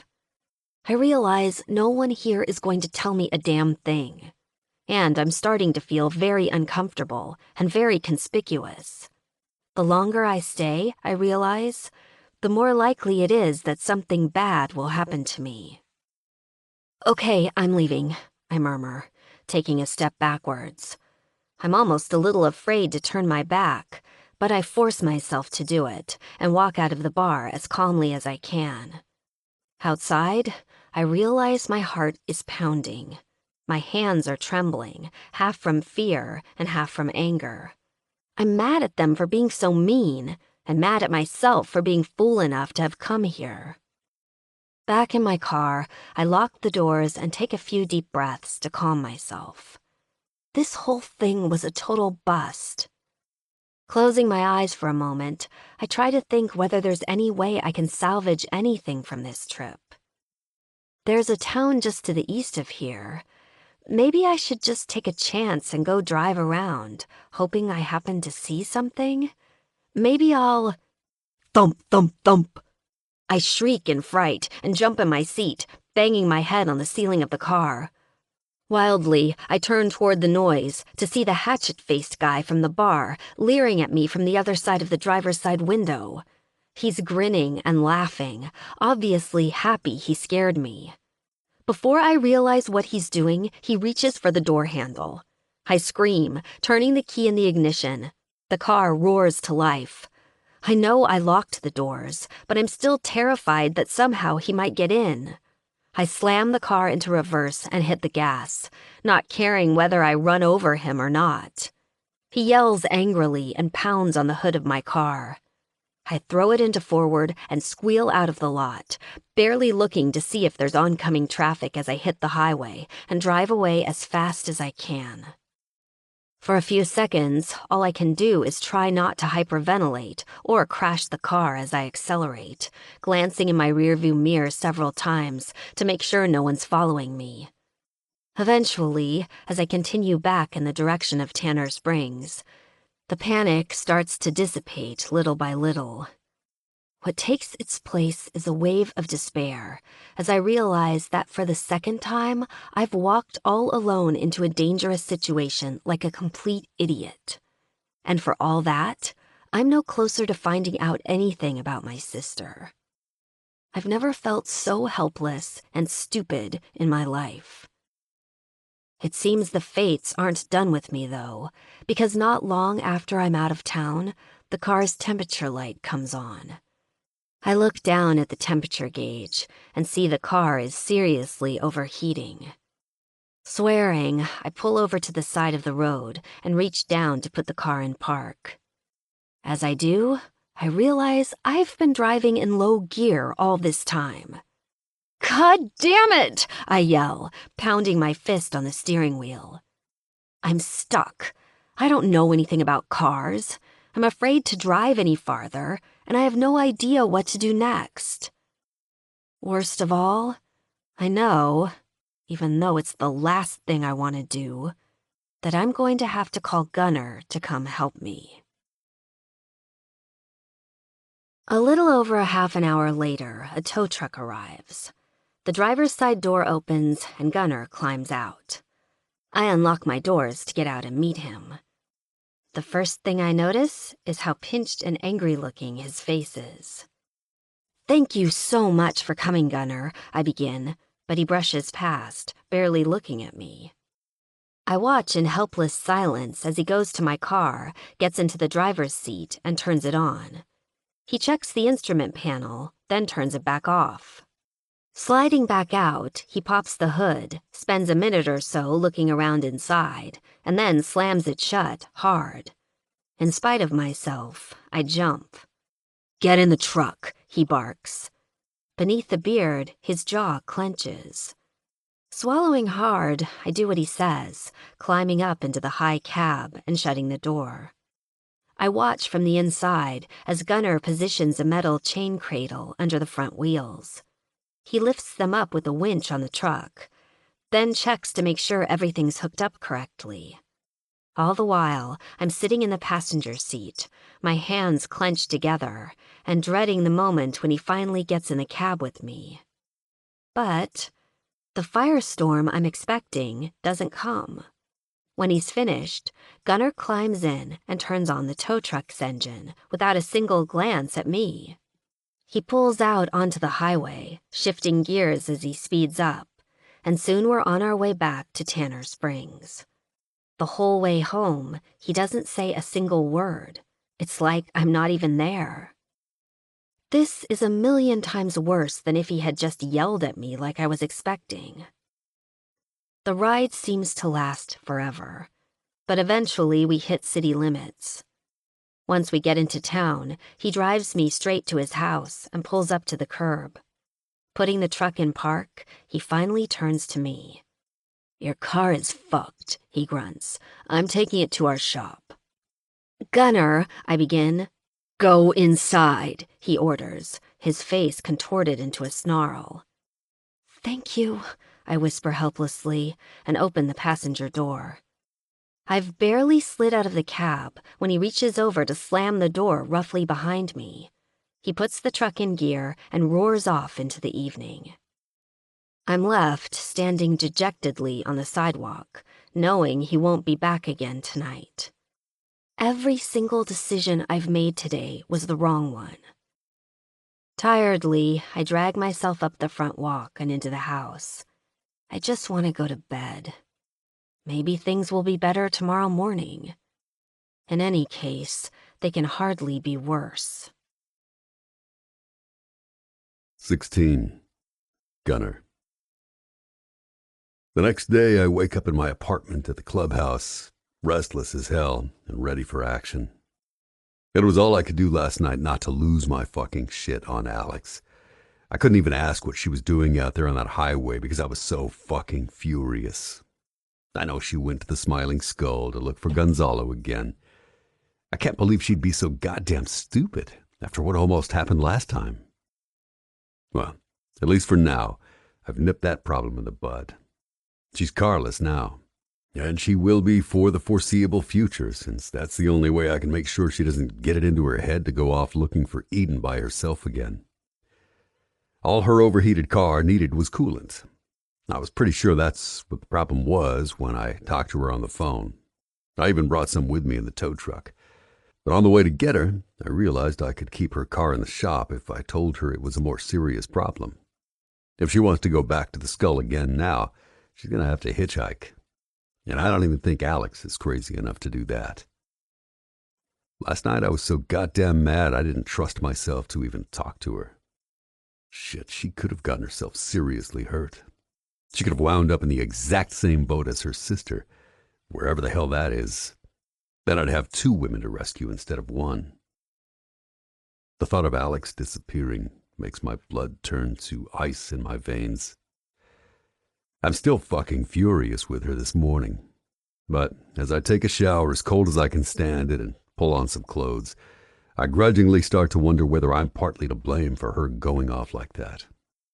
I know Alex has been stuck waiting at my place with no news, and I know she feels like the clock is ticking on finding her sister. I realize I haven't been all that great about communicating with her. Tweak's been doing everything he can to track down the intel we need to find Gonzalo, but Alex doesn't know that. She's probably been going out of her mind with worry.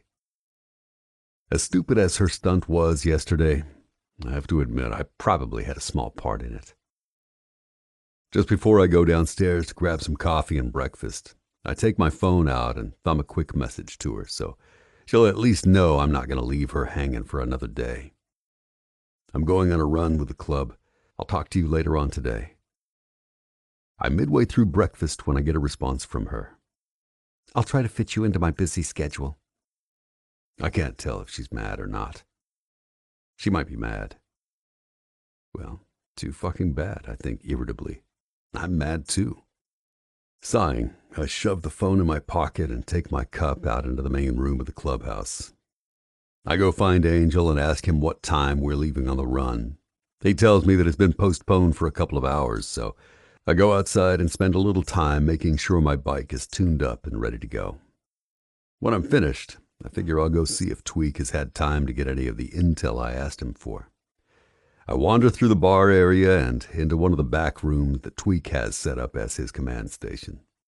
He's there, sitting at a desk surrounded by 3 large, flat-screen computer monitors, tapping away and lost in thought. "Hey," I murmur, pulling up a chair and flipping it around so I can lean my arms across the back of it. "You had any time to work on finding out about that Gonzalo fucker?" "Good timing," he replies, barely looking up. "I was just checking into some stuff. Haven't had a lot of time yet to dig." He motions me closer. "That him?" I peer at an image on the far monitor. Yeah, that's him. It's a mugshot. I look closer. Gonzalo Medina, I read. So Gonzalo's his first name, not his last. What did he get busted for? Tweak snorts. What hasn't he been busted for? Drug possession, felony theft, aggravated assault. I got a feeling I'm just getting started. I nod. You got his 20 yet?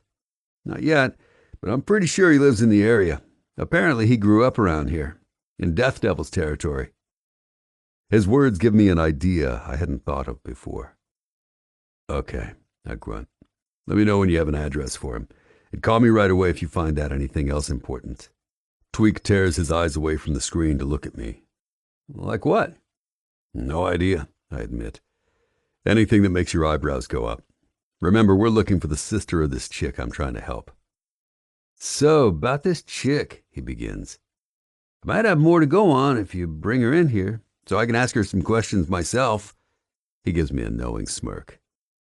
But if you don't want to share her with the club, that's fine by me. Fuck you, Tweak, I snarl, my anger getting the better of me before I can stop it. Alex ain't a club whore. I don't want her here at the clubhouse with you filthy motherfuckers. Whoa, whoa, whoa! Tweak scoots his chair away from the computer, holding up his hands. Calm yourself, brother. Shit, I didn't know you were so serious about her. He gives me a look I can't quite read. You claiming her? Because you know damn well no one's going to touch what's yours. You give the word, she'll be safer here than anywhere else. I'm not claiming... God damn it. It ain't like that, Tweak. I just want to make sure she's protected. I'm doing her a favor, and I'm not going to let her get hurt or used on my watch. Shit, gun, he protests. You know all you got to say to the men is she's off limits. I know he's right. My brothers would never touch her as long as I say the word. Still, it doesn't sit right with me, bringing her here, having the other lords ogling her like she's a piece of meat. Tweak is right, though. I should probably bring her in. It doesn't make any sense not to let him ask her questions directly. 6 lords meet the Death Devils at an agreed-upon spot between our clubhouses. Then our 2 clubs set out riding south toward the Kentucky border. We're picking up a shipment of guns from a cartel that our club used to do business with. Once we pick them up, we'll be bringing them to a warehouse in Devil's territory that they own, to be stored there until the Devils can arrange a meet-up with the organization they're selling the guns to. Oz tells us the shipment has 3 crates of pistols that are coming up to us from Florida, by way of Atlanta. The lords are providing the security on both ends, both the pickup and the delivery. The terms of the arrangement have been negotiated between Rock and Oz. Part of our compensation's financial. The other part is mutually assured partnership in the future against any potential enemies to one or the other of our clubs. We get to the pickup spot in mid-afternoon. It's a secluded place out in the country, in a densely wooded area that makes me a little jittery. There's lots of cover where armed men could hide, and I find myself scanning the landscape for the slightest sign of movement. The Lords of Carnage had a business relationship with this cartel, called the Crow Clan, for many years, but we never met up here before. I can tell Angel and Ghost are thinking the same thing as I am as we climb off our bikes. Angel shoots me a warning look, and I lift my chin just slightly to acknowledge it. We've driven in with a group of devils on bikes just behind a dark blue panel van that will transport the crates back to their warehouse. Kane, the head of the Crow Clan, looks surprised and more than a little suspicious to see the lords pulling up with the Death Devils. "Gentlemen," he says in a subdued, rasping voice that I know only too well. A deep, jagged scar on his throat, long since healed, betrays the source of his strange croak. "It's been a long time since the Lords of Carnage have graced our presence. To what do I owe the pleasure?" Instead of answering, Angel looks over at Oz, letting him take the lead. "The Lords happen to be in the neighborhood," Oz says pleasantly. "They thought they'd come say hello." Kane snorts, his eyes flicking from the devils to the lords. "A fucking party. You may have heard that a few of our men are indisposed at the moment," Oz continues, a slight edge in his voice. "The lords have agreed to provide some extra security in their absence." Kane sneers slightly. "Hope you can hold on to these guns once they're in your hands, Oz," he rasps. "Though, that's not really my problem." "No, it's not," Oz agrees coldly. "Speaking of which," he crosses his arms in front of him. "Should we get down to business?" If Kane is pissed that Oz doesn't want to sit around jawing all day, he doesn't show it. He motions to a couple of his men. "Bring the crates," he hisses. They turn back toward an old, battered pickup truck that has the logo of a plumbing company on the side panels. Opening up the back of the covered truck bed, they slide out 3 crates, one by one, as the rest of us watch in silence. Around me I can feel the alertness of the other lords, at the ready in case of anything unexpected. "Open the crates," Oz orders once they're set in front of us. Kane's men do as he says. Oz's sergeant-at-arms and vice president move forward to take a look. They each pull out a gun to examine them. Even from here I can tell they're not the quality the lords was used to getting from them. "These are shit," Oz's VP growls. "You couldn't get $200 for these on the open market." "Maybe so," Kane rasps. "But they'll easily sell for $500 or $600 in New York City." He's right. The markup on these guns in NYC could easily be upwards of 500%. I don't know who Oz is selling these guns to, though I'm assuming it's to one of our former customers. Maybe they'll be happy with these pistols. Either way, it ain't my place to judge, and I couldn't care less, as long as the deal goes through without incident. Oz's VP brings him the pistol he's been examining. Oz racks it, sights it, and nods briefly. "And the ammo?" "It's all there," Kane affirms. Oz nods to his VP, who takes the pistol back from him and tosses it in the crate. From inside the van, one of Oz's men appears with a dark-colored duffel and hands it to Kane. Kane nods at one of his men, a large, squarish guy with crude features, to take it. He holds the bag up at Kane's chest level, let him open it and examine the contents. After a few seconds, he nods. Okay, we're good. Next to me, I hear Ghost exhale slightly. Gentlemen, Oz looks around the room once. It's been a pleasure. He turns to go, and his men follow behind him. The lords stay in position, watching Kane and his men until they've piled into their vehicles and moved out onto the deserted gravel road. As they retreat into the distance, Angel nods at us, and we break formation. The Death Devils and the lords make our way back to our bikes and the large van. As we do, I decide to take a chance. Oz, I call. Can I have a word? It's unusual for a patch holder of one MC to approach the president of another MC without the explicit direction of his own prez.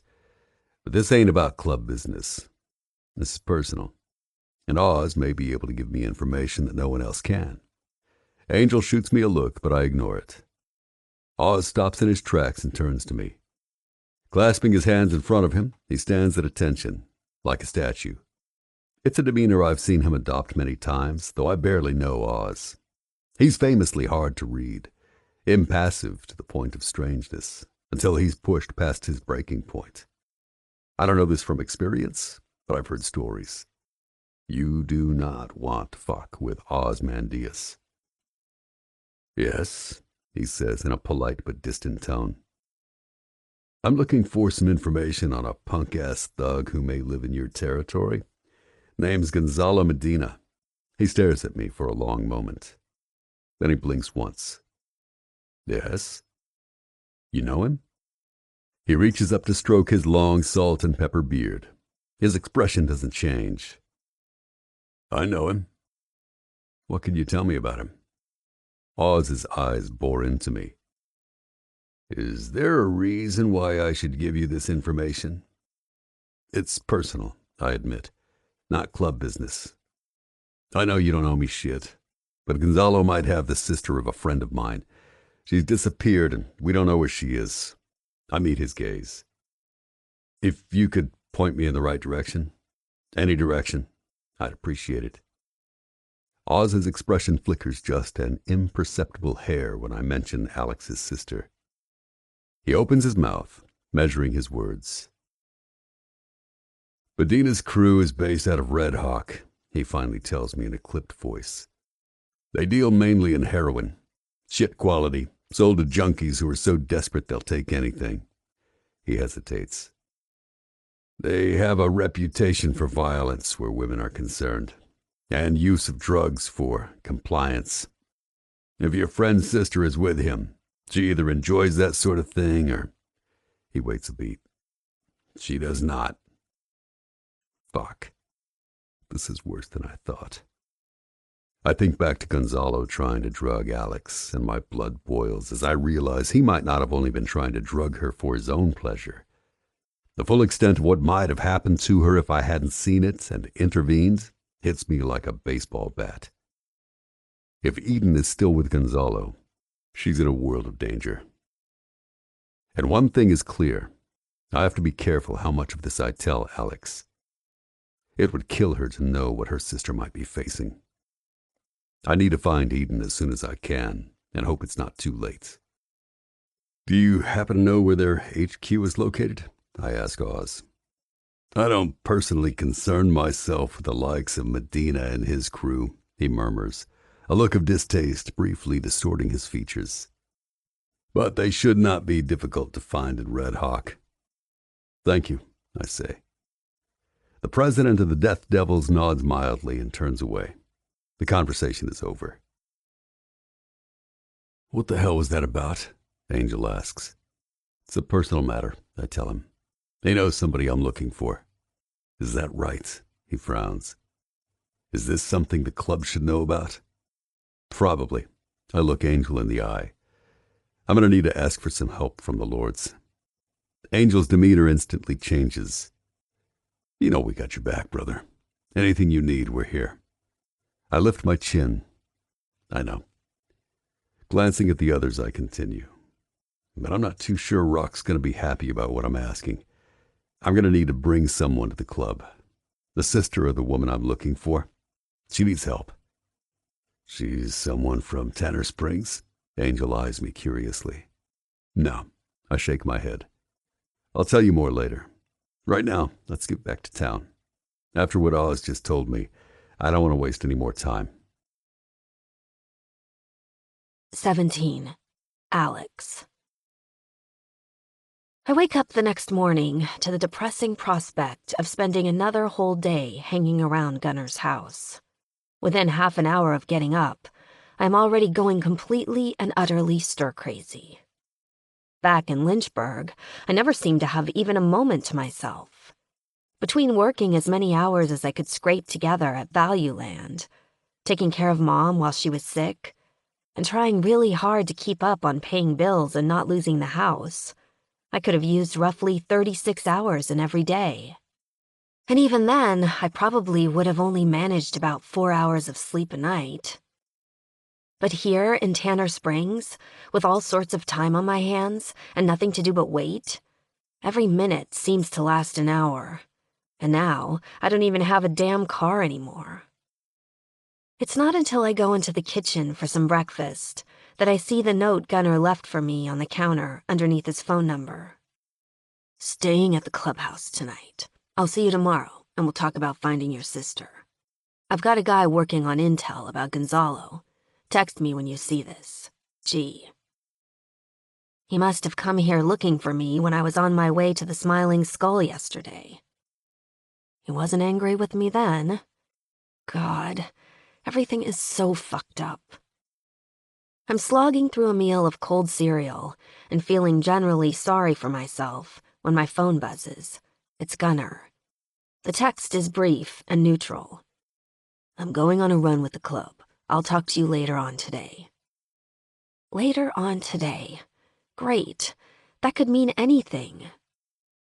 Even though I'm still feeling chastised from last night, I'm frustrated enough that I can't help but send him a snarky text in response. I'll try to fit you into my busy schedule. I know I'm being unkind. After all, Gunner shouldn't have to stop his life just because he said he'd help me find my sister. But that doesn't mean that I don't wish he could move just a little faster. Maybe he'll have some news to tell me when I see him later. A girl can hope anyway.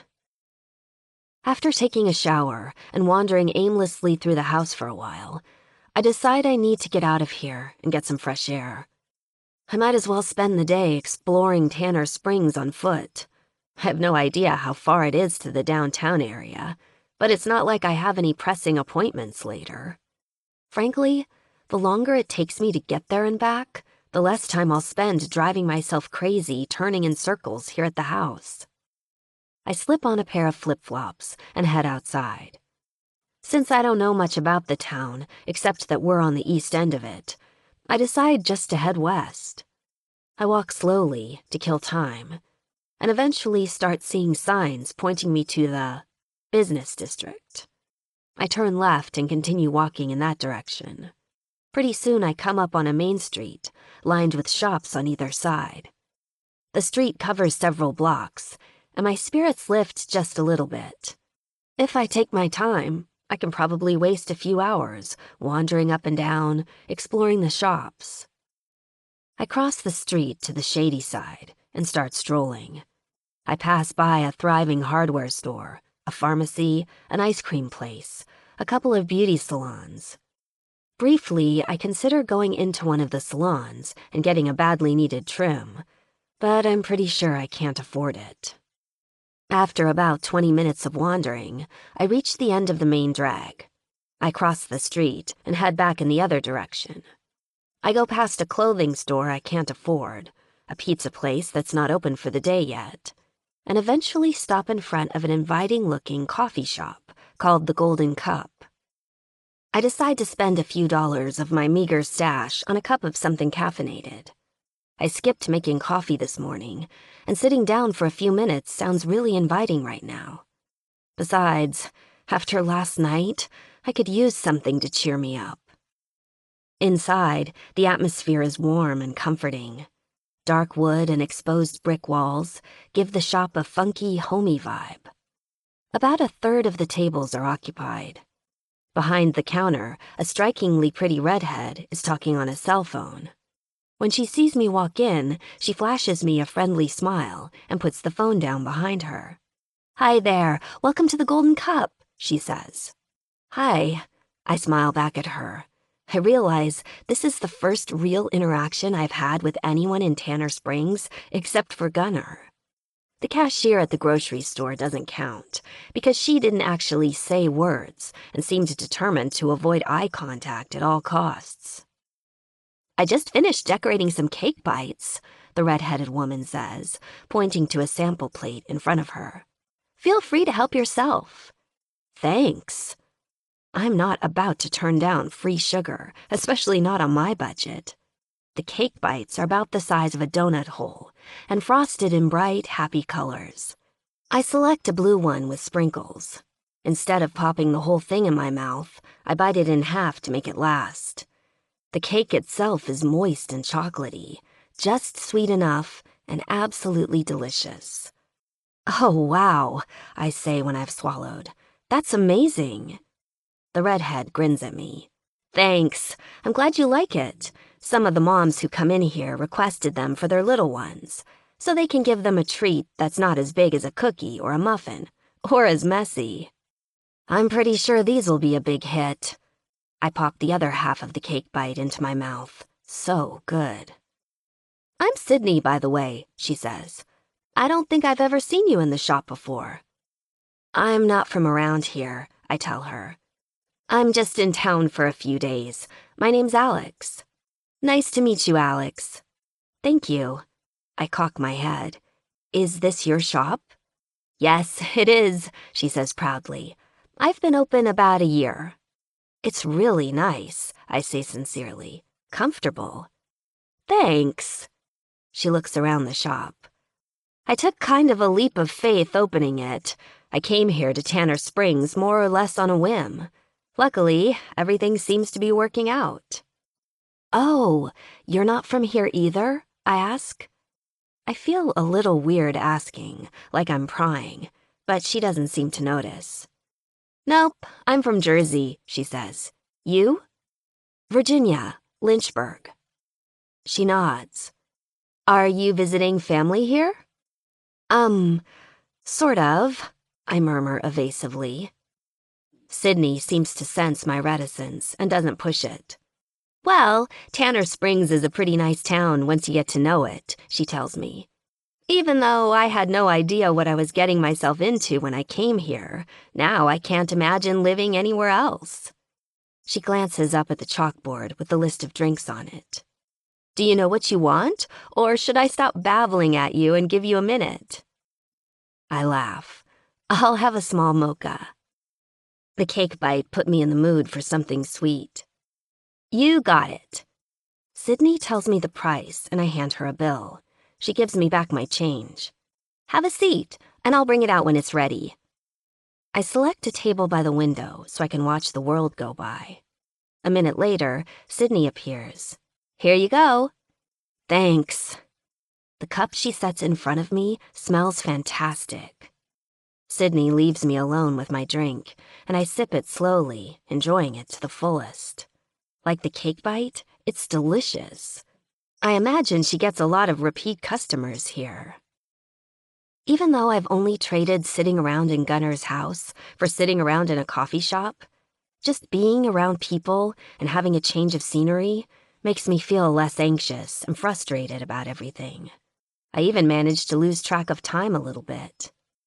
I'm enjoying watching people out the window as they walk by, and the customers who come in and out of Sydney's shop, when one customer walks in who almost makes me drop my coffee mug. It's a tall, deeply tanned and muscular man with dark hair and eyes, and he's wearing a Lords of Carnage vest. And as soon as Sydney sees him walk in, she lights up like a Christmas tree. The man slips behind the counter and folds Sydney into his large embrace. He kisses her so deeply, I feel like I'm spying and have to look away for a second. When he finally lets her go, she looks flustered but happy. She beams at him and says something in a low murmur that makes him throw back his head and roar with laughter. It's all I can do not to just stare at the two of them. They look incredibly happy together. Any fool could see in an instant that they're deeply in love. My brain reels as I try to imagine how this dark, dangerous man let himself be tamed by the pretty coffee shop owner. But visibly, that's exactly what's happened. And even though you'd never guess it if you saw them separately, somehow they look sort of perfect together. The yin to each other's yang. The man leans down and says something in Sydney's ear, then kisses her again. My mind flashes to Gunnar and what happened the first night I spent at his house. Before I know it, I'm blushing crimson, even though no one's even looking at me. The man with Sydney picks that exact moment to glance over toward me. Instantly, I look away and stare out the window like I've just noticed something incredibly fascinating. A few seconds later, he slips back out from behind the counter and leaves, the shop bell sounding after him. I don't know what possesses me to ask Sydney about the man. Her life is none of my business, after all. But she's been so open and friendly, I just can't help myself. I guess maybe I'm hoping to find out something, anything, about who Gunnar is and who the Lords of Carnage are. When I approach the counter with my empty mug, she thinks I'm just bringing it to her to bust my table. "Oh, thanks," she says, taking it from me. "Would you like a refill?" "No, thanks. I should get going." "Well, I hope you'll stop in again." "I will," I promise, and then force myself to keep going. "Sydney," I begin, feeling awkward, "can I ask you a question about your boyfriend?" Good Lord, if there was ever a guy that the word boyfriend didn't begin to describe, it's that one. Her eyes widen for a second, and then she laughs. "His name is Gavin, Brick to the MC. MC, oh yeah, motorcycle club. Oh, I take a breath. Well, actually, the Lords of Carnage were kind of what I wanted to ask you about. Sure. I suppose you've seen them around town." She smiles kindly. "They might look dangerous, but they're actually pretty devoted to keeping Tanner Springs safe. You don't have anything to worry about from them." "Oh, no, actually, I know one of them. Gunnar." I stumble a little over his name. It feels strange to be talking about him to someone else. "You know Gunnar?" She eyes me with a curious expression. "Really?" "Yes, he's, helping me look for someone." For some reason, I stop short of telling her I'm staying at his house. "My sister, she left home, and I just need to find her and make sure she's okay." Sydney shakes her head, looking amused. "Gunnar, huh? Well, my goodness." "What?" I ask, a little afraid that she's going to tell me something I don't want to know. "Oh, nothing, really." She gives me a reassuring grin. "Gunnar's a really good guy, beneath the rough exterior. And I'll tell you one thing, if he says he's going to help you find your sister, you can bet he'll do it. You're in good hands with him." She winks conspiratorially, maybe in more ways than one. Just then, a customer comes in, and I'm left to ponder Sydney's words as she waves goodbye to me. It seems pretty obvious she meant it sexually. I'm guessing Gunnar's got a reputation. I know from experience how good he is in bed. Maybe that's something all the other women know, too. My stomach rolls at the thought, my mouth tasting sour despite the delicious coffee drink I just finished. Damn it, I hate that Gunnar makes me feel like this. If it wasn't for Eden, I'd leave town right now and never look back. Except that my car's in the club's shop now, that is. Gunnar was so mad at me last night, he didn't even tell me what was wrong with it. A thin spike of worry jolts through me at the thought of having to pay a repair bill. But then I realize Gunnar probably won't let me pay for it anyway. Far from being a relief, the thought of being even further in his debt is almost worse. Why didn't I just stay home in Lynchburg? I murmur out loud to myself as I leave the coffee shop. This whole thing was a fool's errand. I'm never going to find Eden. I've lost my job, I'm running out of money, and I'm completely in over my head with a confusing, sexy man I wish I'd never met. My phone vibrates in my pocket. I pull it out in irritation, sure it's Gunnar demanding to know why I'm not at home. But it's not Gunnar. It's Eden. My heart begins to race as I read the short, blunt message. The brutal words that tell me in no uncertain terms to leave her the hell alone. It's over, I think, choking back a deep sob that threatens to rip from my throat. I was an idiot to think I was coming here to save her. I should have known she never wanted to see me again. Blindly, I start to stumble forward again, tears blurring my eyes. But then, just as I'm about to put the phone back in my pocket, something literally stops me in my tracks. Behind me on the sidewalk, a teenage boy bumps into me. He swears in irritation, but I barely hear him. I hold the phone up again, stare at the screen. All at once, I feel dizzy, like I'm going to pass out. My hands start to tremble so badly, I almost drop the thing as I find Gunnar's number and press call. When he answers, I'm so upset I can barely speak. "Gunnar," I choke out. "This is Alex. Please come get me. Something's wrong." 18. Alex. Gunnar tells me he's just getting back into town from his run with the club. It doesn't even take him 15 minutes to get to the Golden Cup, but it feels like hours. As soon as he ends the call, I start pacing back and forth in front of the coffee shop. My pulse is racing, and I'm having trouble breathing. A few moments later, the door to the shop opens, and Sydney comes out. "Alex, are you okay?" she asks in a worried voice. "No," I whisper. My heartbeat is pounding in my ears. "I don't think I am." "Come back inside and sit down." A hand goes around my arm and pulls gently. "I can't," I wheeze. "I have to wait out here for Gunnar. He'll be here soon." "Well then, I'll wait out here with you," she says firmly. "You look like a ghost." Thankfully, Sydney doesn't ask me to explain. She sits down on the curb with me and tells me her customers can wait. A few minutes later, Gunnar comes flying up and skids to a stop in front of us. He jumps off the bike and is in front of us in a second. "I'm not sure what's wrong," Sydney tells him. "She looks sick, but she says she's not." "I know," he says. "Thanks for taking care of her." He turns to me. "You okay to ride?" I nod. "Yes," I managed to say. "Okay then, let's go. I'm taking you to the clubhouse." This is the text I got from her phone. I pull out my cell and show Gunnar and a thin, lanky man he calls Tweak. We're at the Lords of Carnage clubhouse, sitting in a small, sparse room with a few computer monitors on a long desk in front of us.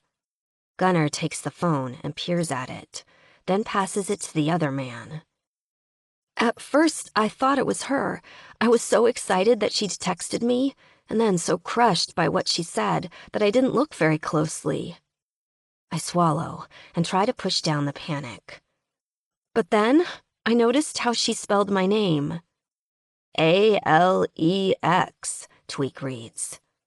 "My name's spelled with an I tell him.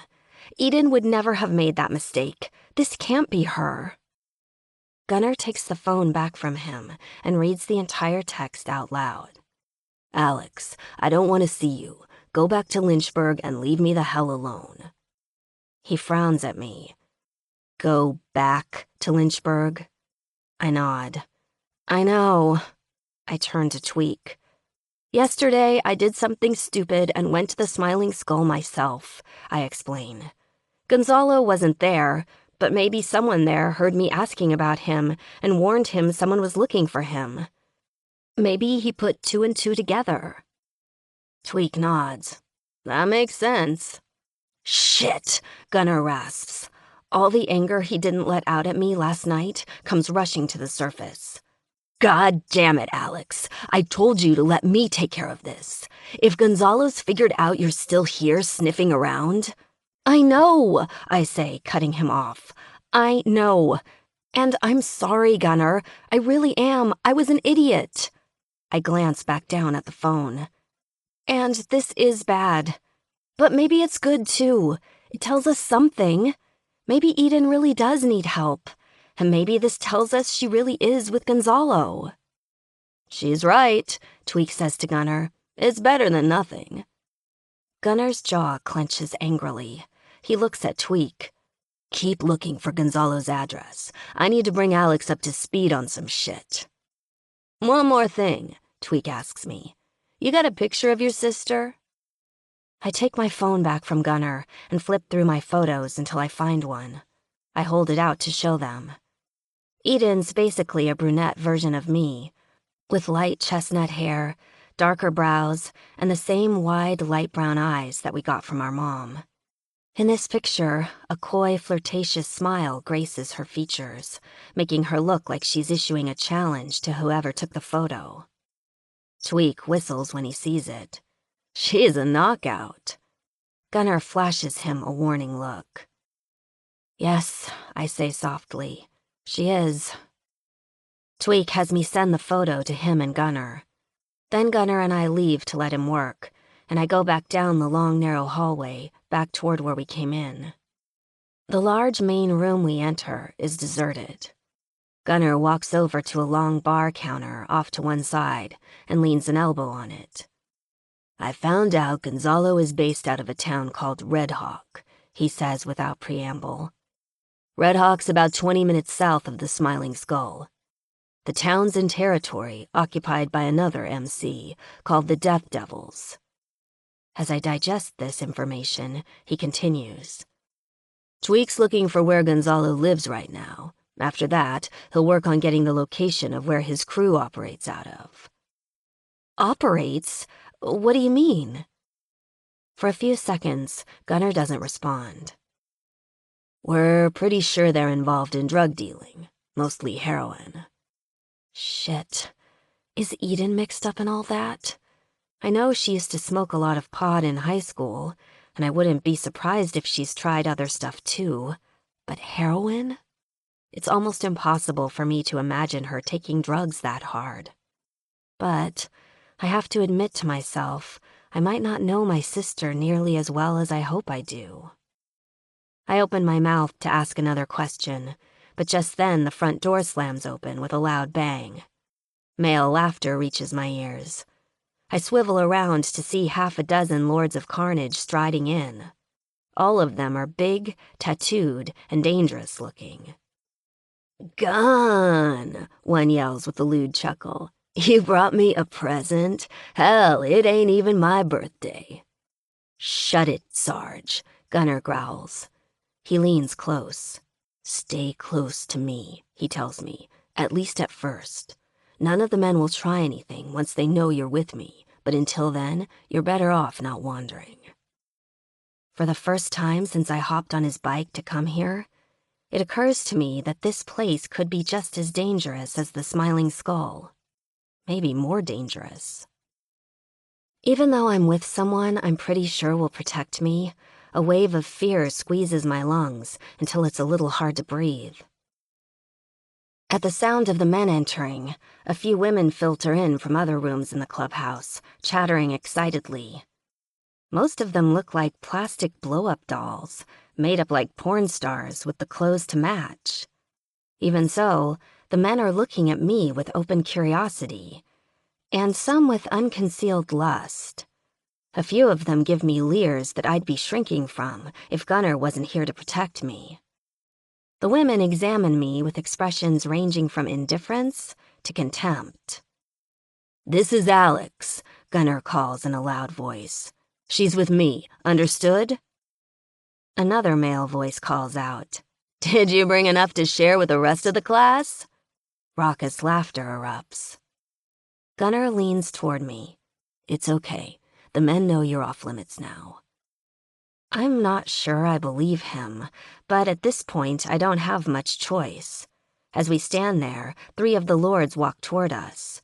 My eyes widen as I recognize 2 of them. "Alex," Gunnar growls, "this is Angel, Thorn, and Brick." "Hi," I say in a small voice, blushing in spite of myself. "Welcome to our castle, little lady," the one called Thorn says with a wink and a roguish grin. "Remember me?" "I do." I smile shyly at him. "You were at the Smiling Skull that night." "I was," he nods. "Glad to see you've recovered. That was a bad business." "And actually, I know you too," I say, turning to Brick. At his surprised look, I continue. "I was just at the Golden Cup coffee shop. You came in to talk to Sydney." Brick frowns, and then his eyebrows raise in recognition. "You were sitting over by the window." "Yes." He nods. "Huh. Small world. That your first time in the shop?" "Uh-huh. Sydney was really nice to me." "Good to hear." I can't believe I'm standing here just talking to these outlaw bikers like I would be to any other normal person. The strangeness of almost everything that's happened to me in the last few days comes telescoping up at me suddenly, and I have to fight the urge to start laughing half hysterically. Gunnar is looking back and forth from me to Brick like he can hardly believe it either. Just then, something across the room catches his eye. I follow his gaze and see Tweak raising a finger at us. Leaning down, Gunnar murmurs in my ear, "I know I said stay next to me, but you're good now. I need to talk to Tweak for a second. I'll be right back." I watch Gunnar walk off. Brick takes his leave of us too and goes over to join another small group of men. Beside me, Thorn speaks up. "So, you've decided to stay and experience the bustling metropolis that is Tanner Springs," he says, giving me another wink. "For now, it's a little smaller than I'm used to," I admit. "But actually, I kind of like it so far." "Are you staying here in town then?" Thorn asks. "Yes." I hesitate for a second. "Actually, I'm staying at Gunnar's place for now. In his guest room," I add quickly. Thorn smirks like he doesn't believe me for a second. "Uh-huh. Funny that. Gunnar doesn't often have guests." "He's helping me try and find my sister," I say, ignoring the flush that heats my cheeks. "That's who I was looking for that night at the Smiling Skull." Thorn nods sagely. "I see. No luck so far, then?" "Not yet." "Well." Thorn raises a bottle of beer and takes a swig. "If Gunnar says he'll find her for you, he will. You can count on that. Gunnar's a man of his word." Sydney said the same thing when I was in her shop, but somehow coming from one of his club brothers makes my heart leap. "You really think so?" "I do." He lifts his chin toward Gunnar and Tweak in the corner. "He'll do what he says he will. That's a promise. And if he needs the club to help him, we're there." My eyes unexpectedly fill with tears, and I have to look away and blink several times to hold them back. For the first time since I left Virginia, I actually feel almost hopeful. "Here, and I've been talking your ear off all this time," Thorn says cheerfully. "And no one's offered you anything to drink. Would you like a beer?" "Actually, yes," I say thankfully. He goes behind the bar to grab 2 cold bottles. "Our normal bartender's not due in until a bit later," Thorn tells me. "So, I'm at your service." I can't help but laugh at being waited on by a man who's almost twice my size. "There's a smile," he says. Twisting off the cap, he hands the beer to me. "And this will make you feel even better." "I hope so," I say, as I raise it to him and take a drink. The last few days have been kind of tough. Thorn stays and chats with me flirtatiously, which should make me nervous, but somehow doesn't. By about halfway through my beer, I'm laughing uproariously at something he said, which seems to only spur him on. Suddenly, Gunnar's there, standing next to me, and eyeing Thorn with an expression I don't quite understand, but which makes Thorn burst into loud laughter. "Don't worry, brother. You've already marked your territory," he says in a teasing tone. "Seemed like the lady could use some cheering up, though, so I thought I'd oblige." "Yeah, well, go oblige somewhere else," Gunnar warns, in a tone I've never heard from him before. Thorn snorts and gives me a final wink, then moves away. "Why were you being so rude to him?" I snap at Gunnar as he pulls up a stool next to me. "He was just being nice." "Yeah," Gunnar muttered. "I've seen his nice. That ain't it." If I didn't know better, I'd think Gunnar was actually jealous. "Are you saying he was trying to make some sort of move on me?" I ask, half angry. "I thought you said no one would try anything if you told them not to." "Thorn can't help himself." Gunnar rolls his eyes and shakes his head. "He knows all he has to do is open his mouth and panties drop as soon as women hear the Irish accent." "So you're saying what?" I ask, my voice rising with my anger. "That I have no self-control? That I just automatically drop my panties whenever a guy wants me to?" "God damn it, that's not what I'm saying at all," he grunts in exasperation. "Look, subject closed." "No," I spit back, my chin jutting out. "Subject open. Just what are you trying to say then?" Gunnar's eyes turn dark and stormy. "Right now, I'm trying to say you're being a colossal pain in the ass." What the hell? Gunnar's never been like this with me. I don't even understand why he's so angry with me. It can't be because he's jealous of Thorn, can it? The idea that maybe he is jealous is enough to give me a little thrill. But, unfortunately, I'm mad enough at what a jackass he's being that anger overrides everything else. "You know what, Gunnar?" I hiss. "I appreciate that you are trying to help me find my sister, but after me waiting by myself for the better part of 2 solid days in your home with nothing to do, while you mostly ignore me, now you're pissed that I'm actually having a conversation with someone else?" I plant my fists on my hips and square my stance. I can talk to whomever I want, thank you very much. And just because you think you're being some kind of hero protector doesn't mean you get to control what I do and don't do. "Little girl, you don't know what the hell you're talking about," he growls. "Don't give me that," I scoff. "You know damn well you're trying to control me." "I ain't trying a damn thing," he half roars. "I'm doing. It's about time you learn that I'm already in control, darling." Gunnar grabs me roughly by the arm and pulls me toward a staircase leading to the 2nd floor. "And 2 minutes from now, you'll never doubt that again." 19. Gunnar. Shit.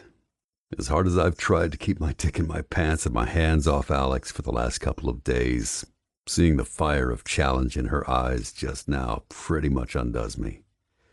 I keep telling myself that even though Alex seems to have taken up permanent residence in my head, one willing pussy is just as good as another. And God knows there's plenty of willing pussy around me at the clubhouse. But then I see that son of a bitch Thorn making her laugh. She looks at him with a carefree, unguarded expression I've never seen on her face before. And I see red. Blood fucking red. If Thorn wasn't my brother, I'd pound his ass into the goddamn ground. The next thing I know, I'm pulling Alex upstairs with me, with her bitching the whole goddamn way. Alex is off limits. To everyone but me. "How dare you?" She snarls when I've pushed her inside my apartment and shut the door. "You can barely be bothered to give me the time of day for the last 2 days. And now that someone in your club at least takes a moment to try and make me feel a little comfortable here instead of just ignoring me, you suddenly give a shit?" She flings her hands in the air in exasperation. "That's not how it works, Gunnar." In spite of everything, I have to laugh. That's what you think is happening? I've been ignoring you? "What the hell else would you call it then?" she challenges. Leaving me alone in your house to just twiddle my thumbs all day? I pull her roughly against me. I can tell by the way she draws in a sharp breath that she can feel how hard I already am for her. Alex stares up at me with wide, dark eyes. Her lips part. She draws in a sharp breath. She knows what's coming as well as I do. I haven't been ignoring you, darling, I growl, leaning down and nipping the sensitive lobe of her ear. She moans and involuntarily presses herself against me. I've been staying away from you for your own good. But that ends now. You've pushed me to the limit, Alex, and it's time I showed you who's boss. I bring my hand to the back of her head and hold it as I kiss that smart mouth of hers. My tongue slides between her lips and she moans again, her hips moving against my hard length. Sweet Jesus, I can hardly stop myself from just tearing off her clothes and taking her just like that. It's barely been 2 days, but it feels like a goddamn eternity. Especially because I know what she feels like. I know how hard I'm gonna come, and I can hardly wait for it. But I will wait for it, because she needs to know who's in control. And for that, she's got to beg me for it. Strip. I want you naked. Now. For a second, I think she's going to argue with me. But then I see the look in her eyes, and I know. She's thinking about the last time we fucked, too. She wants it. She'll do anything I tell her to, because she knows how good it's going to feel. Slowly, she reaches up and slides her little t-shirt up her rib cage, past her full breasts, and over her neck. She tosses it to the floor, her eyes never leaving mine. Then, her breath shallow and fast, she reaches up and shimmies out of her bra. Her tits fall, round and heavy, the nipples already tight and waiting for me. She unbuttons her jeans and starts to push the waistband over her hips. Leave the panties, I tell her. She does as she's told, to my satisfaction. Then she's standing there, a fucking vision in front of me. I can tell she's already wet as hell for me. It should be a sin to be that goddamn sexy. On your knees, I command. Almost instantly she's down on the ground, looking up at me with lustful, willing eyes. Fuck, she looks hungry for my cock. It's going to take all the self-control I can muster to hold myself back. I yank off my shirt and kick off my jeans. Then I stand in front of her for a second, my dick throbbing in anticipation. She moves forward just a little, but then stops and waits for me to tell her what to do. Good girl. You fucking love this, I tell her. Don't you? You love being told what to do. Her face flushes pink. She looks down and bites her lip. Yes, she admits in a whisper. I chuckle low in my throat. I can tell she's surprised herself. She's used to being the responsible one, the one who takes care of her dying mother, the one whose job it is to rescue her wayward sister. Having someone else take charge is new to her, and she likes it. Being controlled in the bedroom turns her on more than she wants to admit. Suck me, I say bluntly. A sexy little whimper sounds deep in her throat as she moves forward and takes my shaft in her hand. She wraps her lips around the head of my cock, and I draw in a breath and hiss at how good it feels. Jesus Christ.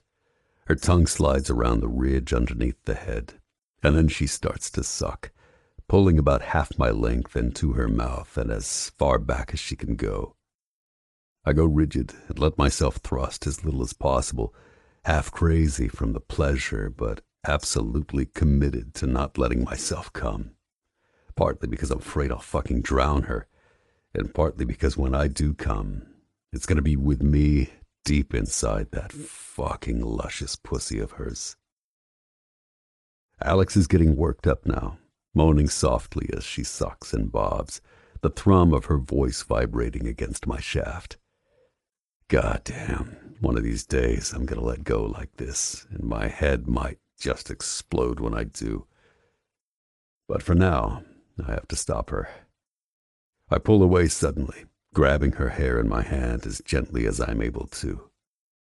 That's enough, darling, I mutter, letting go of her hair. I reach down and take her hand, helping her up. Bed, I order, nodding my head in the direction I want her to go. She gives a little mew of protest, but does what I say before I can reprimand her. She lies on the bed, pressing her legs shyly together. Her breasts are heaving now, the nipples taut and ready for me. I kneel down beside her and pull her knees apart, chuckling low in my throat when I see how soaking wet her panties are. Fuck, I rasp. You're ready as hell for me, aren't you, baby girl? She flushes a darker shade of pink at my words, but doesn't look away when my eyes lock on hers. Tell me, darling, I insist. Yes, she admits in a whisper. I reach between her legs and slide the thin fabric aside with a finger, just grazing the soft skin of her swollen lips as I do. Alex throws back her head and gasps, arching her hips toward me. Fuck. She's so ready. Suddenly, I can't wait a second longer to taste her. I push her knees apart and position myself between them. Her thighs tense in anticipation. I open my mouth and take a long, slow lap at her pussy. Alex gasps again, her thighs falling open even further.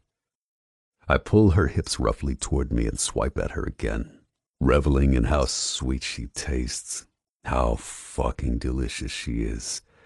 She cries out and angles her hips to meet my tongue. I hear, rather than see, her hands as they take hold of the bedspread and clench as she tries to find purchase. Fuck, yes. I start to lick her just a little faster, just a little harder, listening to her moans and cries get louder and more desperate. Whenever she starts to get close, I back off, just enough, and then start building again, pushing her higher and higher, then taking it away. Gunner, she moans. Please make me come. Let me come. I decide when you come, baby girl. It is not yet. I tease her more. My cock's so hard it feels like I'm going to go off like a goddamn time bomb.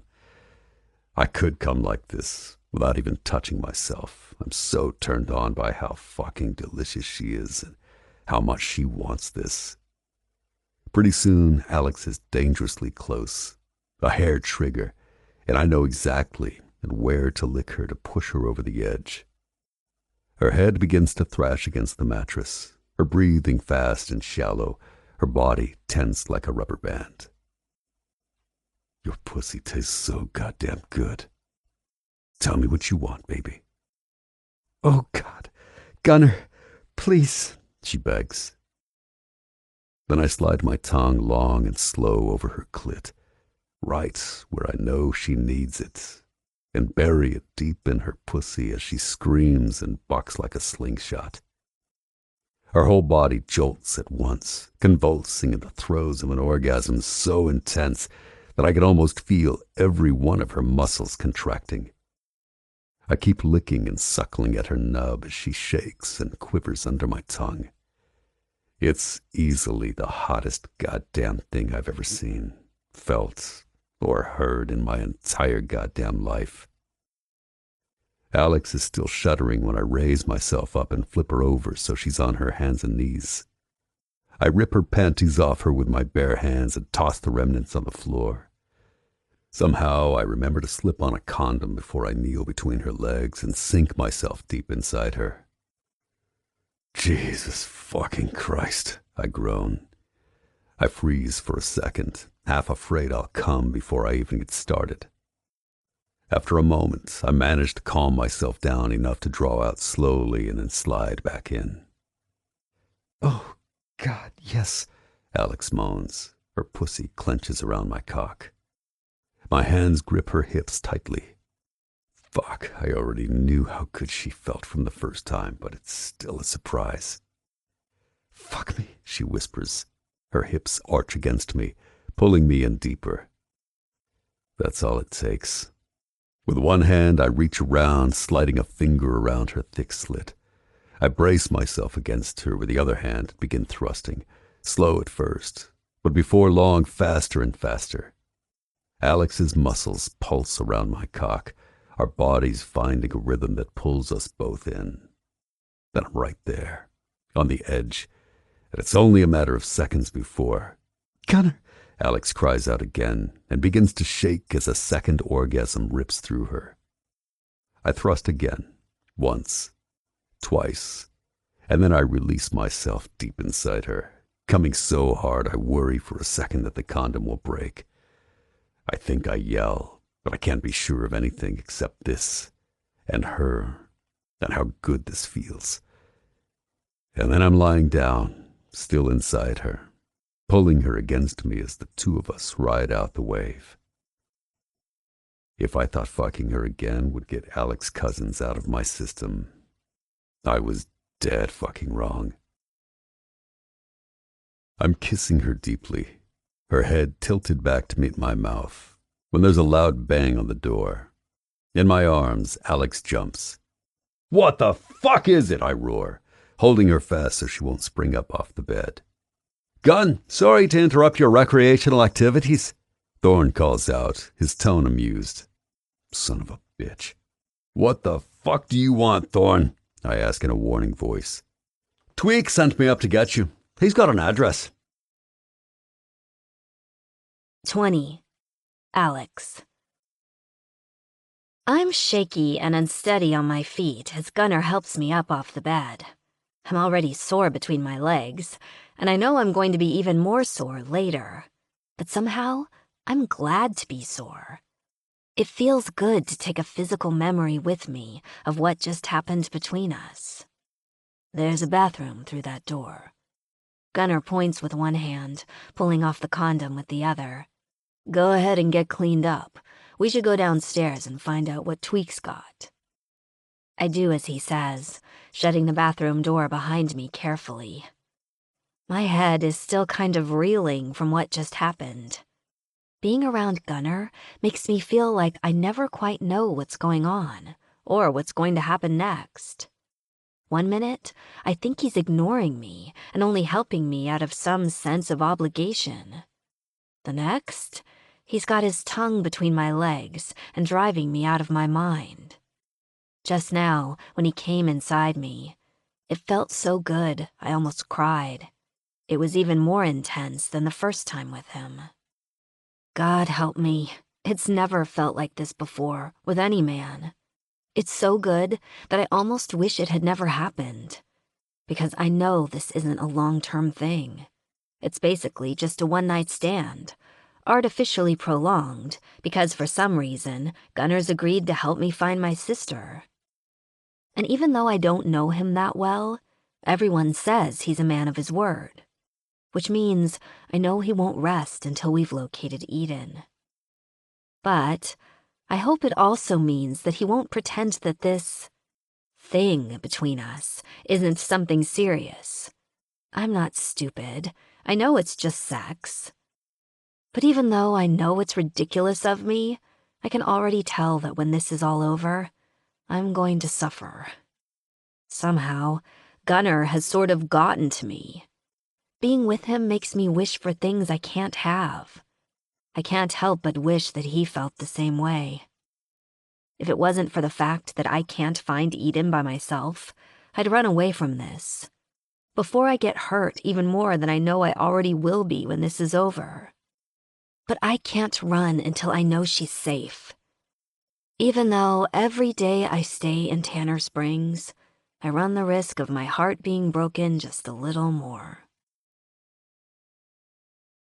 I splash some cold water over my face and finger comb the just fucked look out of my hair.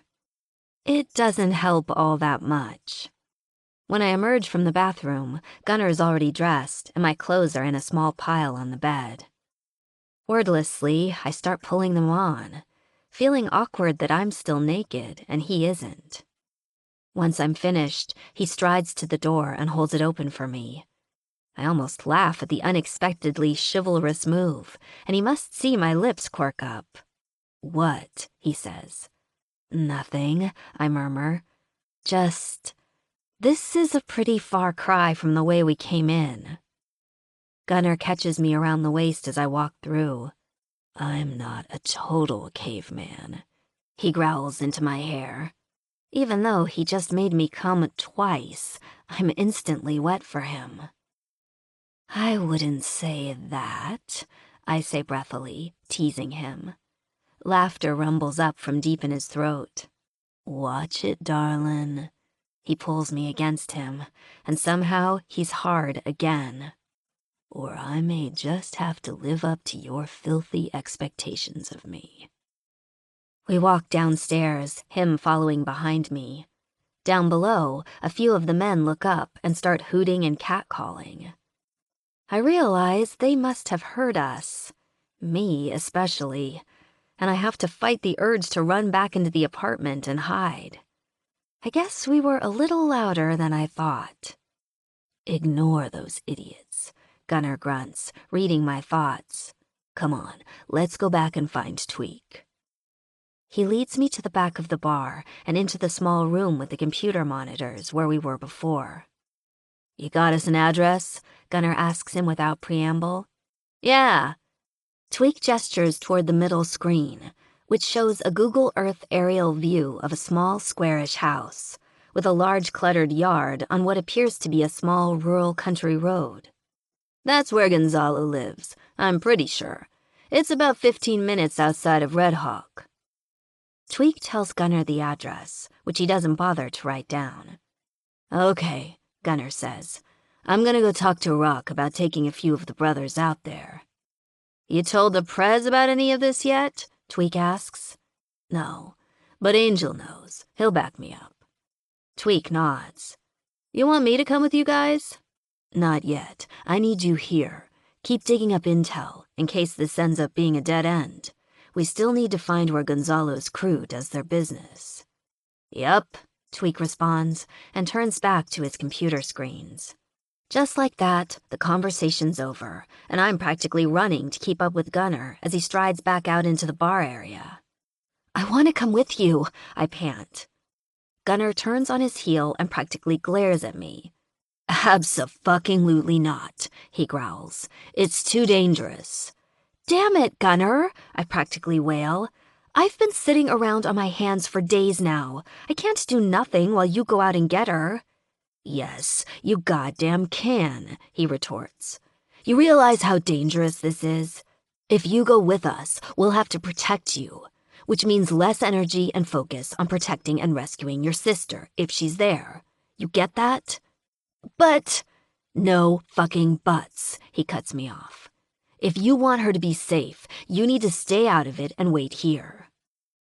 Thorn appears at my side.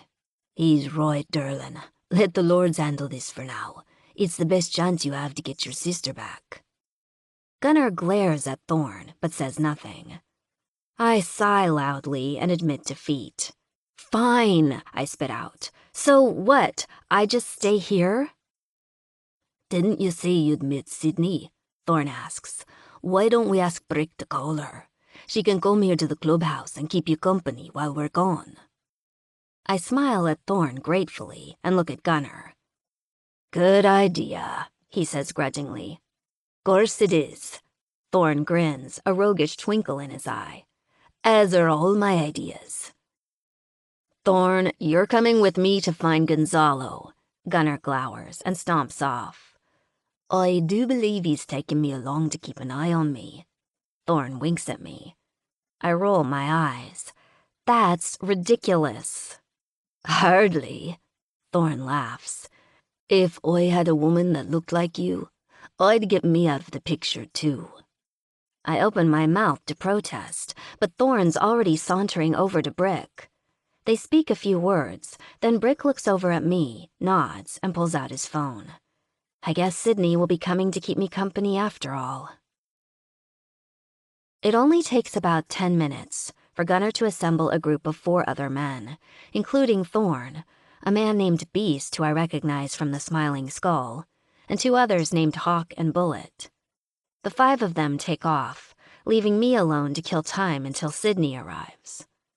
I wander over to the bar, where a woman who introduces herself as Jewel is now behind the counter. She serves me the club soda that I ask for and tells me to let her know if I need anything. Spying a cluster of low, comfortable couches, I make my way over to them and sit down with my drink to wait. I'm absently flipping through some random social media posts, nursing my club soda, when a clacking of approaching heels makes me look up. A tall strawberry blonde in a skin-tight black miniskirt and a hot pink tank top with a Harley logo is gazing down at me, her pink lips contoured into a slight sneer. "You're wasting your time, Missy," she scoffs. Missy? My dislike of her is instant, but I fight to keep it off my face. "Excuse me?" "I don't know what sob story you've given to Gunnar to make him feel sorry for you," she continues, putting one fist on her hip. "But don't get any stupid ideas. You're not his type." Is this seriously happening right now? "Not his type?" I say in disbelief. "What the hell are you talking about?" "You think because he's paying you a little attention right now that he's not gonna just drop you like a hot potato once he's had his fun?" She snorts softly. "Sorry to tell you, Gunnar ain't gonna give you his class ring. He ain't gonna take you to the prom, and whatever little white picket fence future you're imagining isn't gonna happen. You may as well know the truth from the get-go." "Excuse me," I say coldly, "but his life and whatever is or is not happening between Gunnar and me is none of your business." The woman throws back her head and laughs uproariously. "Oh, Jesus Christ, you do think he's gonna put a ring on it, don't you?" She shakes her head at me, pity dripping from her voice. "Sorry, sweetheart, he just ain't that into you." "How the fuck would you know anything about it one way or another?" I spit back, and inwardly wince that I'm letting her get to me. She shoots me an ugly smirk. "Because he's been fucking me every chance he gets, for months, and I can do things to him that a little priss like you would never know how to do in a million years." My stomach jumps unpleasantly in my gut. Is she telling the truth? Is Gunnar fucking this whorebag at the same time that he's been sleeping with me? Something in my face must register my dismay, because the bitch laughs again, crossing her arms over her surgically enhanced tits with a mocking smile. Oh, hell no. I am not giving her the satisfaction of scoring a point off me. I am done with this conversation. "Look," I bite out, getting to my feet. With her in stilettos that are at least 3 inches high, she's got a good 6 inches over me. But I don't care. My blood is starting to boil. "I don't know what the fuck your problem is, but I'll tell you this. If Gunnar's fucking me, that clearly means he's not getting what he needs from you. Which, you know, I can understand." I take a long, slow look at her from the ground up, obviously judging her assets. Cheap whores like you are a dime a dozen. Maybe Gunnar just wanted something a little less common. The whore's face turns from smug to furious in a heartbeat.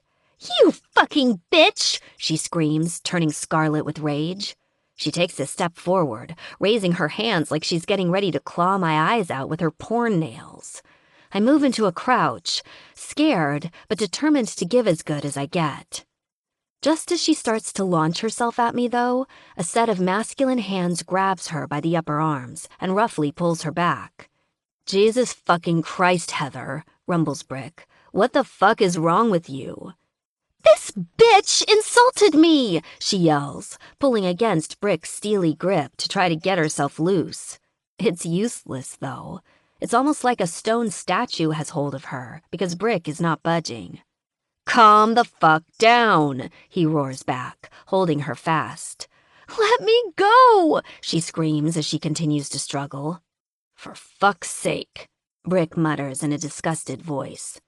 "Heather!" He brings her closer until she is mere inches from him, getting in her face until she blanches and finally calms down a little. You knock this shit off. Alex is here because Gunnar wants her to be. He nods toward me. You say another word to her, one more word, you are out of here, for good. You hear me? The bitch yanks her arm back defiantly just as Brick lets go, which causes her to stumble back on her heels. She flies backwards and flops ungracefully down on the low overstuffed couch, her legs splaying out wildly. In spite of myself, I actually start laughing. It's a welcome relief from the tension and anger I was feeling just moments ago. Behind me, another female voice starts laughing as well.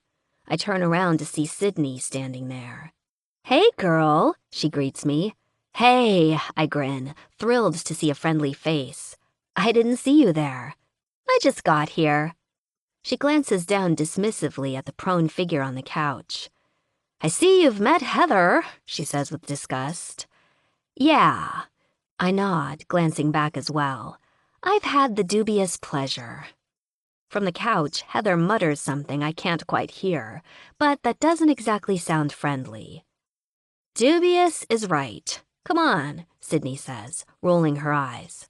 Let's go over to the bar and hang out with Jewel for a while. The club whores, she calls out the word after Heather for emphasis, won't bother you any more now. 21. Gunnar. Hawk, Beast, and I head out on our bikes. Thorn and Bullet follow in one of the club's pickups, an F-150 with a hardtop over the cab. The pickup's in case we end up having to take a hostage with us on the way back, or a body. We ride east for almost 2 hours toward the address Tweak gave me. We end up at a small ramshackle farmhouse out in the middle of bumfuck Egypt. I signal to Thorn and Bullet to hang back and park the pickup out of sight further up the road. They move silently through the thicket of trees surrounding the house's yard, coming up around the other side to watch the back. Hawk, Beast, and I park the bikes halfway up the driveway between the house and the road. Reflexively, I make sure my pistol's securely tucked into the waistband of my jeans. When I give Hawk and Beast the nod, we start walking up the gravel drive to the farmhouse. In the distance, I can hear the bark of a dog. There's an old dusty Chevy Impala parked off to the side of the house that doesn't look like it's been used in a while. It's impossible to tell whether anyone's home. We move closer slowly, hands at the ready, scanning the house and yard for any signs of movement. In my peripheral vision, I just barely see what I think is a figure moving past one of the front windows. "Hello?" Thorn calls out. "Anybody home?" From inside, I just make out a low thud. Then a second later, a loud crack pierces the silence, followed by a whiz by my right ear. "Gun!" I roar. I drop to the ground. Off to my right, I see Hawk and Beast do the same. I pull myself over behind an old, disused clawfoot bathtub planter filled with dirt, the only cover close to me. A few yards away, Hawk rolls behind the trunk of a tree. Off in the distance, I see Bullet running in a low crouch toward the back of the house. Another bullet whizzes past me. I raise my head up enough over the clawfoot to take aim. I squeeze the trigger and instantly duck back down just in time to hear the smashing glass as the front picture window of the house shatters from the bullet.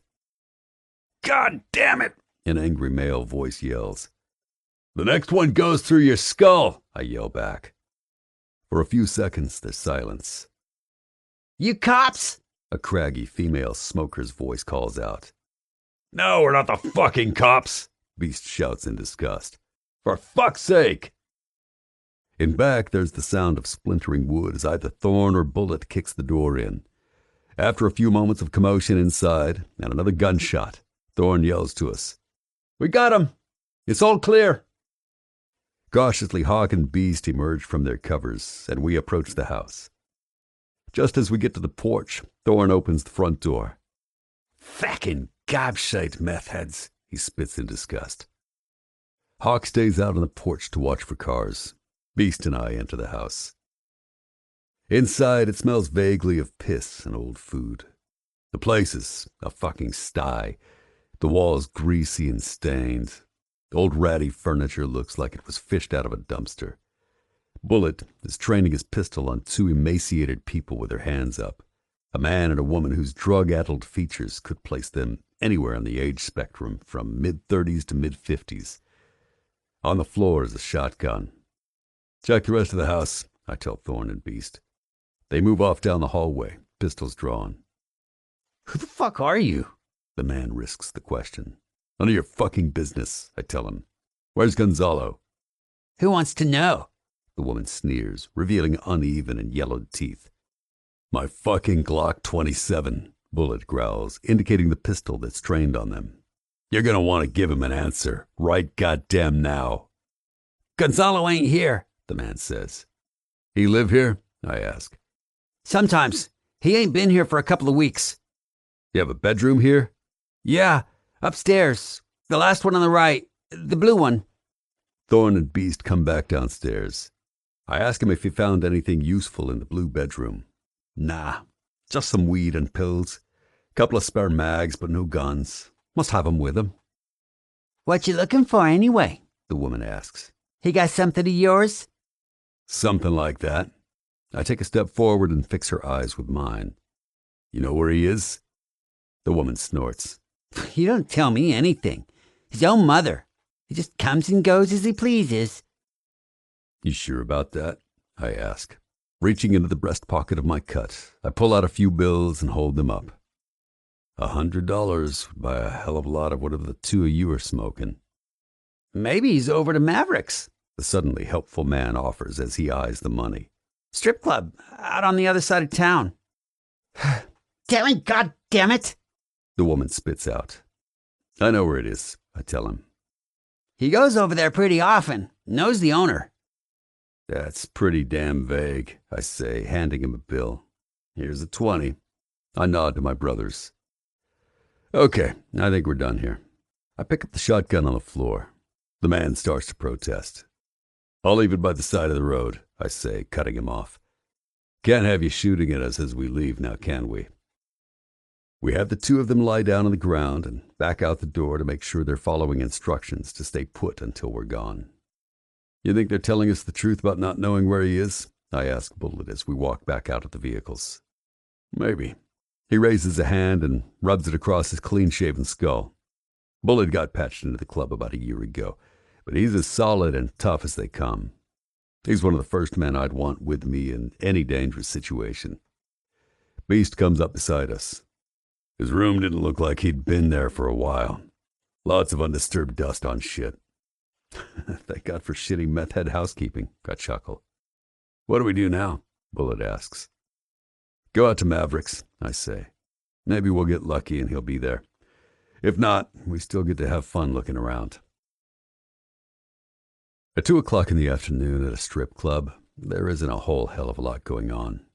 A couple of boozers at the bar, a lone woman working the pole in a stripper version of a schoolgirl uniform, 3 other scantily clad women sitting around at a back table, looking like they're waiting for some paying customers to arrive. They perk up when we come in, but lose interest when it becomes clear we aren't here for recreation.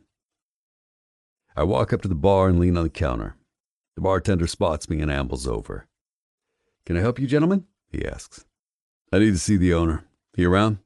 Yeah, he's in the back. Hold on. The bartender looks like he's not quite sure about leaving us alone, but he does it anyway, giving us one final glance before he heads down the hall. A minute or so later, he returns, followed by a middle-aged guy in a black shirt and jean jacket. He's wearing an obvious hairpiece, styled like he got it off a 70s-era porn actor. The man walks up to the 5 of us, his face a suspicious frown. You wanted to see me? Yeah, I take a step forward. I'm looking for Gonzalo Medina. Somebody told me you're a buddy of his. Who wants to know? He asks, his chin jutting forward.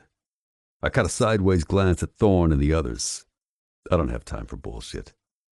Let's take this outside. I ain't going outside, the guy says obstinately, squaring his shoulders. I suggest that you are, I tell him, unless you want this to get ugly in front of your paying customers. He opens his mouth to resist, but I cut him off. You aren't in any danger as long as you do what we say. We just have a couple of questions. Not waiting for an answer, I stride to the door and push it open. When I get to the parking lot and turn around, I see he's decided to comply. The other lords surround him as soon as he's through the door, to make sure he doesn't try to run for it or something equally stupid. Okay, I say when he stops in front of me. Let's try this again. Tell me about Gonzalo Medina. I didn't say I know him, he smirks. I'm getting fucking sick of this piece of shit's attitude. Seriously, fuckbag? I pull out my Glock and point it at his head before he even knows what's happening. Is this how you want to do this? Jesus, he sputters, flinging his hands up in alarm. Okay, fuck, yeah, I know him. I let him see me relax just slightly. You seen him lately? Yeah. His eyes shift away from my face. He was here maybe a week, 10 days ago. He starts to lower his arms, but I stop him. Keep him in the air, I order. Doing what? He risks a shrug. Doing what guys usually do when they come here. Have a few drinks, get a lap dance. He may have gone into the back with one of the ladies. With my other hand, I reach into my pocket for my phone. You ever see this woman? I ask, holding it out so he can see the picture of Alex's sister. With or without Gonzalo? He glances at the screen. Nope, can't say I recognize her. You absolutely sure about that? I growl. Because if I find out later that you lied to me, I'm going to pistol whip that fucking toupee right off your goddamn head. The man visibly blanches. I don't think I recognize her, he babbles. I mean, I see a lot of gash around here, you know? After a while, they all sort of look the same. He looks at the phone again.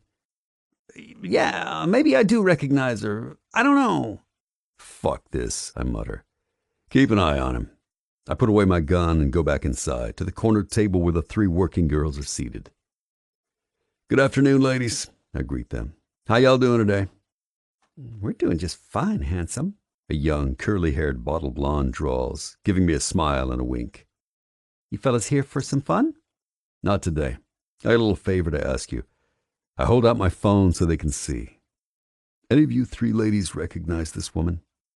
The middle one frowns a bit, then nods. Yeah, she was in here a couple days ago, with one of Tony's friends. Tony's the owner? Uh-huh. The woman wrinkles her nose. She looked kind of out of it. Out of it? Like on drugs? She nods. Like she wasn't really sure what was going on, to be honest. She was barely standing upright. At the time, I was just shaking my head. She looks at me, concern in her eyes. You trying to find her? Yeah. I thought maybe the guy she was with was her pimp at first or something. It looked like to me he was trying to get Tony to hire her as a dancer. Anger rises up like a ball of fire inside me, but I keep my face neutral. Is that right? I say mildly. See, that's kind of funny, because Tony told me he'd never seen her before. He's lying then. Her lip curls. He totally saw her. Thank you, ladies. I give them a tight grin. It's been a pleasure. Come back sometime when you're looking for a little fun. The blonde winks at me. The woman next to her nods and licks her lips. I go back to my brothers, who are surrounding an increasingly agitated-looking Tony. So, it turns out our friend here lied to us, I say conversationally. Those 3 women at that table inside confirmed Gonzalo was in here a couple of days ago with our target. Thorne clicks his tongue in disapproval. That was a very bad idea now. How can we be friends if you lie to us, brother? I'm sorry, Tony stammers, looking wildly at each of our faces in turn. Look, I was just trying to protect a friend. You guys are big on loyalty, right? Hawk shakes his head sadly. Not when it means lying to an outlaw, son. Bad fucking idea, like my brother here says. And, seeing as how you lied to us once, now we can't be sure you won't lie to us again if we make you promise not to tell your buddy Gonzalo we stopped by. I tell him. Shit, he cries, his eyes growing wide with fear. I promise. I won't tell him a thing. He's not even a good friend. Bullet snorts. Loyalty, he mutters, disgusted. Take him, I say. Before he can react, Hawk and Bullet have him by the arms and are hauling him toward the pickup. Tony starts screaming and thrashing, trying to get away, But Hawk puts an end to that by giving him a hard elbow to the face. Take our friend someplace secluded, I tell Thorne. Work on him for a while. See if he gives up anything actionable. I'm going back to Tanner Springs to work on getting more intel from Tweak on where Gonzalo and his crew have their HQ. I'll have Rock or Angel call the Death Devils and ask him if they can store Tony for us for a while once you're done with him. Yeah, understood. Good. I glance back at Mavericks. And tell the bartender that Tony had to go run an errand. Let him know he'll be gone for a little while. 22. Alex. Gunnar and the others are gone for hours and hours. I'm incredibly grateful to Sydney, who stays with me the whole time. She even manages to make me laugh a few times, in spite of the fact that I'm completely on edge waiting for the men to get back. Sydney calls one of the other old ladies. Apparently, that's what the club calls the wives and long-term girlfriends, to keep us company. Her name is Jenna, and apparently she's with Ghost, the sergeant-at-arms. Jenna's petite like me, but maybe an inch shorter. She's got straight blonde hair a couple of shades darker than my wavy tresses, and blue eyes to my brown. But other than that, we could be cousins. Jenna introduces herself to me and says hello to Sydney and Jewel. The kids are with the sitter, so I'm here as long as you need me, she says, sliding onto a bar stool. Where's Sam? Sydney asks. She's at a shoot, couldn't get away. Sydney turns to me. Samantha is Hawk's old lady. She's a photographer. She might show up later if she can manage it. The three women tell me a little more about themselves as Jewel brings us something a little stronger to drink. I find out that not only is Jenna Ghost's old lady, she's also the sister of Angel, the vice president of the club. She has 2 kids with Ghost, a boy named Noah and a girl named Mariana. Sydney blushingly tells me she and Brick don't have any children yet, but that they're trying. What about you, Jewel? I ask the bartender, a tall, pretty woman with honey-colored hair and a wide-open smile. Are you someone's old lady, too? Jewel bursts into peals of laughter. Hardly, she giggles. I'm not a club girl either. I just tend bar here. How do you get a job as a bartender for a motorcycle club? I ask, perplexed. I mean, I don't imagine they put a help wanted ad in the paper. Jewel laughs again. No, not exactly. It's a bit of a long story. I was working at a place in Lincolnville, she says vaguely, and trails off. Jewel's gaze flicks quickly to Jenna. I was looking for a change of scenery. Ghost and Angel used to come in from time to time. Eventually, Angel told me the club was looking for a bartender. She looks around with a shrug. The rest is history, I guess. She smiles. I'm curious about what kind of place she was working in before this, but something in Jewel's manner tells me she'd rather not talk about it anymore. Instead, I take a sip of my drink. So, how are you doing, Alex? Jenna asks me then in a concerned voice. Sydney told me a little bit about your situation. She said Gunnar's helping you look for your missing sister? Even though I didn't plan to, I end up telling Jenna, Sydney, and Jewel the whole story about why I'm here. I even tell them that Gunnar's been letting me stay at his place, though I leave out the part about us being slightly more than friends. But Sydney doesn't take my silence on the matter sitting down. So, what exactly is up between you and Gunnar anyway? She winks. Nothing, I stammer. I mean, not really. He's just helping me, like I told you at your coffee shop. Uh-huh, she says dismissively, clearly not believing a word I say. But what you didn't tell me was that you're staying at Gunnar's house. That was important information you left out, girlfriend. What's his house like? Jewel asks with wide eyes. I can't even imagine. It's just normal, I say. Nice, actually. It would even be comfortable there if I wasn't jumping out of my skin with worry. So, your sister, do you think something might have happened to her? Sydney asks, her voice gentle. I'm not sure, I say miserably. We didn't exactly part on the best of terms. She might just have decided she doesn't want to talk to me anymore. But I just have this bad feeling, you know? Like something's wrong. I just want to make sure she's okay. The guy she was with before she left, Gonzalo, he's kind of bad news. My voice shakes a little, and I swallow painfully.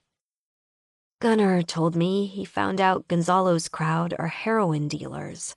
I'm just worried, you know? I'm scared Eden's gotten caught up in something and she's in over her head. Don't worry, Jenna says soothingly. The Lords will find her. If it's one thing all these men are, it's determined. They'll never stop until they've done what they set out to do. Back to Gunnar, Jewel begins. The other women laugh. Sorry, but I have to live vicariously through you ladies. She looks at me with an excited, expectant expression. How did you meet him? At a biker bar east of here a few days ago, the Smiling Skull. Jenna nods. I know that place. What were you doing there? Looking for my sister. I hesitate for a moment. I went there to confront Gonzalo. Gunnar, sort of rescued me. Wow, and brought you all the way back here?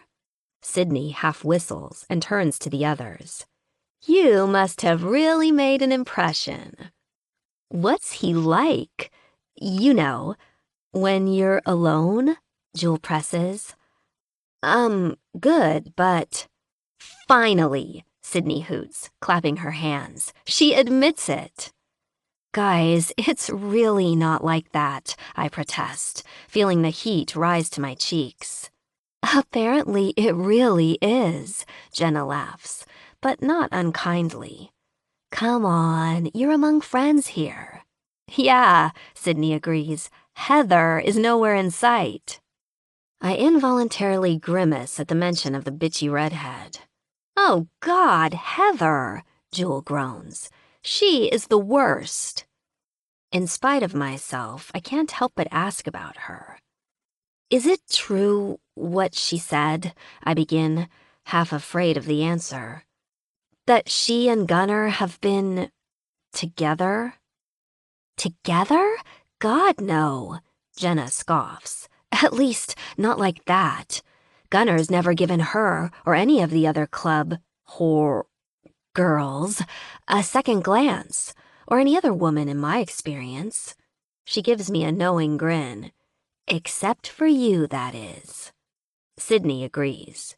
Exactly. Girl, he rescued you and brought you to his house to help you find your sister. Sorry, but you are kidding yourself if you don't think he's serious about you. But I've only known him a few days, I protest. Psh, Sydney scoffs. When these men know what they want, they go after it. They don't mess around. My heart leaps at her words, but almost immediately, I make myself squash down my hope. I'm sure the women think they're making me feel better, but it's not helping at all that they're putting ideas in my head. Especially because I think they're seriously misinterpreting what's going on here. I mean, sure, he clearly likes having sex with me, and our bodies are unusually in tune with each other, and he seems to think I'm easy on the eyes. But to go from that to thinking he's serious about me, I can't imagine that's true, as much as part of me wants to believe it.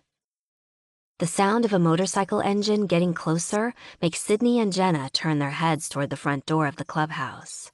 Speak of the devil, Jenna says with a wink, as Gunnar comes striding in a minute later. His eyes immediately begin scanning the large room until they lock on me. With a slight nod and a curve of his lip, he starts to walk toward us. Ooh, damn, Jewel murmurs. If only one of those men would look at me like that. I don't say anything in response, because my insides are already turning to jelly under the heat of Gunnar's stare. He's across the room in a couple of seconds. Between my legs, a familiar throbbing begins, so instantaneous, I'm almost sure everyone else can see what he's doing to me. I glance away quickly and try to compose myself. "Ladies," his deep, sensuous voice greets us. "Thanks for keeping Alex company while we were gone." "Where are the others?" asks Sydney. "They're gonna be just a little while longer," Gunnar says evenly. "They should be back by the end of the night, though." Sydney nods. "Well, I think I'll run back to the coffee shop to check on things there and go on home." "Thanks for coming to keep me company, Sydney," I say sincerely. "I would have been going crazy here by myself." "Anytime," she smiles at me. "I mean it." "I think I'll head out too," Jenna says, rising. "I need to go pick up the kids." She looks at Gunnar, then back at me. "We'll leave you two alone to debrief," she says, innuendo clear in her voice. I glance at Gunnar to see his reaction, and to my surprise, he's grinning wolfishly. "See you two later." Jenna turns to the bartender. "See ya, Jewel." "Bye, girl," Jewel replies, and moves off down the bar. We watch as Jenna and Sydney walk toward the exit. Gunnar turns to me. His eyes are blazing with what I realize is unconcealed lust. "Come upstairs," he orders. "Are you going to tell me what happened while you were gone?" I ask, but already I'm getting some other ideas. "Yeah," he growls, pulling me against him so I can feel the hot, hard length of him. "I'll tell you everything, but first things first." 23. Gunnar. I have to tell Alex what we found out about Gonzalo, but that can wait a few minutes. For right now, the only thing I want to do is give us both a few minutes of not thinking about any of this. So that's what I do. There's a question in her eyes as I take her upstairs, but I think she knows if I'd found Gonzalo or Eden, I would have told her straight away. When she realizes what I have in mind, her eyes grow hooded with desire. When I close the door to the apartment, her body surrenders to mine instantly. I haven't done this in days. I growl almost angrily against her neck as I pull her to me. Alex's muffled giggle turns into a moan at the contact of my mouth on her skin. "It's only been a few hours," she corrects me breathlessly. Same thing. I'm a little rough with her, but I know she likes it that way. I half throw her down on the bed, and she looks up at me and bites her lip, her legs falling open slightly. I already know she'll be wet as hell for me, that my cock is practically ripping through my jeans as I reach for her. I pull off her jeans first, hearing the fabric tear just a little as I do. Her little gasp of anticipation just about does me in. I know she's ready, so ready, and I can practically hear the sound of her high-pitched whimper as she comes on my cock. The thought makes it pulse almost painfully. Somehow I manage not to rip the rest of her clothes in half as I take them off her. When she's lying naked and ready for me, I stand back up off the bed and yank off my own shirt and pants. I reach for my cock and stroke myself once or twice as I look at her, but I can't go down that road yet, or I'll come before I'm ready. Instead, I lie down on my back, straddle my face. "What?" She's shocked, or at least nervous, but I don't have time for that shit. You heard what I said. You gotta ride my tongue, babe. Do it, or I'll pull you over here myself.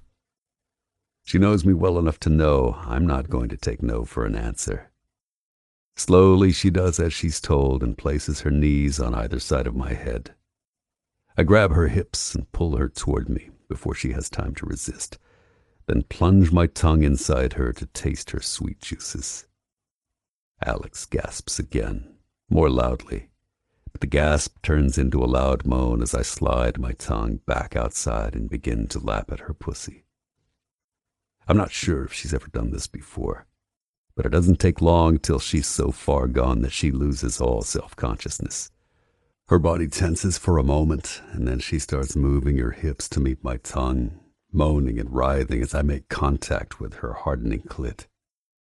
I can tell before long that she's already close, so I hold on to her hips tighter so she has to slow down a little. Her breath comes faster and faster as she tries to buck against my mouth.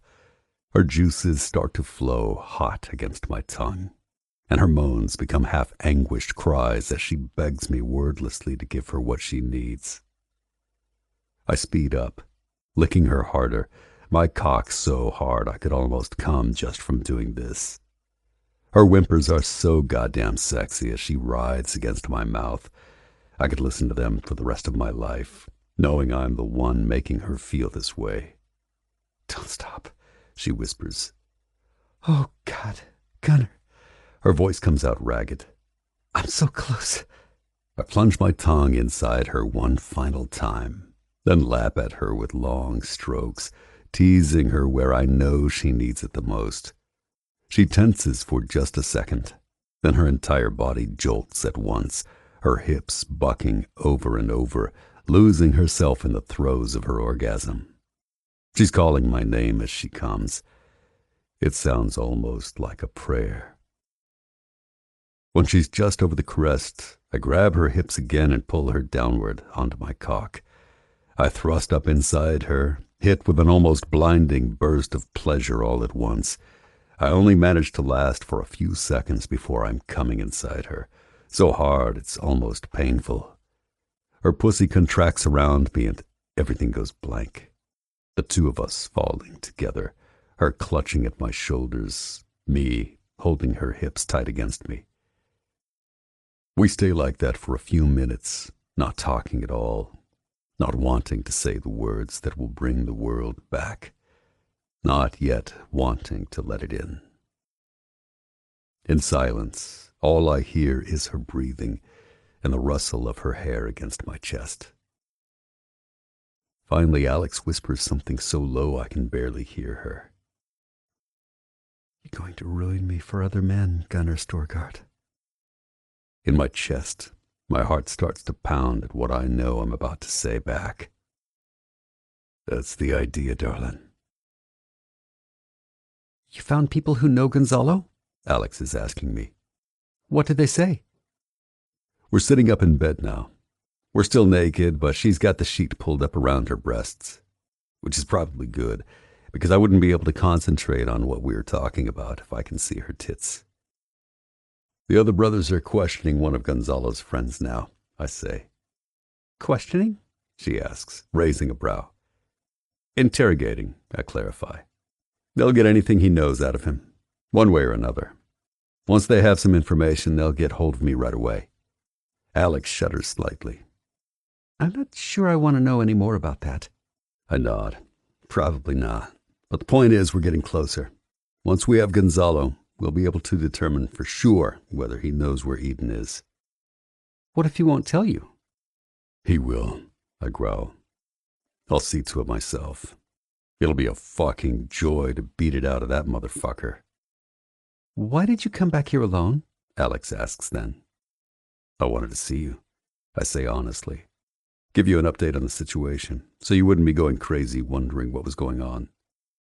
"You could have done that over the phone," she smirks. "True, but I couldn't have done this," I reply, reaching for her. "We forgot to use a condom," I tell her. "Again." "I didn't forget," Alex says breathily. "I wanted you like that. And besides, I'm on the pill." "I forgot then. I didn't even think about it. But the time I was inside you, my dick had taken over. I'm pissed at myself. I don't forget shit like that. I don't need entanglements, and definitely not in the form of a little version of myself running around. But that's twice in a row that it didn't even fucking occur to me to use protection. All I could think about was being inside Alex, losing myself in her. I think back to what she said a few minutes ago. "You're going to ruin me for other men, Gunner Storgard." I think maybe the feeling's mutual. "What's this?" Alex asks, grazing a finger lightly over the scar on my leg. Bullet hole. Her eyes widen in shock. Are you serious? Yeah, I shrug. It's no big deal. I got shot during a run. Smiley took care of it. Smiley? Yeah, one of the lords. Charter member. I grin at her reassuringly. A few stitches and I was good as new. Alex doesn't say anything for a few moments as she continues to stare at the bullet scar. I let her look. This shit is who I am. It's my life. No use trying to hide it from her. There was a woman here at the clubhouse earlier, she says finally. Her voice is soft, troubled. Heather. Fuck. I don't even need to ask anything to be pretty sure what Alex is going to say next. She was, kind of a bitch, Alex continues. She said, Alex, I cut her off before she can go any further. I'll answer any questions you have. But before I do, I just want you to know something. Heather means not one damn thing to me. Never has, never will. For some reason, I have to know that Alex understands this. I can't have her thinking she and Heather are even in the same fucking category. Hell, it's fucked up that Heather would even breathe the same air as Alex. Alex shakes her head a little. She said the two of you were together. Sydney and Jenna said that wasn't true, but I want to hear it from you. She looks up at me, her eyes open and vulnerable. I just want to know, she says, her voice cracking a little. Whatever the truth is, I just want to know it. Babe, I kiss the top of her head. I won't lie to you. Heather's a club girl. That's what she's here for, because she's got a thing for bikers. The girls are there to scratch an itch when we need it. Yeah, I stopped short of saying fucked her. I don't want to see Alex flinch at my bluntness. It's, happened a few times with her, but not since I met you. I know I don't really have the right to ask, she murmurs. But you can ask whatever the hell you want. I reach over and lift her chin so she's looking straight into my eyes. There's nothing between Heather and me. I pause for a second. And there won't be. I'm done with her. She can't hold a candle to you, Alex. No woman can. Fuck me. That last part slipped out before I even knew I was going to say it. It's fucking true, though. Alex's eyes soften. I bend down and kiss her deeply. When I break away, we're both breathing hard. Can I tell you something? She whispers. Shoot. I'm scared. Of what? I'm scared to find Eden. That wasn't what I was expecting at all. I thought I was scared I'd never find her, she goes on. She sounds so young suddenly. That I wouldn't ever know if she needed help. But now I'm scared of what will happen when we do find her. Because what if she laughs? What if she tells me I'm a stupid idiot for thinking she wanted to be found in the first place? What if she tells me to fuck off? Alex's eyes fill, and tears begin streaming down her face. I've already lost my mom. If Eden tells me to go to hell, then I've lost my sister too. When Alex looks up at me now, her face is terrified. She's the last family I have, Gunnar. If she doesn't want me, I'll be all alone. There's an ache in my throat as I listen to her words. I don't have much in the way of blood family either. It's just been my ma and me for as long as I can remember. But for almost as long as I can remember, I've had the club too. Smiley taught me how to ride a motorcycle. I started hanging around the Lords when I was a teenager. After my stint in the Marines, I came back and passed into the club. Alone is something I've never been. Silently, I pull Alex to me and let her cry. I don't tell her it'll be okay, because I don't know if it will. But there's one thing I do know, deep in my bones, even though I don't say it. As long as she wants me to be there for her, Alex won't be alone. 24. Gunner. Sometime after midnight, I'm woken up by a text from Thorne telling me to call him.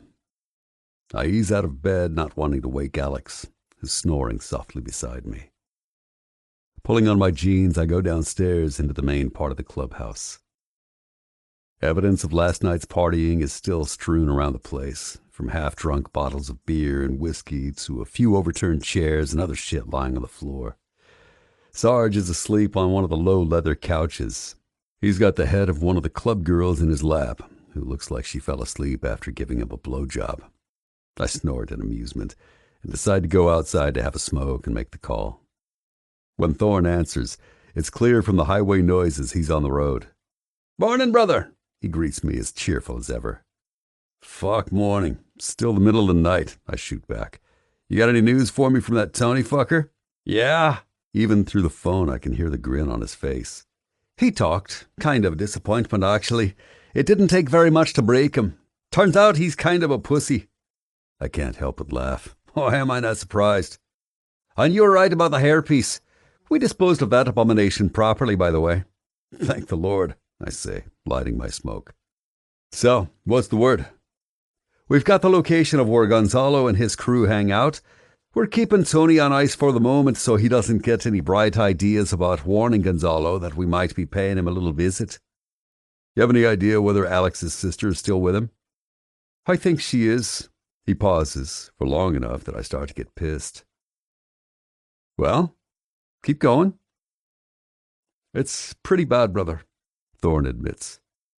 "Turns out Gonzalo's crew gets their kicks drugging women and using them for their own pleasure, not to mention selling them to their buddies for cash or in exchange for favors." "Fucking hell. Sex trafficking?" "Yeah." Thorne blows out a deep breath. "Pretty small operation at the moment, but that's not exactly going to be a consolation to your girl or her sister, is it? When we finally got Tony to start talking, he told us Gonzalo brought the sister to a strip club to get Tony to hire her. But the girl was so drugged up, Tony assumed she was a junkie, so he refused." Jesus. "So you got the location where Gonzalo's crew is?" "We got an address. Think we know where they are. I had Bullet drive by it last night to check things out. We didn't want to make a move until we had enough men to blow the place open, in case they got nervous and ran." "Good plan." I run a hand roughly through my hair. We need to move on this fast. "Okay, look, the four of you stay in the area. I'm going to talk to Rock about this first thing in the morning. I want to bring some more men before we go in to get Eden. I'll call you back as soon as I have a plan." "Understood." "Thanks, brother." "No thanks necessary, Gun." He pauses. "Unless you're interested in giving me the secret to beating Beast at arm wrestling." In spite of the tension I'm feeling, I burst out laughing. "Not a chance." Well, it was worth a try." Thorne hangs up, the sound of his chuckle the last thing I hear before the click. I'm not about to fall back to sleep at this point. I'm way too keyed up, and I need to think through a strategy for going in and getting Eden from Gonzalo and his crew. So I go back upstairs and pull on the rest of my clothes in the dark, then head back outside into the cool night. It's time for a ride.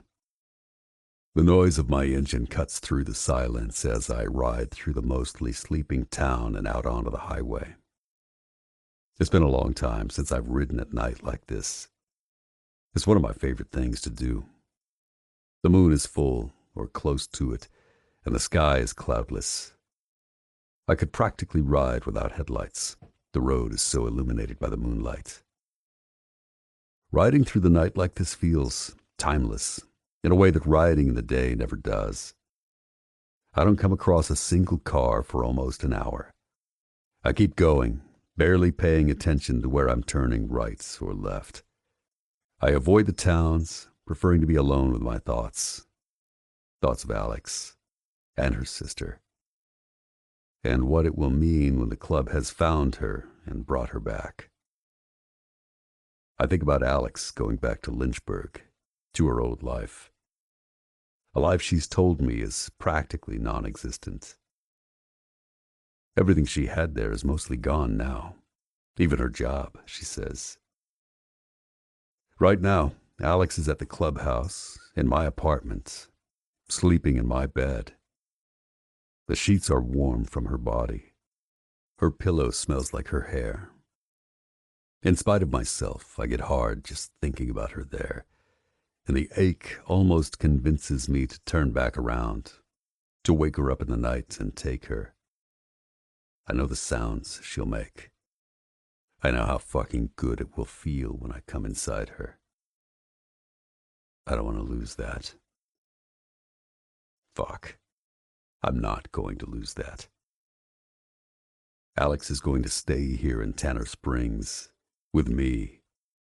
We'll get her sister back here, and then we'll take it from there.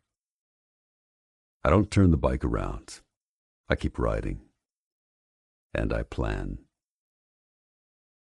When I get back to the clubhouse, it's after 8 in the morning. Sarge has disappeared from the couch where he was sleeping. Some of the club girls are cleaning up the mess from last night. From the kitchen, I can smell the aroma of bacon. The chapel door is closed, and I can see from the shadow underneath that the light's on. I take a chance that the prez is in there and knock. "Yeah," Rock's voice barks from the other side. Steeling myself, I turn the knob and push the door open. Inside, Rock and Angel are seated at the large table, mugs of coffee in front of them. They look up at the sound of my footsteps. Angel lifts his chin at me. "Morning, Gun," he murmurs. "Morning," I say, stepping inside and closing the door behind me. "You mind an interruption? I need to talk to you." "We're going over the details for the next run with the Death Devils," Rock tells me, and motions for me to sit. "Oz needs a few of us to run the gun shipment to his buyers today." "How many men you need for that?" I ask. "Shouldn't need any more than 4 or 5, Rock answers. "I'm going on this one. Figured I'll take Ghost and you, maybe Stryker and Brick." I hesitate. About that. I got a favor to ask you. To ask the club." Rock frowns. I know he expected me to agree automatically, which I should have. "Yeah?" he scowls. "What's your fucking favor?" I glance over at Angel, hoping he'll back me up. "I need some men to come with me on a run of my own. Today. It's important, and it's kind of urgent." Rock's look is sharp, angry. "How the fuck didn't you come to me about this sooner?" "I didn't know about it myself until a few hours ago." Leaning back in my chair, I tell Rock and Angel everything I know, starting from Alex's unexpected appearance at the Smiling Skull to Thorne's phone call a few hours ago. As I talk, Rock's expression doesn't change. They both ask questions, and I wait for Rock's anger that I've already used the club's resources and men to go after Gonzalo. When I've finished, I say, "So, now that we know where they are and what's probably happening to Eden, I don't think we should wait any longer before we go in. We're holding Tony, so he can't contact Gonzalo, but it's still possible Gonzalo can find out some other way if we don't act now." "So, this is the sister of the bitch you brought into the clubhouse yesterday?" Rock grumbles. I know for him it's just a word, but if it was anyone other than my club president calling Alex a bitch, I would leap over this fucking table and beat him so bad it would be the last word he ever said. "Don't call her that," I rasp the warning, half rising in my chair. The fury in my tone is just beneath the surface, and I can tell they both hear it. I hope Rock heeds my fucking words, because Prez or not, if he does it again, I'm not going to be responsible for what comes next. "Guns, family," Angel breaks in, his voice loud and firm. "We got your back, brother." Turning to Rock, he continues. "We don't need all the brothers to go on the Death Devil's run, like you said. The Lords can spare a few men to go find Gunner's old lady's sister." "Old lady?" Rock scowls, a little tension easing in his jaw. He looks to me for confirmation. "That true?" I take a deep breath. "Yeah. It is true.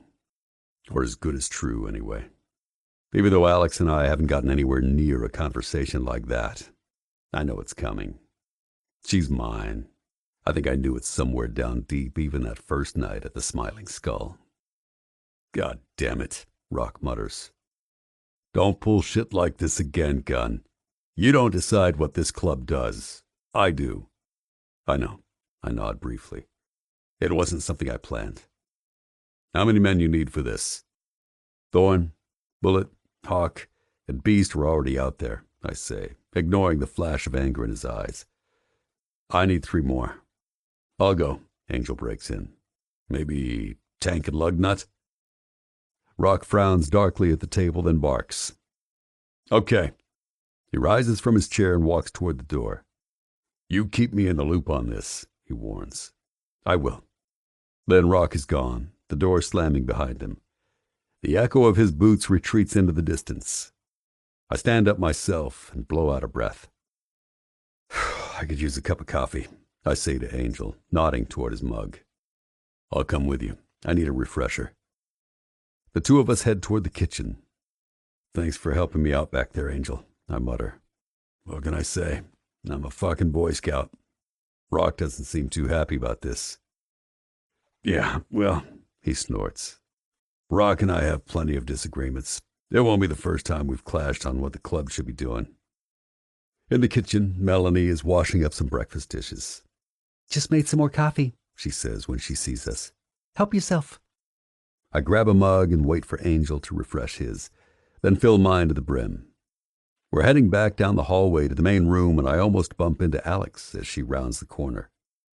I start to make a joke about how bad she needs coffee to be running like that, but one look at her tells me coffee isn't what she's after. Alex's face is white as a sheet. Gunner, she says in a strangled voice. It's Eden. 25. Alex. My hands are shaking as I hand the phone to Gunner. His eyes lock onto mine as he listens wordlessly to the voicemail. I close my eyes, knowing what he's about to hear. Alex, it's me. My sister's voice breathes urgently into the phone. She sounds scared but confused, her cadence slower than normal. It's clear she's trying to talk without anyone hearing her. Please, please help me. I don't know where I am, but Gonzalo. Oh my God! And then the phone goes dead. The message ended. It's definitely her, I say, trying as hard as I can to swallow the lump in my throat and not burst into tears. She left it last night, I whisper. I didn't see it until just now. What I don't say is what time she left it. It would have been right around the time that Gunner and I were making love. I tried to call her back just now, as soon as I heard it, but the number just... My voice cracks. Just goes straight to voicemail again, just like before. Okay. Gunner's brow creases intently as he listens to the message a second time. This is good. Good? I cry. How can it be good? It's good because she said Gonzalo's name, he retorts, grasping me by the arm. We know where he is, Alex, or at least where he probably is, and we're pretty sure that's where Eden is, too. He holds up the phone. This makes it more certain that she's with him. As scared as I am, I can see that he's right. You know where he is? I whisper. Are you sure? Pretty sure, he nods. I'm taking some men there this morning. If Eden's there, we'll have her by the end of the day. I'm going with you, I say firmly, wiping the tears from my eyes. No, you're fucking not, Gunner barks, like I knew he would, but I'm not backing down. I am, I half yell. You can't stop me from coming with you, Gunner. You can't. I've been waiting for too long. I'll stay out of the club's way, but I'm not going to stay here and just wait again. I can't stand it. Alex, for God's sake, think, Gunner roars at me. His grip on my arm grows tighter, almost painful. Do you realize how much more dangerous this will be if we have to protect you as well as Eden? Do you want her safe? Then stay here. I'll send for you as soon as we get her, I promise. But you are not coming with us. It's absolutely out of the question, and that's fucking final. Do you understand me? Gunner's face is so angry, his expression so intense, that I realize there must be more going on than I thought. I can't imagine why it would be so dangerous for a group of hardened men like the Lords to go in and get Eden from a couple of petty thugs like Gonzalo. Suddenly, I go from frightened to terrified. Gunner, what are you hiding from me? I plead. What's going on? Nothing. You don't need to know, he snarls. You just need to back the fuck off and let us handle this. No, I won't. I shake my head furiously. I refuse to back down until you tell me what's going on. Eden's in more danger than you thought, isn't she? Gunner's eyes flick away from me for just a moment, but it's enough. Gunner, please, I beg. Please tell me. For a second, I think he's going to refuse again, but I'm not backing down, and I think he knows it. After a few seconds, he sighs and loosens his hold on my arm slightly. Fuck, he spits out angrily. Okay, look. He pulls me over to one of the couches. I'll tell you what I know if you promise to do what I say afterwards. I know this is the best deal I'm going to get. Okay, I promise.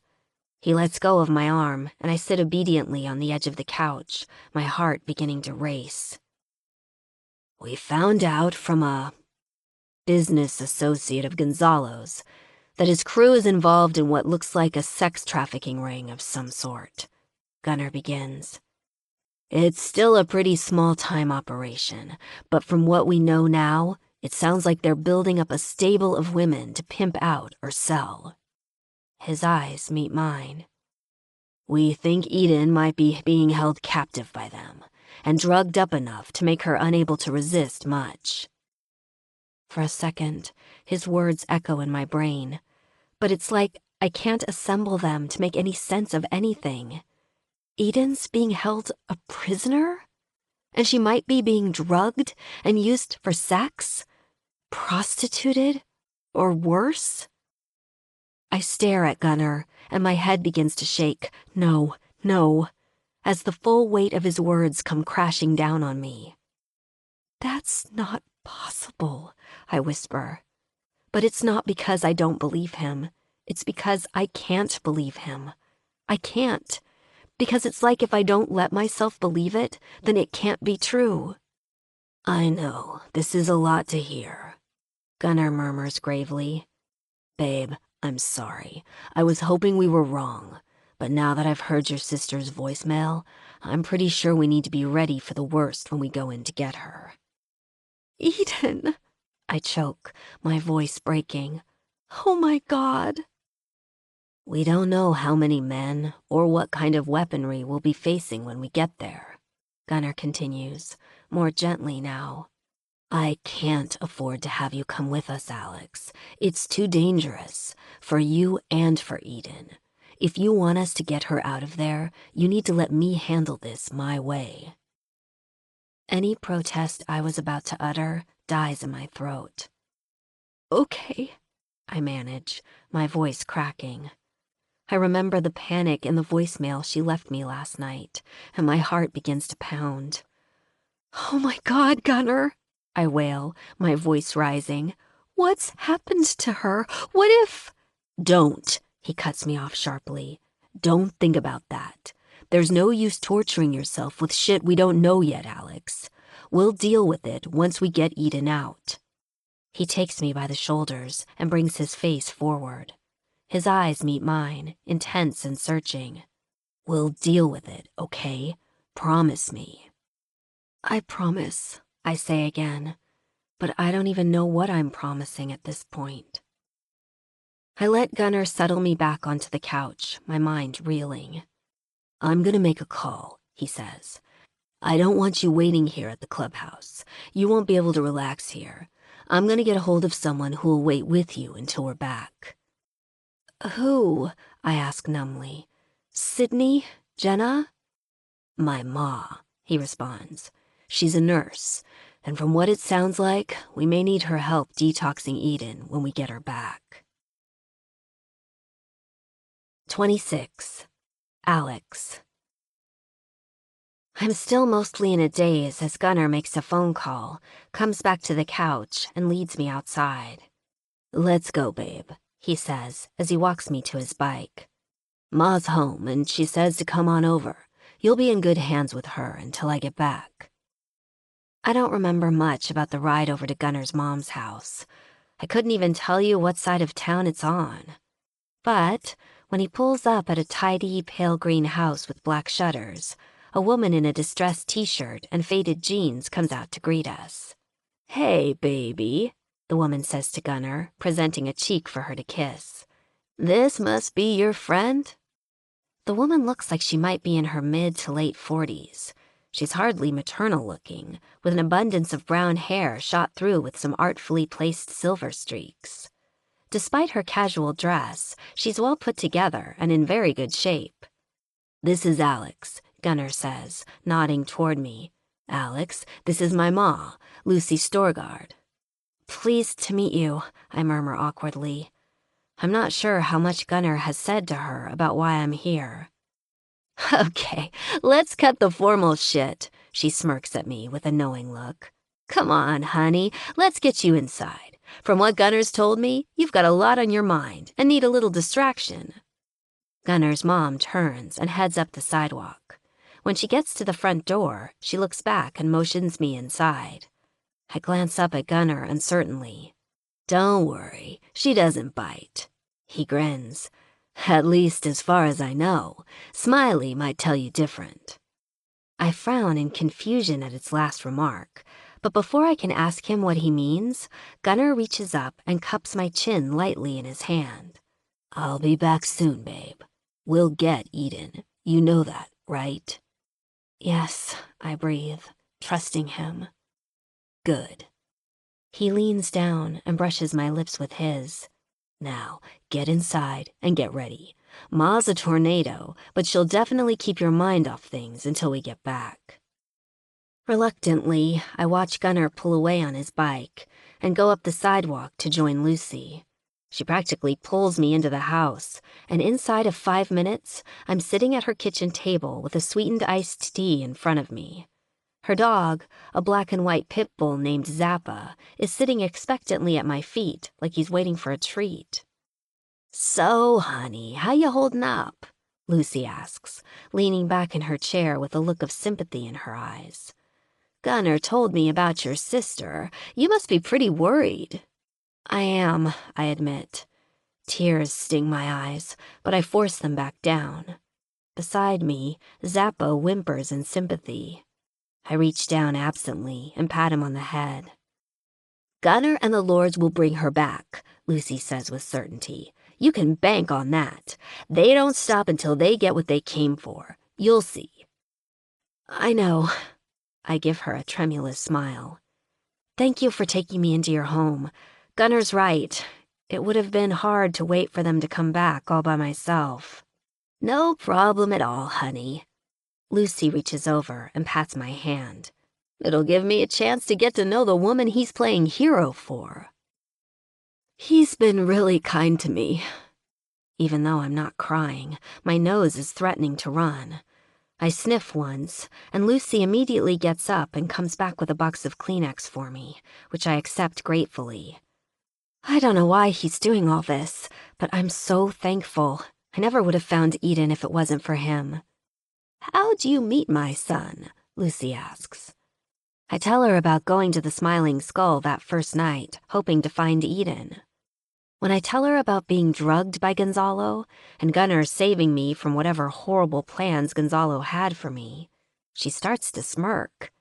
I keep going, explaining how Gunnar stayed overnight at the hotel to make sure I was okay, and then how he eventually invited me to come back to his place and use his guest room until I could figure out how to locate my sister.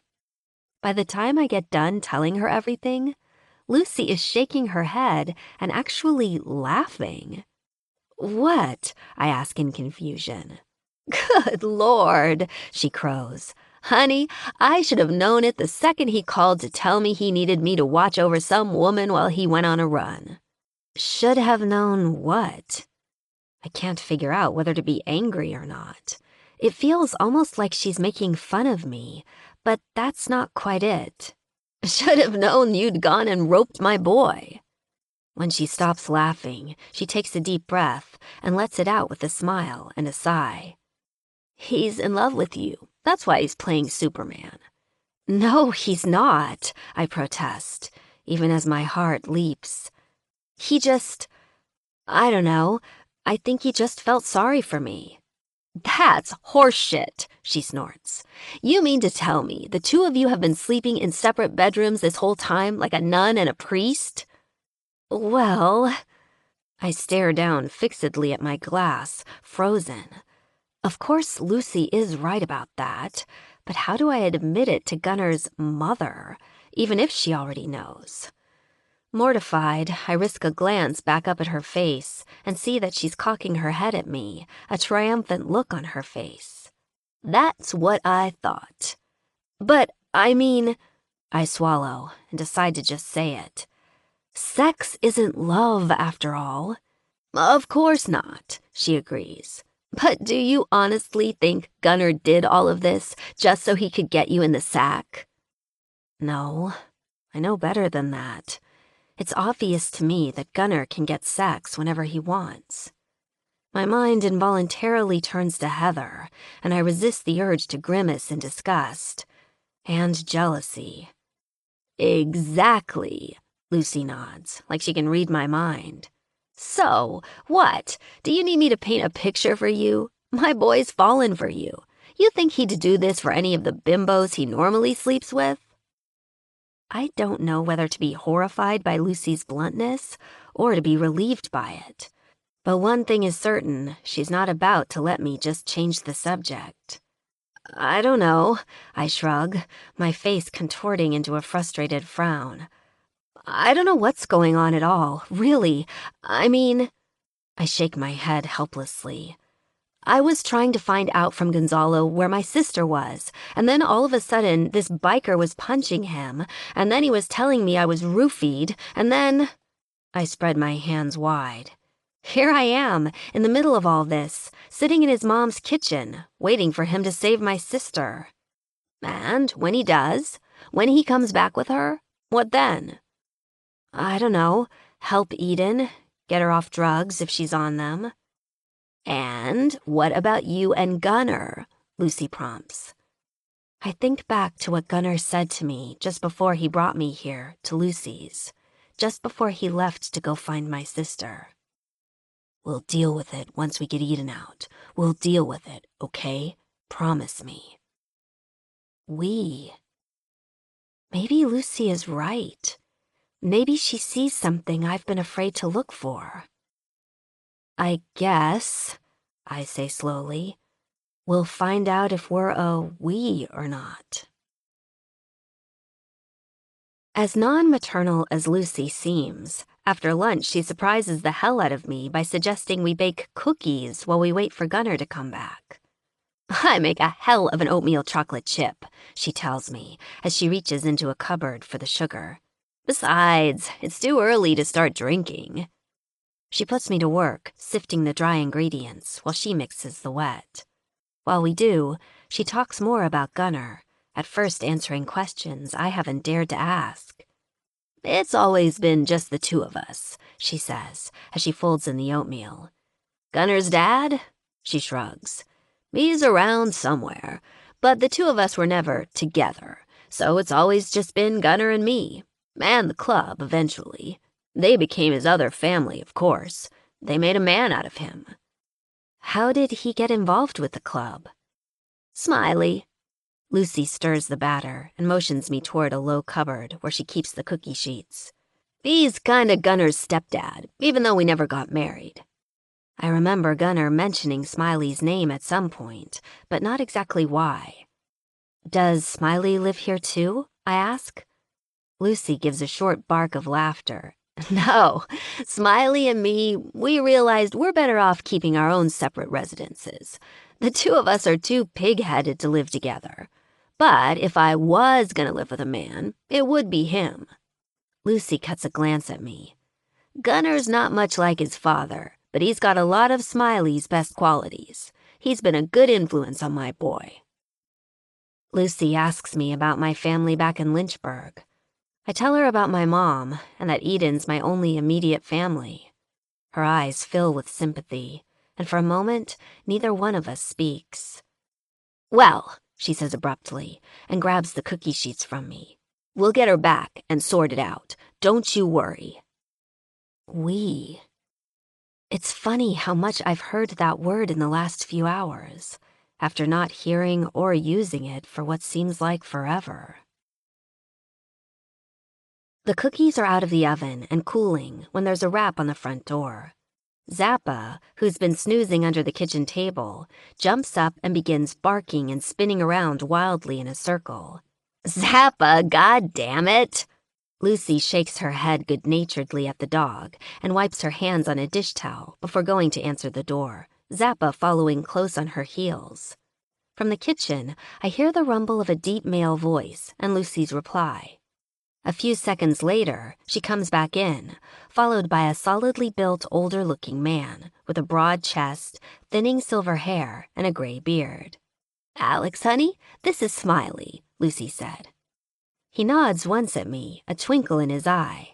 Hello there, little lady. Gunner asked me to come over here to keep you two company for a while. Lucy snorts. Bullshit! He sent you over here to make sure we stayed put. That, too, Smiley grins. I'm about to say hello to him when I suddenly remember what Gunner told me about Smiley. You're the one who fixed Gunner's leg when he got shot, I blurt out without thinking. Then I realize there's only one way I could have seen a wound that far up on Gunner's thigh, and that Smiley will know that too. He chuckles deep in his throat. Yeah, that was me. Gunner told you about that, did he? He gives me a broad wink. How's that scar healing up, anyway? I start to blush, but then realize that Lucy already knows I'm sleeping with her son. Good, I admit. It's not that noticeable anymore. Well, you may as well settle in, Smiley, Lucy tells him, affecting an eye roll, but capping it off with an affectionate grin at him. You want an oatmeal cookie? Smiley gives her an eye roll of his own and snorts as he wanders toward the living room. Fuck a bunch of cookies. Give mine to the dog. How about a beer instead? It's 5 o'clock somewhere. 27. Gunner. As a courtesy and also a heads up, Rock calls Oz and lets him know that 8 Lords of Carnage are on their way into Death Devil's territory. There's likely to be some bloodshed on Oz's turf, and he needs to be told what's about to happen and why. Right after I drop Alex off at Ma's house, I ride back to the clubhouse and set out with Angel, Tank, and Lugnut. Thorn, Bullet, Hawk, and Beast are already out in Red Hawk, keeping an eye on Gonzalo's hideout from afar. Thorn phones in with periodic updates as we ride. He tells me he's seen a couple people come and go from the address on the edge of Red Hawk. It's a long, low building that looks like it might have been a small motel once, that Gonzalo's crew has taken over as their own. Thorn thinks there could be as many as 10 or 15 people in the building, but he can't be sure. Not counting any women, he adds. But we need to be prepared to be slightly outnumbered. No worries, I growl into my mouthpiece. We'll have the element of surprise. The 4 of us ride in formation until we get to the edge of Red Hawk, and Angel signals to us to pull over off the road at the pre-approved meeting point with Thorn and the others. I text Thorn that we're here.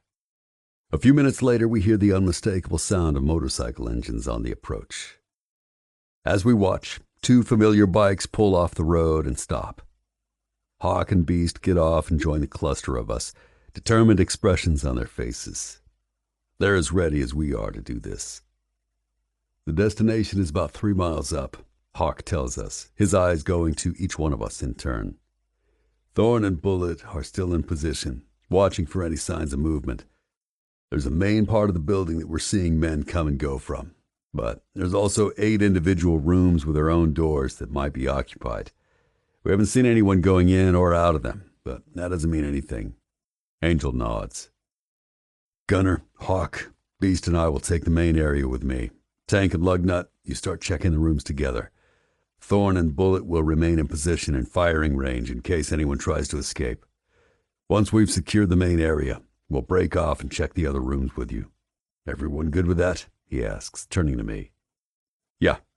I look at the others. We're looking specifically for this woman, I say, holding out my phone to show them Eden's picture. But I'm guessing there may be others. It sounds like they may be drugged, and they could be acting erratically, so watch for sudden movements, but be careful not to shoot before you're sure what you're aiming at. When we're all clear on what we're doing, we get back on the bikes and get back into road formation. Hawk leads us the rest of the way, pulling us around to a deserted parking lot less than a block away, but hidden from the hideout. The pickup Thorn and Beast drove here is parked at the edge of the lot, and we pull in behind it. Hawk and Beast lead us through a deserted alleyway in silence. Around me, I can feel my brothers tensing, mentally preparing for what comes next. About 150 feet on, we meet up with Thorn and Bullet, who are crouched silently behind a sagging storage shed. Thorn nods once at us, and then lifts his chin at a building across another parking lot. This is it. Just before Angel gives the signal, a movement from the buildings makes us freeze and duck back under cover. From one of the rooms, a large, burly man emerges, locking the door behind him. He climbs into an old Chevy pickup and takes off in the opposite direction from where we're hidden. Check that room first, I mutter to Tank and Lugnut. All of us look at Angel. He takes one more look toward the building and nods at us. It's go time. I crouch low and run at a fast clip toward the building. Angel, Hawk, and Beast are close behind. Hawk and Beast position themselves on either side of the front door, guns drawn. I reach down and silently try the handle, which is unlocked. I look up at Angel and he lifts his chin just slightly in understanding.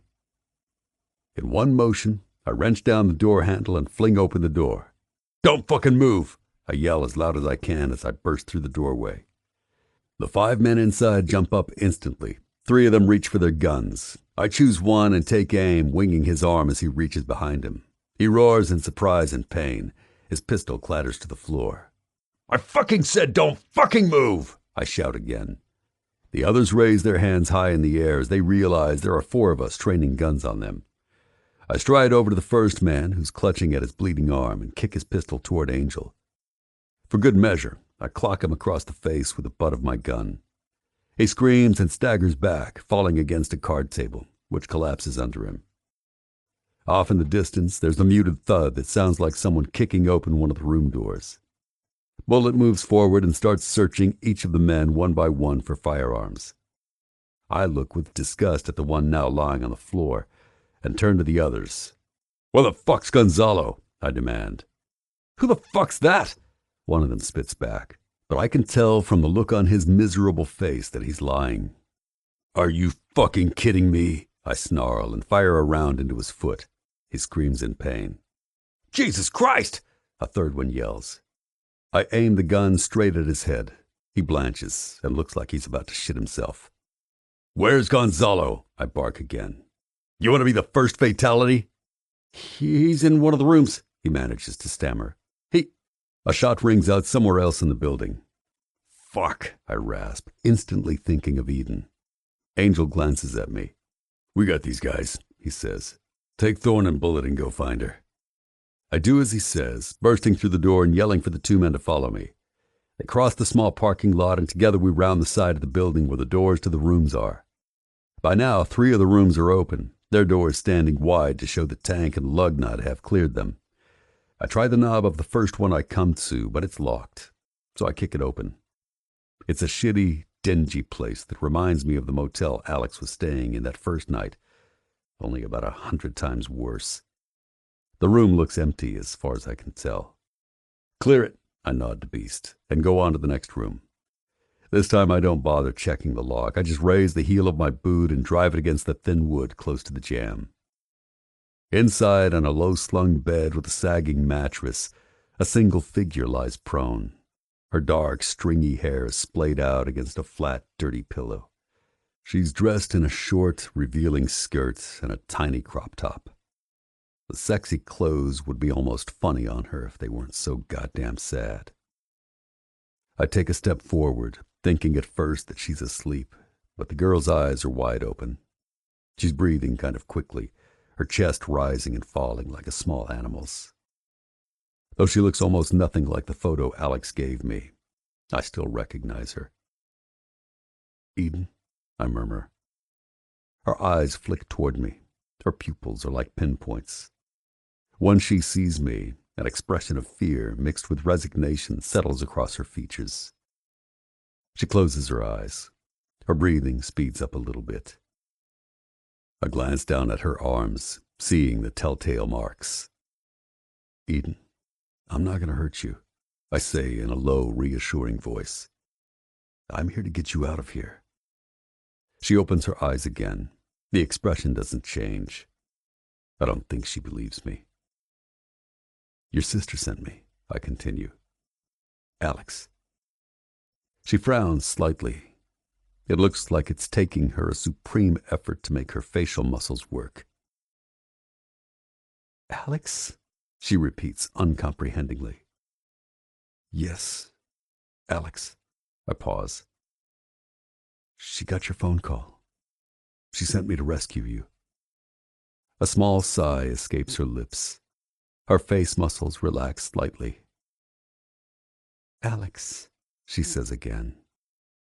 "Come on, Eden," I croon, taking a slow step forward so I won't scare her. "Let's get you out of here." As I move to the mattress to scoop up her small, thin form, I hear another gunshot, and then another.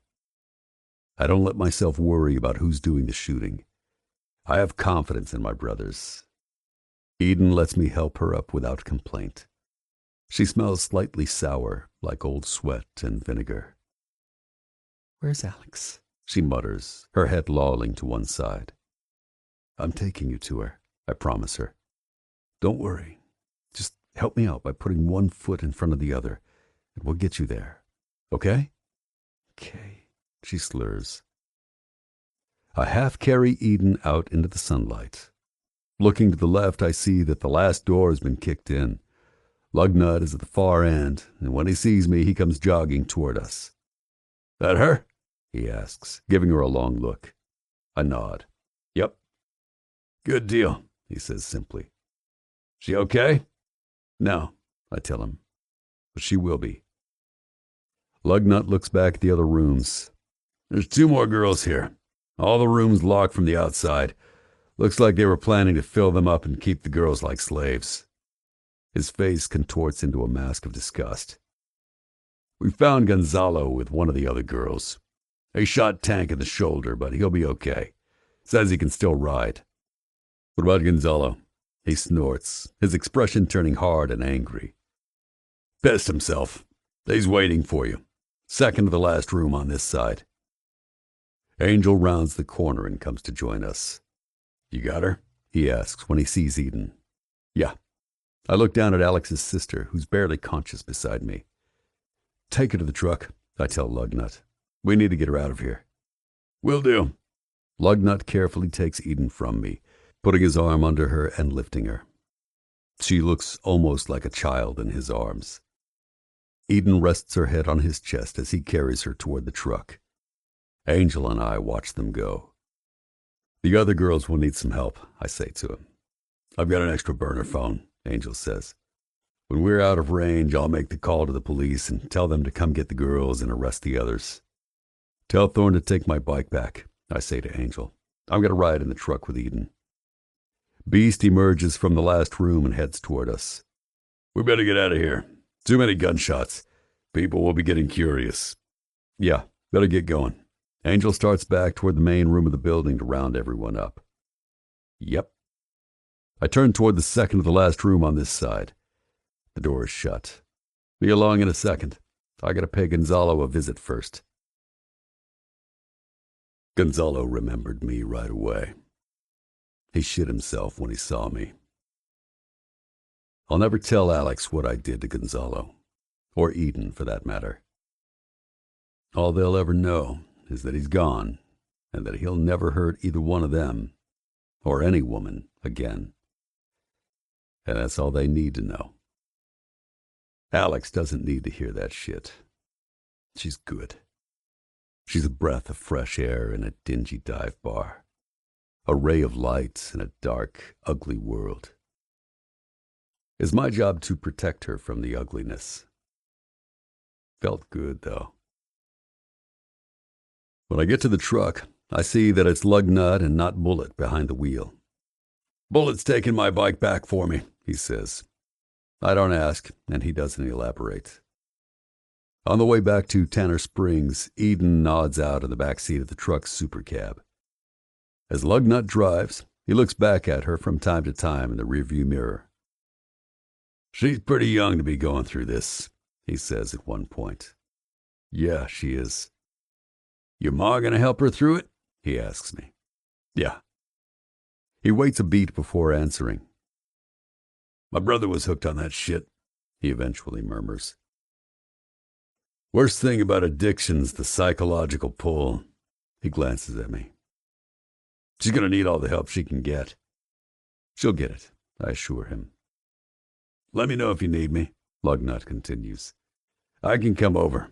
Keep an eye on her if you need." I appreciate that, brother. I clap a hand on his shoulder, then pull out my phone and place a call. "Smiley," I say when he picks up. "She's in pretty rough shape, but we got her. Hooked on junk.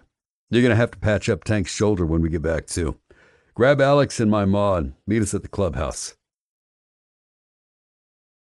28. Alex.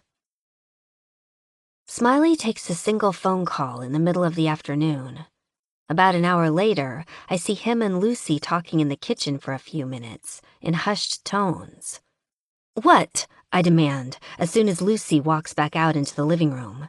"Tell me what's going on." "They've got Eden," Lucy says, coming to sit down on the couch beside me.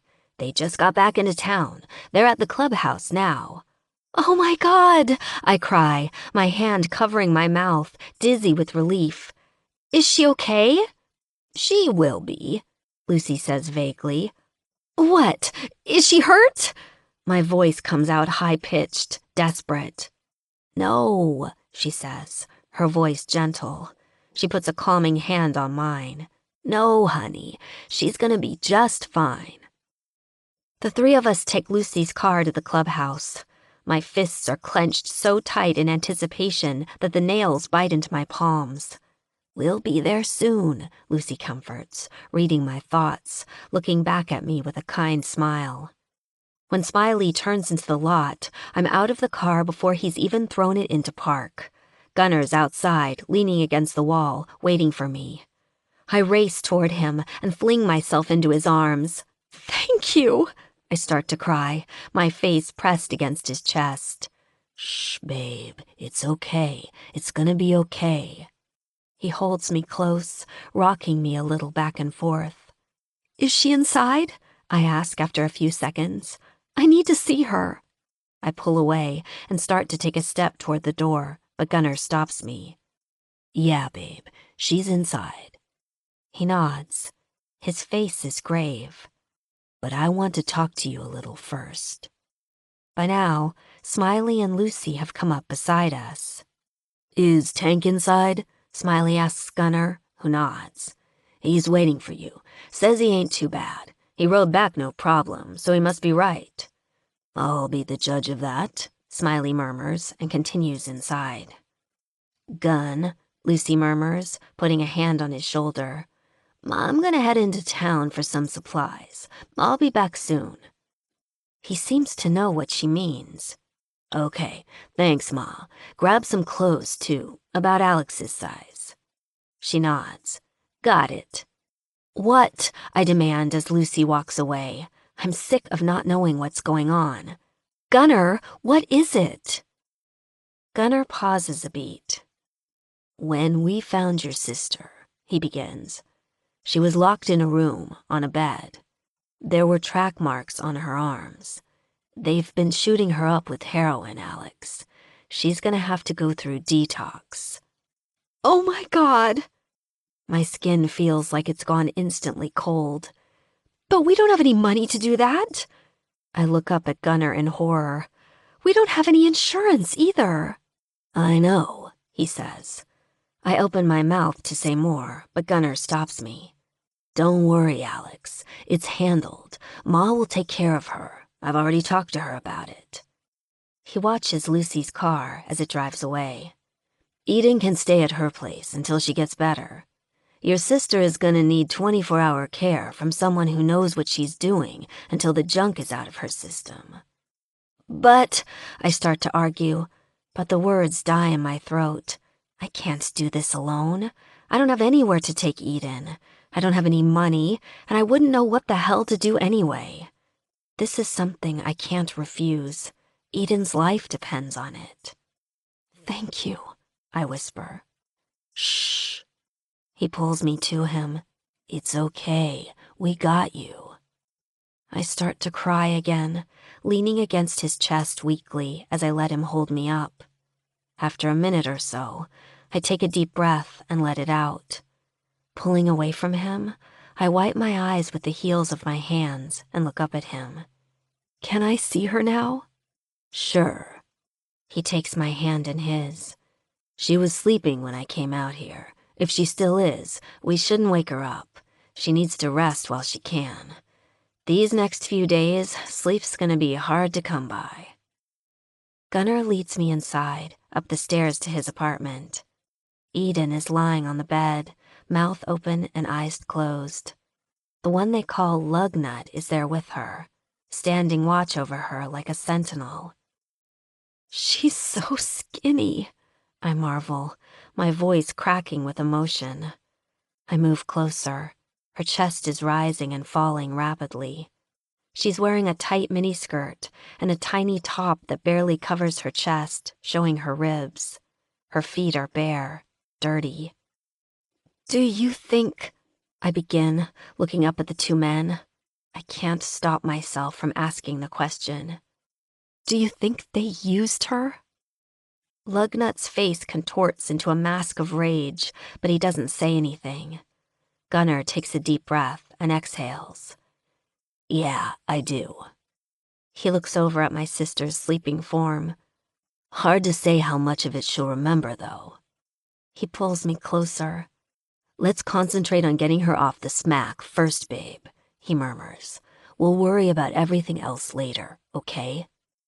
I nod and bury my face in his chest. Right now, having Gunnar tell me what to do is exactly what I need. Okay, I say. Lucy comes back from her trip to pick up supplies and brings Eden a pair of soft sweatpants and a loose t-shirt to put on. I got some other stuff for her in the car, too, she says, and orders Gunnar and Lugnut out of the room. Let's get her changed, she tells me, and then we'll take her home. Thank you for doing this, Lucy, I choke, overcome. She gives me a quick hug. Don't mention it, honey. It's the least I can do for Gunnar's woman. I don't bother to correct her because it feels good to hear her call me that. Lucy leans down and gently shakes Eden's shoulder. Eden, honey, it's time to wake up. Come on, girl. Eden opens her eyes with difficulty, almost like she's having to pry them open. She stares unfocused at Lucy, then looks over at me. When she realizes who she's seeing, her eyes widen and dart around the room. Am I? She begins, and then stops. Where am I? You're safe, Eden, I say, sitting down on the bed. I give her a tremulous smile. You're here with us. Where's Gonzalo? He's gone, I tell her. Eden looks at me searchingly. I promise. I feel a little sick, Eden moans. I know, honey, Lucy croons. We'll get you well again. Eden's voice grows agitated. Help me. We will, I promise, I tell her. I'm trying to keep my voice as calm as possible, but my heart is breaking for my sister. Who are you? Eden asks Lucy with a confused frown. This is Lucy, I say. She's a nurse. We're taking you to her place so she can help you. But first, we need to get you changed. Gunner's the one who saved you. He's my son, Lucy tells her gently. And Alex's man. Eden lets us help her into the t-shirt and sweats. The two of us help her down the stairs to the main floor, where Smiley, Lugnut, and Gunner are waiting with a group of other men. You're the men from the pickup truck, Eden murmurs. I'm Gunner, he replies to her. This is Lugnut. Thank you for saving me. Eden's eyes flit from one man to the other. Lugnut looks down at her. His jaw clenches, his hands curling into tight fists. You get better, he says simply. That's the best thanks you can give us. Shyly, she meets his gaze. Okay, she whispers. Lucy's gentle voice breaks in. My car's outside. Smiley can drive us. Gunner pulls me close and kisses the top of my head. He turns to his mother. I'll follow you on my bike. Lucy nods. Come on, darling, she says to Eden. Let's get you home. 29. Gunner. Ma sets Eden up in the guest room, which is my old bedroom. Smiley and I unload the car. I come back in just as Ma is bringing Alex's sister some toast and Advil. This will settle your stomach, she says. Eden tells her she isn't hungry, but Ma's not taking no for an answer.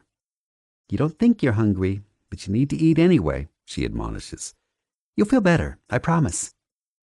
Eden more or less obediently takes the pill and picks up a piece of toast from the plate. Ma nods approvingly and leads Alex and me back out into the living room. Okay, we're good here. I'm going to have Gunner take you home for now, she tells Alex, glancing up at me. What? No. Alex shakes her head stubbornly. Lucy, I can't go anywhere now. Eden needs me. Your sister's going to need you even more in the coming days, Ma says, her voice firm. It's better for now that you not be here. She needs someone to talk her through what's going to happen next, and it's better if it's not family. Smiley will stay here with me tonight, just in case. Go get some rest and come back tomorrow. We'll take shifts with her until she's better. Come on, babe, I murmur, holding out my hand for Alex to take. Ma's right. I know patience isn't your strong suit, but you're going to need a lot of it for the next few days. Alex allows herself to be led out to my bike and gets on behind me. From the front stoop, Ma waves to us both, then goes back inside. I take Alex back to my place instead of the clubhouse. Once we're inside, I pick her up and carry her wordlessly into my bedroom. I think she's going to be too emotionally exhausted to do anything but sleep. But when I set her down on the bed, she looks at me with those light brown doe eyes of hers, and I instantly know what she wants. Alex reaches to cup the rising bulge in my pants. Please, Gunner, she half whimpers. I just need to forget for a while. Groaning, I pull her into my arms and look down into her fucking gorgeous, fawn-colored eyes. I can make you forget, babe. I kiss her, soft at first, but she responds with an urgent need that matches the one I'm trying to hold back. She clutches at the fabric of my t-shirt, then I let her yank it off me. Her hands roam over the muscles in my chest and arms, almost like she's checking to make sure I'm real. I'm real, all right. I'm here, and I'm hard as hell. And I'm all for her. Growling with an aching need that I know she feels too, I strip her down and kick off my jeans. When we're both naked, instinct takes over. We move like our bodies were made for each other. We kiss and bite and lick like it's the last time we'll ever be together. I fuck her like our lives depend on it. When Alex clings to me and flies over the edge, her channel clutching hard at my aching cock, I finally let myself go. I come so hard it's like emptying every ounce of myself inside her, joining myself to her until it's impossible to tell where one of us ends and the other begins. And it's still not enough. I still want her, need her. I know it will never be enough. Afterward, we lie together, my arms holding her tightly to me. How bad is it going to be? She asks me in a small voice. The first 3 to 4 days will probably be the worst, I tell her. She'll find out soon enough anyway. It makes sense to be honest with her, so she knows what's coming. I'm assuming Eden wasn't using junk until Gonzalo started shooting her up, so she won't have been addicted for very long. She should be detoxed in a week or so. Saying Gonzalo's name makes bile rise up in my throat. Even though he's already dead, I wish I could kill him a second time. Gonzalo Medina and the disgusting trash he ran with will never hurt any woman again, though. The Lords have seen to that. I shake those thoughts from my head. I need to stay present for Alex. Eden will need some help to stay off, though, I continue, reaching up to stroke her hair. Heroin's a powerful drug. It creates a pull in you that's hard to resist once you know what it's like.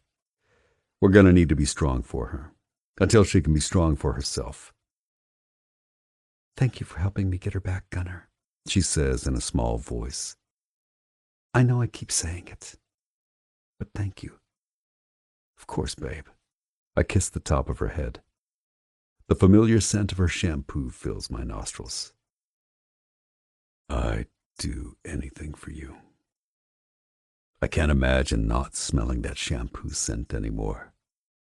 I don't even fucking know why, but it gets me every time. It's Alex's smell. I'll have to throw out the fucking pillow she uses after she leaves. If she leaves. Alex, I say. Can I ask you a favor, Gunner? You've done so much for me already, but can I stay with you just a little longer? Just until Eden's better. Her tone turns apologetic. Your mom offered, but she really doesn't have the room with Eden already there. I'm feeling kind of choked up. I need to say something, but I'm trying to think of the words. Yeah, of course, I say instead. I just assumed you were going to stay here. Thank you. She reaches over and gently kisses my cheek. After Eden's okay, she continues, almost to herself. I don't know what she'll want to do. Patience, remember? I tell her. That's a long way off. A week, at least. And it's going to be a long week. It's eons away. I know. Alex. Yeah? You saved her. You know that, right? I turn my head to look at her. No matter what happens now, what she does, you saved her from something serious. Whatever happens between you now as sisters, know that. You don't have to feel bad or guilty for anything that's happened in the past between you. I do. She says it, but I know she doesn't quite believe it. I just wonder if she'll want to come back to Lynchburg with me. Back to Lynchburg. The words feel like a knife going through me. What's back in Lynchburg for you, Alex? I ask gently. Nothing, really, she admits with a sigh. Mom's house is already foreclosed on. I couldn't stop the process if I wanted to, and frankly, I wouldn't have the money to do it anyway. And I lost my job, such as it was, by coming here and taking more time off than my boss let me have. So, I feel her shrug. I'll have to start over. Then, if there's nothing for you in Virginia, I say, lifting her chin with my finger, why don't you think about starting over here instead? You mean here in Tanner Springs? She says uncertainly.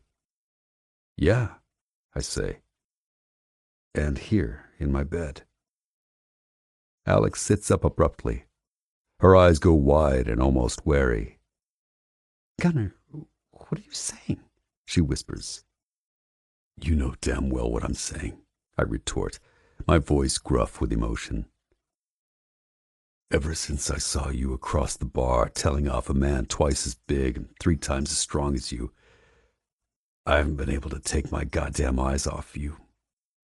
And I've spent every day since trying not to think about what was going to happen when we got your sister back and it'd be time for you to leave.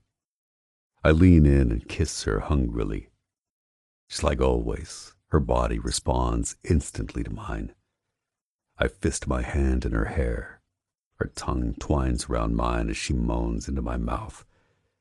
When we break apart, we're both breathless. Why the fuck would you want to leave, Alex? I ask. I know damn well you don't want to.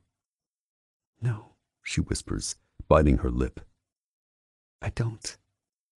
Well, then shut up and stop talking about it. I chuckle and pull her against me again. But I can't just live with you, she protests. Damn it, woman, I growl. Are you going to fight me on this? Why the fuck not? Because, she trails off. I don't know. It's too early. We barely know each other. Are you saying this because you don't want to, or because you think I don't want you here? I'm saying it because... Alex lets out a shaky breath. I guess because I'm a little scared. Scared of what? I frown. Of me? Scared that this isn't real, she murmurs. Her eyes go moist. That I'll want it too bad and it'll just go away. Evaporate. I haven't had anyone to count on, care for me in so long, Gunnar. On my own, it's hard, but... She sniffs and swallows painfully. I'm at least used to it, I guess. A tear runs down her cheek. I wipe it away with my thumb. Babe, I rasp. I couldn't stop taking care of you if I tried. I didn't even see it happening, but it turns out I'm in love with you. Gunnar. She whispers my name like it's a question. She's looking at me like she can't believe what she's hearing. I bend down and kiss her again tenderly. Yeah, I said it. I love you, and that ain't gonna change. I love you too. Her voice cracks. More tears start to run down her cheeks, but this time she's grinning, and I have to swallow a couple of times before I can talk. So stop worrying about me, about this, I say gruffly, pulling her into my arms. Let's worry about getting your sister well again. Everything else will sort itself out. Deal? She laughs wetly and snuggles against my chest. Deal, she agrees. 30. Alex. The first few days of Eden's detox process are hard to watch. It's terrible to see my sister this way. It was probably a good thing that Lucy sent me away at first, to get Eden mentally prepared for everything she was going to go through, and to give me some time to steel myself for it. When Gunnar drops me off at Lucy's house the next day on his way to the club's garage, my sister is in the full throes of withdrawal. She's agitated, jittery. On her face is a sheen of sweat. She smells stale, despite the fact that Lucy tells me she took a shower just a few hours ago. She complains that her muscles ache, that her bones hurt. Eden paces the house, her face ashen and feral. When she's exhausted herself from pacing, she collapses on the bed in Lucy's guest room, tossing and moaning. I sit with her, talking to her in calm tones and telling her how proud I am of her, that it will be over soon, that she'll be fine. I don't know if she believes me. Sometimes, Eden manages to fall into a restless, fitful doze for an hour or two. I sit with her in a hard back chair next to the bed and look around the room. It used to be Gunnar's bedroom, and there are traces of his younger self everywhere. Ancient curling posters of sports stars, motorcycles, and busty women fill the walls. On a shelf above his desk are some books: Zen and the Art of Motorcycle Maintenance, Lord of the Flies, Ender's Game. It's strange to think of a young gunner reading them. A pang seizes my heart with longing to meet that boy I'll never know. I think Lucy must catch me looking at Gunner's things when I don't notice, because sometimes when Eden's sleeping and we're sitting at the kitchen table, she'll come out with a random story about something Gunner did when he was a boy. The stories make me laugh. I think back to what she said about Gunner falling for me and marvel that she knew how he felt before I did. Mother's intuition. I wonder if my mom would have liked Gunner. I'd like to think that she would. On the fourth day, when Gunner drops me off, Lucy greets me at the door. She's taking a shower, she tells me as she lets me inside. She slept okay last night. I think we're turning the corner. As soon as Eden comes out of the bathroom, I can see something's changed. She's a little less tremory, a little less restless. The three of us sit in the living room and watch a stupid movie on TV. Something goofy and funny to make Eden laugh and distract her. Lucy makes popcorn, and it feels okay. Like we're just three women sitting around watching a dumb comedy for no reason at all. The normalcy makes me want to cry, but I push it down. After the movie's over, Lucy announces she has to go to the hospital for her shift. There's plenty of food in the fridge and leftover lasagna for dinner if you want, she tells us. Gunner's gonna come over and hang with you when he's done at the garage for the day. When Lucy's car engine starts up in the driveway, I look over at my sister and realize this is the first time I've been completely alone with her in years, since before our mom died. Suddenly, I have no idea what to say. How are you feeling? I ask. Like insects are crawling all over my skin, she admits, but it's better today. Do you want to watch another movie? I reach for the remote. Eden yawns and stretches on the couch. Maybe in a little while. Do you want to go on a walk? Lucy said it's a good idea to get some exercise every day. She cocks her head, considering. Yeah, that actually sounds kind of good. I wait for her as she goes into her room to grab a sweatshirt. It's unseasonably cool today for the end of the summer. When she's ready, the two of us head outside and turn right when we get to the sidewalk. For a few minutes, neither of us says anything. Then, I never really thanked you.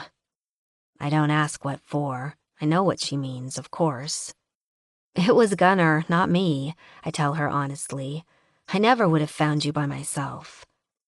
But you looked. Eden turns her head toward me. You came. I was worried about you. I knew that. Eden shoves her hands in the pockets of her sweats. I knew you were worried, and I didn't care. I told myself you were being ridiculous because I was fine. A small strangled sound escapes her throat. And then I wasn't. Eden, I begin. I'm so sorry.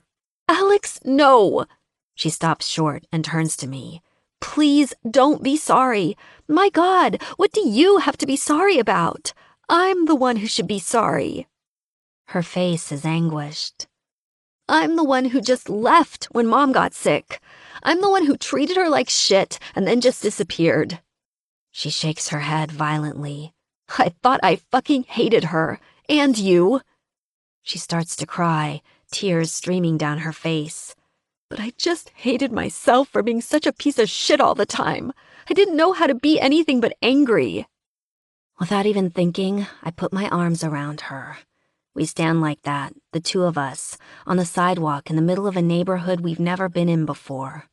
Her weeping against my shoulder, and me just holding her. Back at Lucy's house, we go out on the back deck. Eden pulls a cigarette out of the pack Lucy gave her and lights it up. I couldn't handle it when Mom got sick, she murmurs in a low voice. She's stopped crying now, and her words come out in a tired monotone. It's like she's trying to purge them from her system, just trying to get them all out. I'd been such a hellion of a daughter for so long. I'd told her I'd hated her so many times. That it felt like her getting cancer was my fault. My punishment for treating her like shit. Eden takes a deep, shaky drag of her cigarette and blows it out.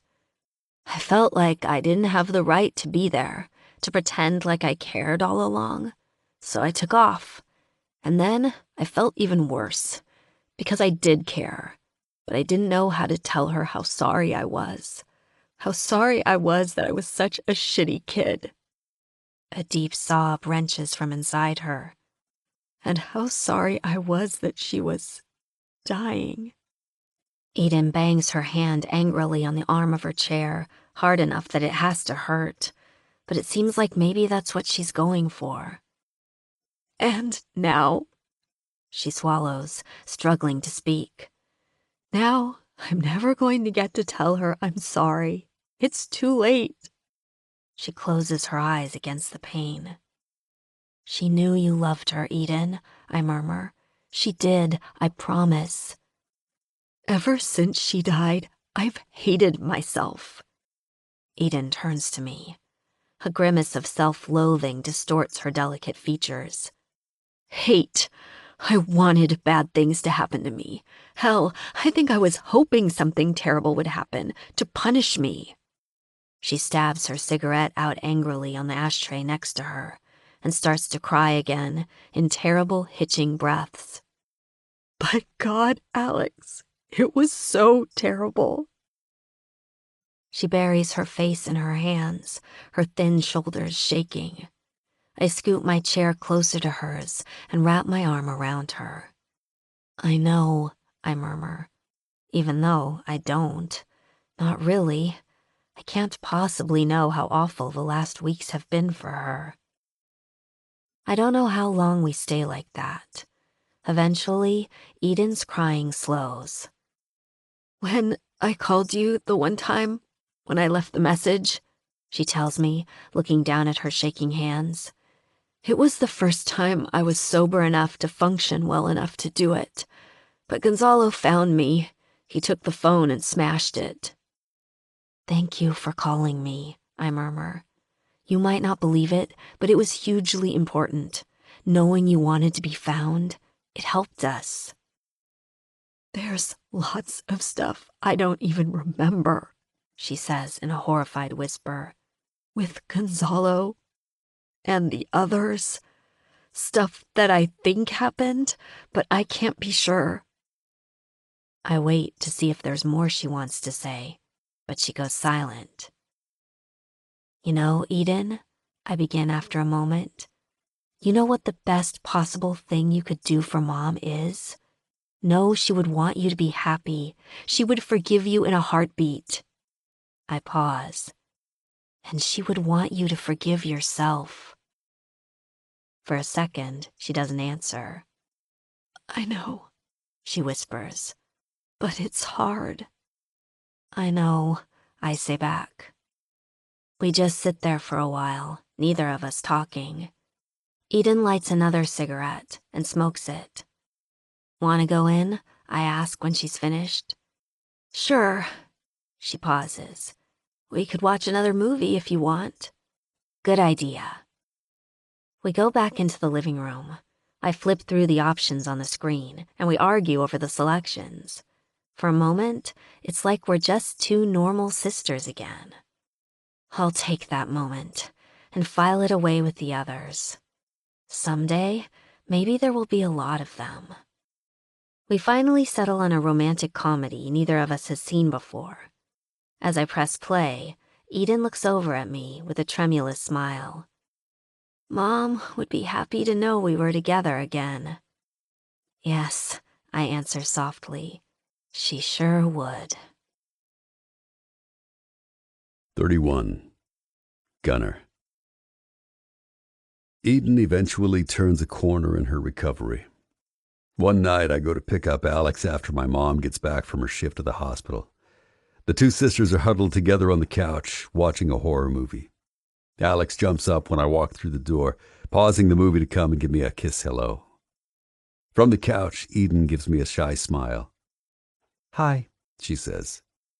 How you doing? Better. She nods. Thanks. The way she's looking at me, eyes wide and intense, it's clear that she's thanking me for more than just asking about her health. It's the first time the two of us have really spoken since we brought her here to Ma's house. Lugnut was asking about you today, I tell her casually. It's true. Lugnut has mentioned Eden a few times since the day we got her out of Gonzalo's clutches. If I didn't know better, I'd think maybe he has kind of a thing for her. He was? Eden's face is a mix of embarrassment and curiosity. Yeah, I flash her a grin. He'll be happy to hear you doing so well. She is, isn't she? Alex says proudly. Her arms are wrapped around my waist. I kiss her forehead. She is indeed. Ma comes out from the kitchen. Okay, you two go on home now.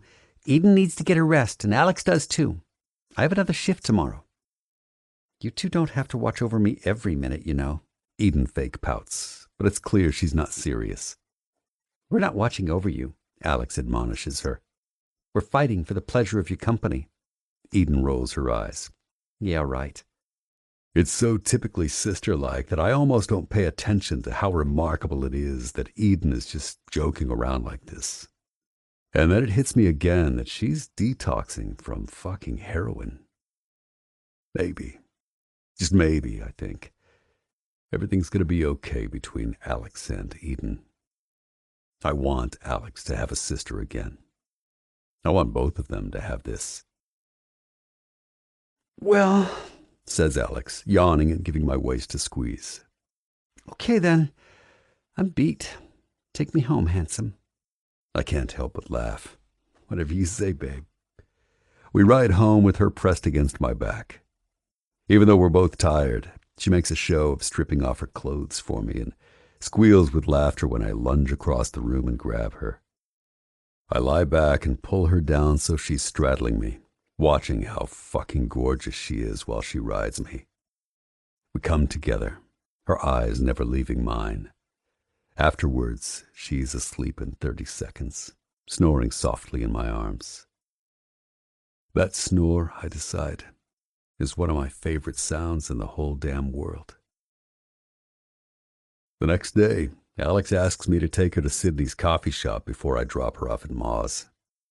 I am dead tired, she says dramatically as we leave the house.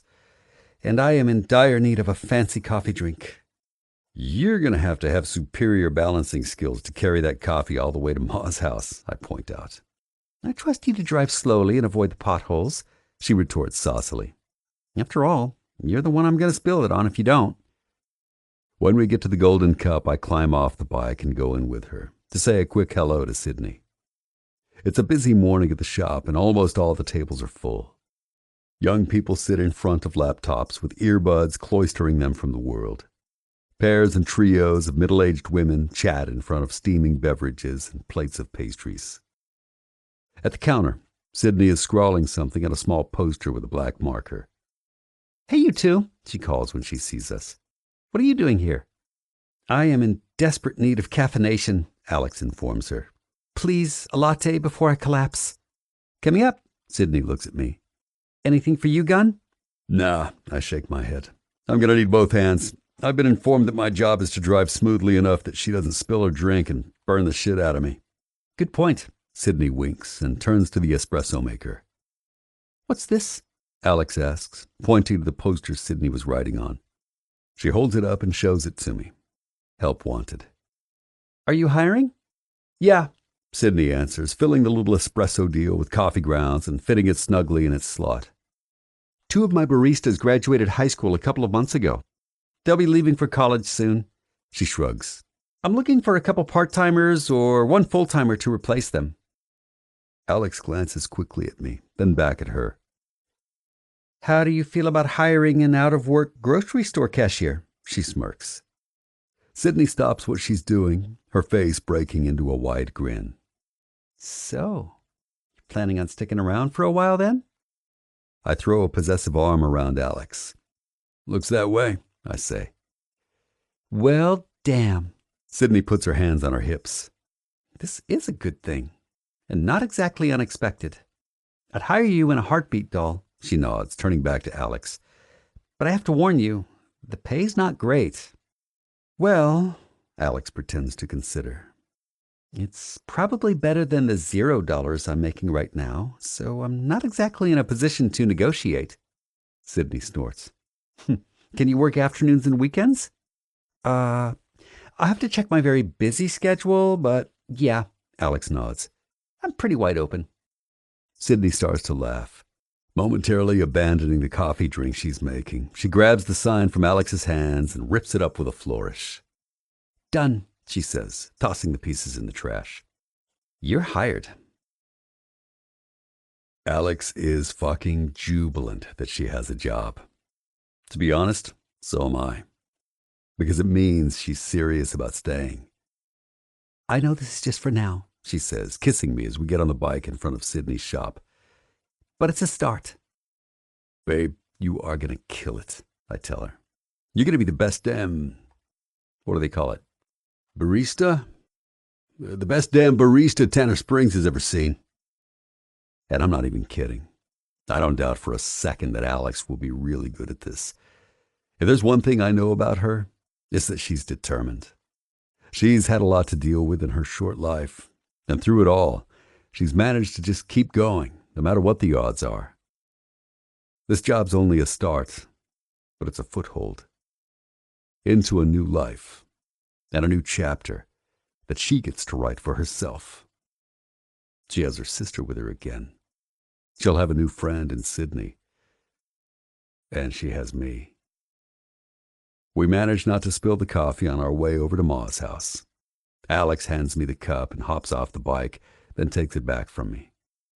I'm going to miss you, she whispers as she leans forward to kiss me. All day. Me too, I growl. We'll make up for it tonight when I come pick you up. Promise? You bet I do. I reach around and cup her ass, pulling her toward me roughly. She squeals and holds the coffee drink so it doesn't spill on my leg. Hey, Ma calls from the front door. Stop molesting the help and let her get in here. Sorry, I call back. Okay, I gotta go before she comes out here with a baseball bat and assaults me. Alex grins. We can pick up where we left off later, she murmurs with a wink. I give her a final kiss, catching her lower lip between my teeth, then let her go. I'm counting on it, babe.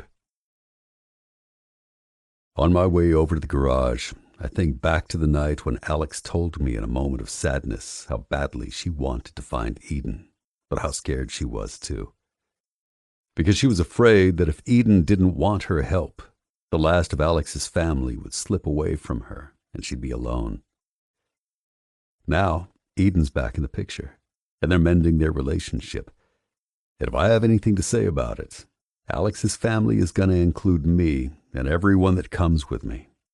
My ma, the club, all these people will have Alex's back from now on. She won't have to face everything by herself anymore.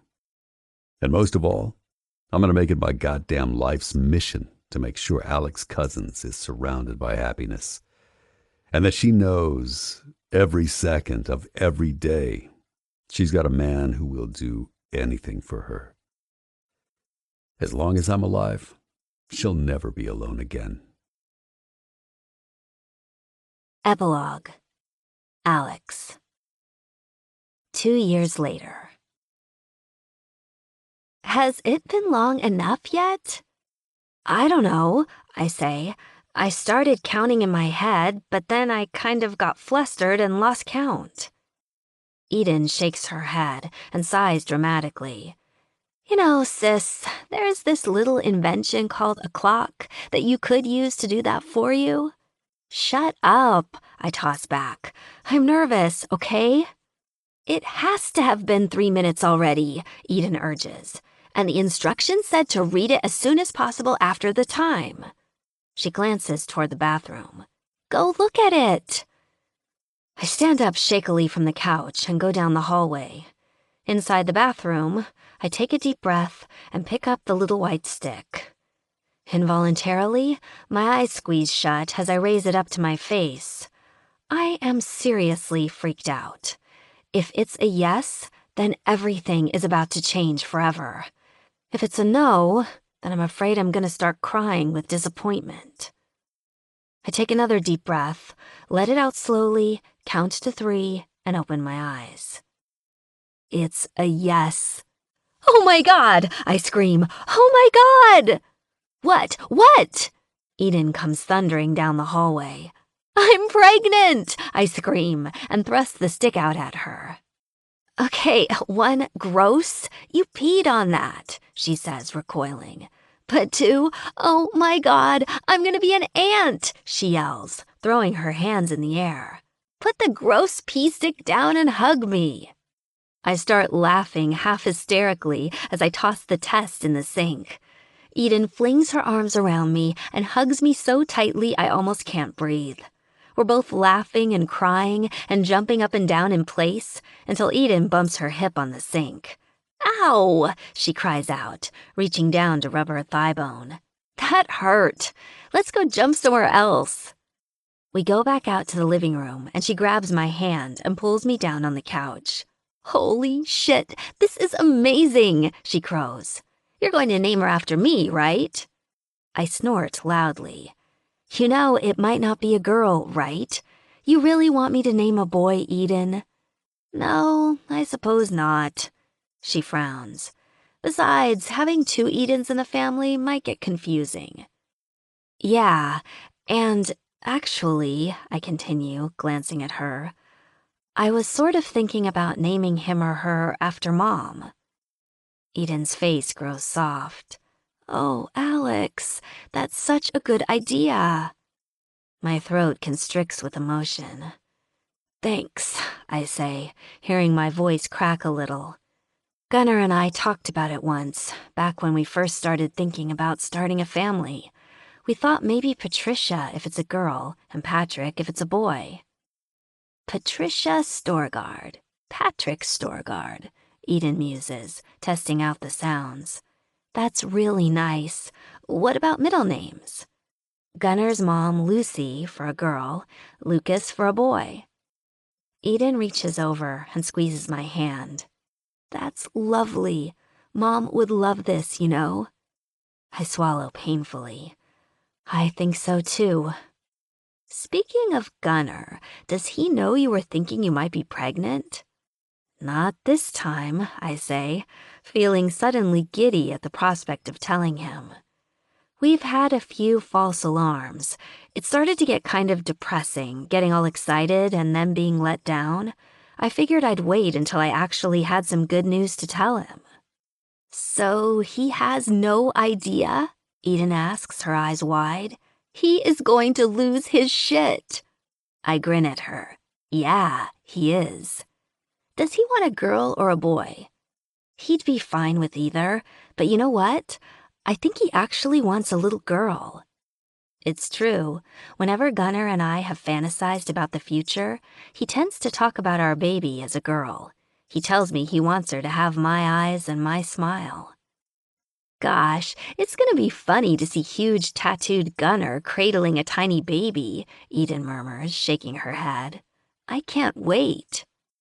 My eyes shining, I smile at my sister. Neither can I say. Neither can I. Eden takes off for her shift at the coffee shop a couple of hours later. Sydney hired her when I decided to quit and enroll in school to become an addiction counselor. Eden works part-time at the Golden Cup and part-time as a fitness instructor at a local gym. She got into exercise and healthy eating to help her cope after detoxing, and it's become a near obsession with her now. Her eventual goal is to open her own fitness club, but for right now, she's exactly where she needs to be. When Gunnar comes home, I'm finishing up some homework for my ethics and confidentiality class at the kitchen table. The familiar sound of his engine in the driveway makes my stomach flip with excitement, as it always does when I hear it. But today, the excitement's ramped up a notch, and my skin starts to tingle with nervous energy, because I'm about to tell him something he's wanted to hear for the better part of a year. Hey, babe. His rumbling voice comes toward me as he walks through the door. Hi, I wave to him, pretending to be hard at work and distracted. How's it going? Good. Gunnar bends down and encircles me from behind. His beard grazes my neck as he kisses me, sending a thrill down my spine. You look like you're in the zone. Yeah, I murmur. I really need to finish this project. The deadline to send it to the professor is midnight tonight. I glance up at him. Could you take care of making dinner? I set everything out on the counter for you, just spaghetti. Spaghetti's our go-to simple dinner, but it's also the first meal I ever made for him, back when he decided to let me stay here in his guest room while I was trying to find Eden. Of course, he rumbles, his lips warm against my throat, his beard prickling my skin. It takes everything I have not to moan and reach for him, but that'll ruin my little plan. The pot for the water is already on the stove, I tell him. Just fill it up and put it on to boiling. For a second, I think he's going to decide to take a shower before he starts the water, like he sometimes does when he gets home from work. I can hardly stand to wait any longer before sharing my news with him, so I actually sigh audibly with relief when he goes to the stove and grabs the pot. Removing the lid, he picks it up and frowns when something jangles in the bottom. What's this? He asks, picking up the object. It's a pair of baby booties with tiny bells on them. Pinned inside one of them is the pregnancy test. I don't turn around right away. Instead, I subtly angle the darkened screen of my laptop so I can watch his reaction in its reflection. Gunnar stares at the booties. For a moment, he doesn't move at all. Then, the pot clatters loudly as he drops it onto the stove. Then, I'm in the air, in his arms, as he laughs loudly and swings me around. You're fucking kidding me, he growls as he pulls me against him. I would not joke about that, I laugh, loving how excited he is. You're a sneaky little minx, aren't you? How long have you known? Not until this afternoon, I answer. I wouldn't keep that from you, Gunnar. But I've suspected for about the last week. I wanted to be sure before I told you. He cups my chin and looks deeply into my eyes. He nods, and I know I don't have to explain why. Holy shit, I'm gonna be a dad, he rasps. Laughter bubbles out of me. Holy shit is right, I agree. Looks like we won't have a guest room for much longer. He bends down and kisses me, deep and tender. You know, my mom is gonna lose her mind when she finds out she's gonna be a grandma. I nod. We should wait until I'm a little further along to tell her, though. Lucy has been asking us to give her grandchildren from almost the second after we tied the knot at the courthouse last year. As painful as it is that my own mother won't be here to meet her first grandchild, I'm so thankful that Gunnar's mom is such an amazing mother-in-law, and she's going to be an even more amazing grandma. All evening, Gunnar and I talk about baby stuff, from what color to paint the nursery to whether we want to find out the sex of the baby before he or she is born. They're all things we've talked about before, but now that I'm actually pregnant, it's suddenly real, not just make-believe. We're going to be parents. Even more than we were before, Gunnar and I are a family. And not only that, our babies will have everything that Eden and I didn't. Not just a mom who loves them, but a dad who will love them fiercely and protect them with his life. And a grandma who dotes on them. And a whole bunch of other kids who will be like cousins to them as they grow up. Jenna's 2 kids, Mariana and Noah, Samantha and Hawk's boy, Connor, Sydney and Brick's new little baby, Sierra, and all the other children of the Lords of Carnage, including Eden's and Lugnut's, if and when they have children. Lugnut, Bryson, fell for Eden not long after he helped Gunnar and the others rescue her from Gonzalo and his men. The 2 of them had to take it slow for a while because of how damaged Eden was after her ordeal with Gonzalo. But things are good between them now, solid. Eden just moved in with him after living at Lucy's place for almost a year and then getting a studio apartment on her own for a little while, so she could know what it was like to live alone.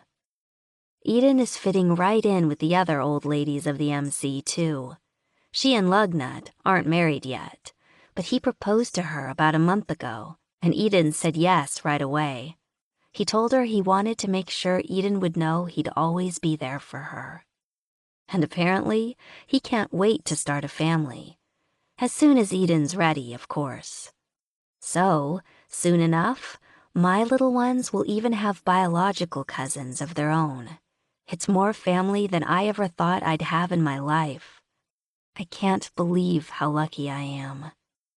Even though the baby isn't even as big as the head of a pin yet, I find myself putting my hand protectively over my stomach all evening.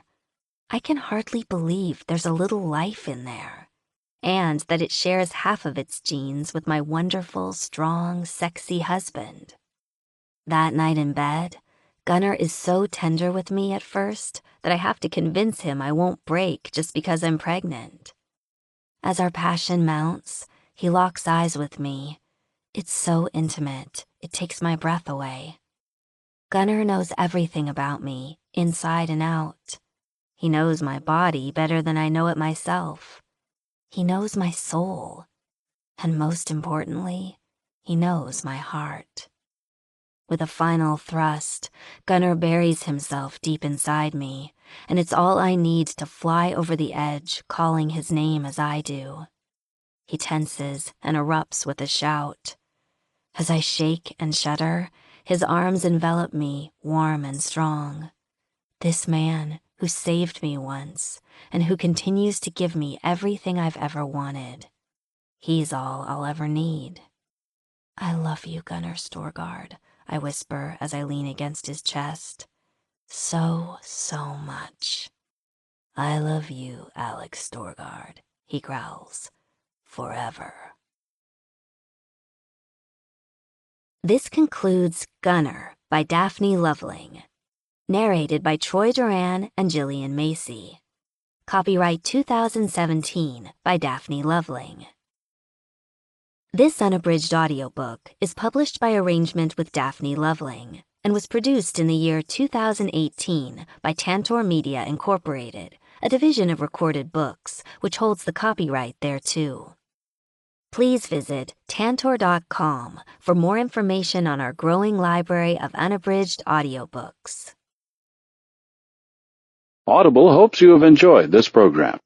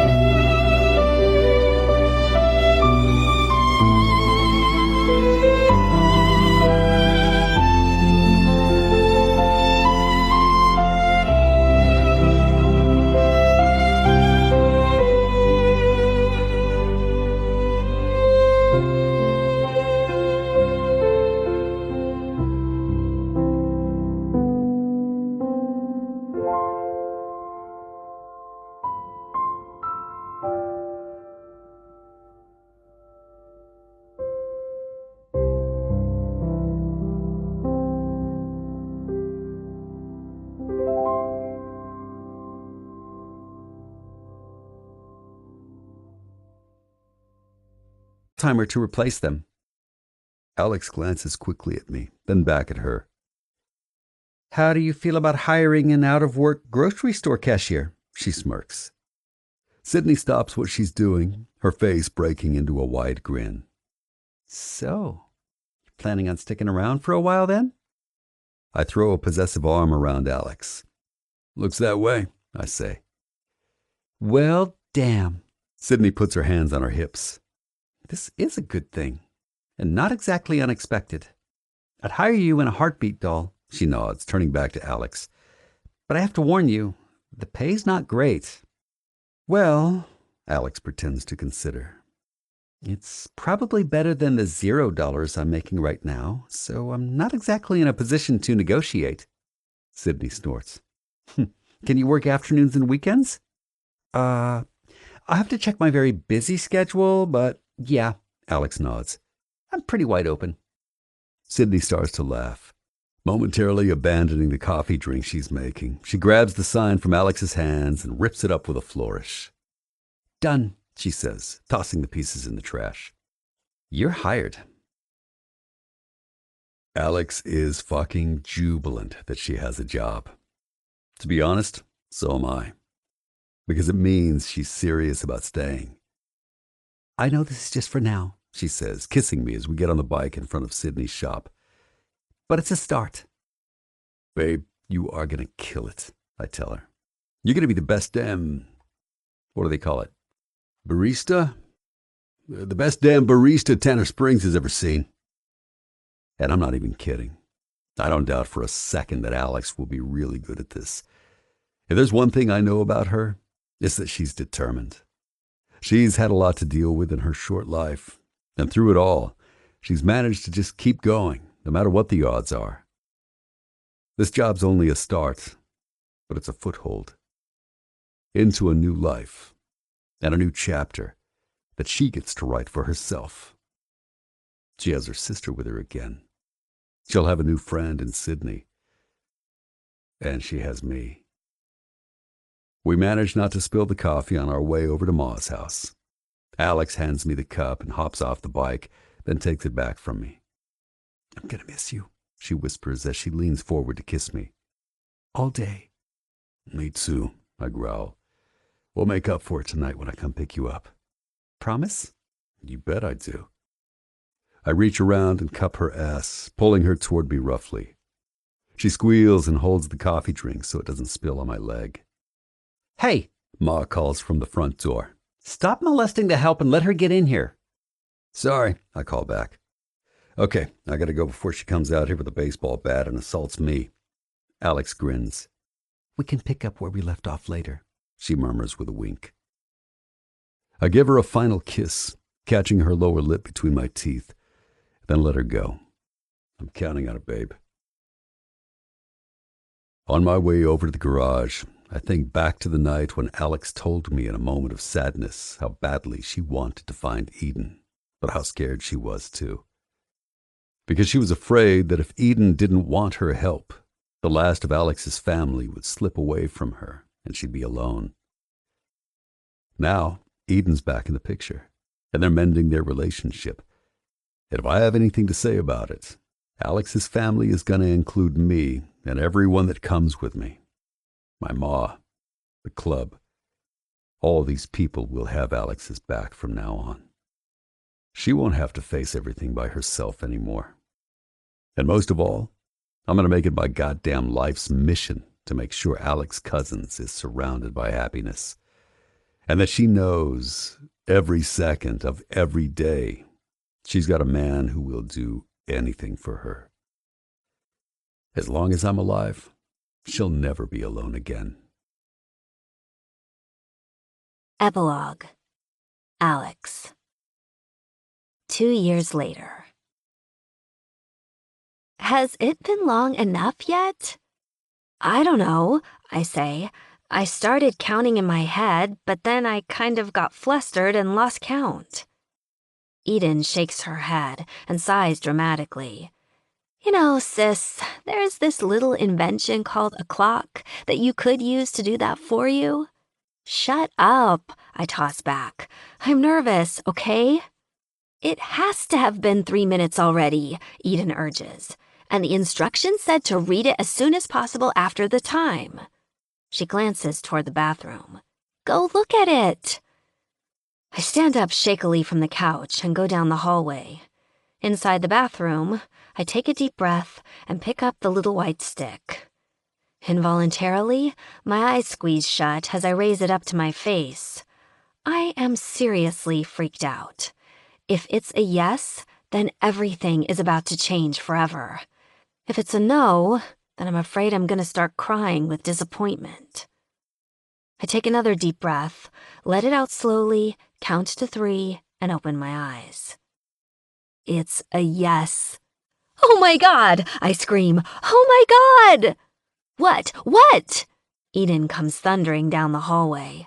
I'm pregnant, I scream and thrust the stick out at her. Okay, 1, gross, you peed on that, she says, recoiling. But 2, oh my God, I'm gonna be an ant, she yells, throwing her hands in the air. Put the gross pee stick down and hug me. I start laughing half hysterically as I toss the test in the sink. Eden flings her arms around me and hugs me so tightly I almost can't breathe. We're both laughing and crying and jumping up and down in place until Eden bumps her hip on the sink. Ow! She cries out, reaching down to rub her thigh bone. That hurt. Let's go jump somewhere else. We go back out to the living room and she grabs my hand and pulls me down on the couch. Holy shit, this is amazing, she crows. You're going to name her after me, right? I snort loudly. You know, it might not be a girl, right? You really want me to name a boy Eden? No, I suppose not. She frowns. Besides, having 2 Edens in the family might get confusing. Yeah, and actually, I continue, glancing at her, I was sort of thinking about naming him or her after Mom. Eden's face grows soft.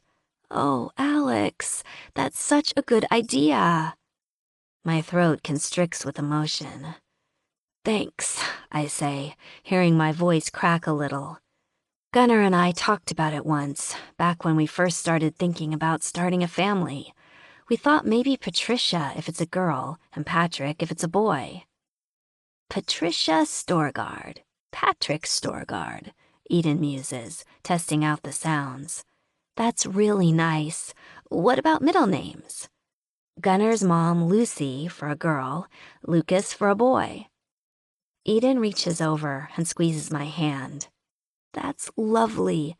Mom would love this, you know. I swallow painfully. I think so, too. Speaking of Gunnar, does he know you were thinking you might be pregnant? Not this time, I say, feeling suddenly giddy at the prospect of telling him. We've had a few false alarms. It started to get kind of depressing, getting all excited and then being let down. I figured I'd wait until I actually had some good news to tell him. So he has no idea? Eden asks, her eyes wide. He is going to lose his shit. I grin at her. Yeah, he is. Does he want a girl or a boy? He'd be fine with either, but you know what? I think he actually wants a little girl. It's true. Whenever Gunnar and I have fantasized about the future, he tends to talk about our baby as a girl. He tells me he wants her to have my eyes and my smile. Gosh, it's gonna be funny to see huge tattooed Gunnar cradling a tiny baby, Eden murmurs, shaking her head. I can't wait. My eyes shining, I smile at my sister. Neither can I say. Neither can I. Eden takes off for her shift at the coffee shop a couple of hours later. Sydney hired her when I decided to quit and enroll in school to become an addiction counselor. Eden works part-time at the Golden Cup and part-time as a fitness instructor at a local gym. She got into exercise and healthy eating to help her cope after detoxing, and it's become a near obsession with her now. Her eventual goal is to open her own fitness club, but for right now, she's exactly where she needs to be. When Gunnar comes home, I'm finishing up some homework for my ethics and confidentiality class at the kitchen table. The familiar sound of his engine in the driveway makes my stomach flip with excitement, as it always does when I hear it. But today, the excitement's ramped up a notch, and my skin starts to tingle with nervous energy, because I'm about to tell him something he's wanted to hear for the better part of a year. "Hey, babe." His rumbling voice comes toward me as he walks through the door. "Hi," I wave to him, pretending to be hard at work and distracted. "How's it going?" "Good." Gunnar bends down and encircles me from behind. His beard grazes my neck as he kisses me, sending a thrill down my spine. "You look like you're in the zone." "Yeah," I murmur. "I really need to finish this project. The deadline to send it to the professor is midnight tonight." I glance up at him. "Could you take care of making dinner? I set everything out on the counter for you, just spaghetti." Spaghetti's our go-to simple dinner, but it's also the first meal I ever made for him, back when he decided to let me stay here in his guest room while I was trying to find Eden. "Of course," he rumbles, his lips warm against my throat, his beard prickling my skin. It takes everything I have not to moan and reach for him, but that'll ruin my little plan. "The pot for the water is already on the stove," I tell him. "Just fill it up and put it on to boiling."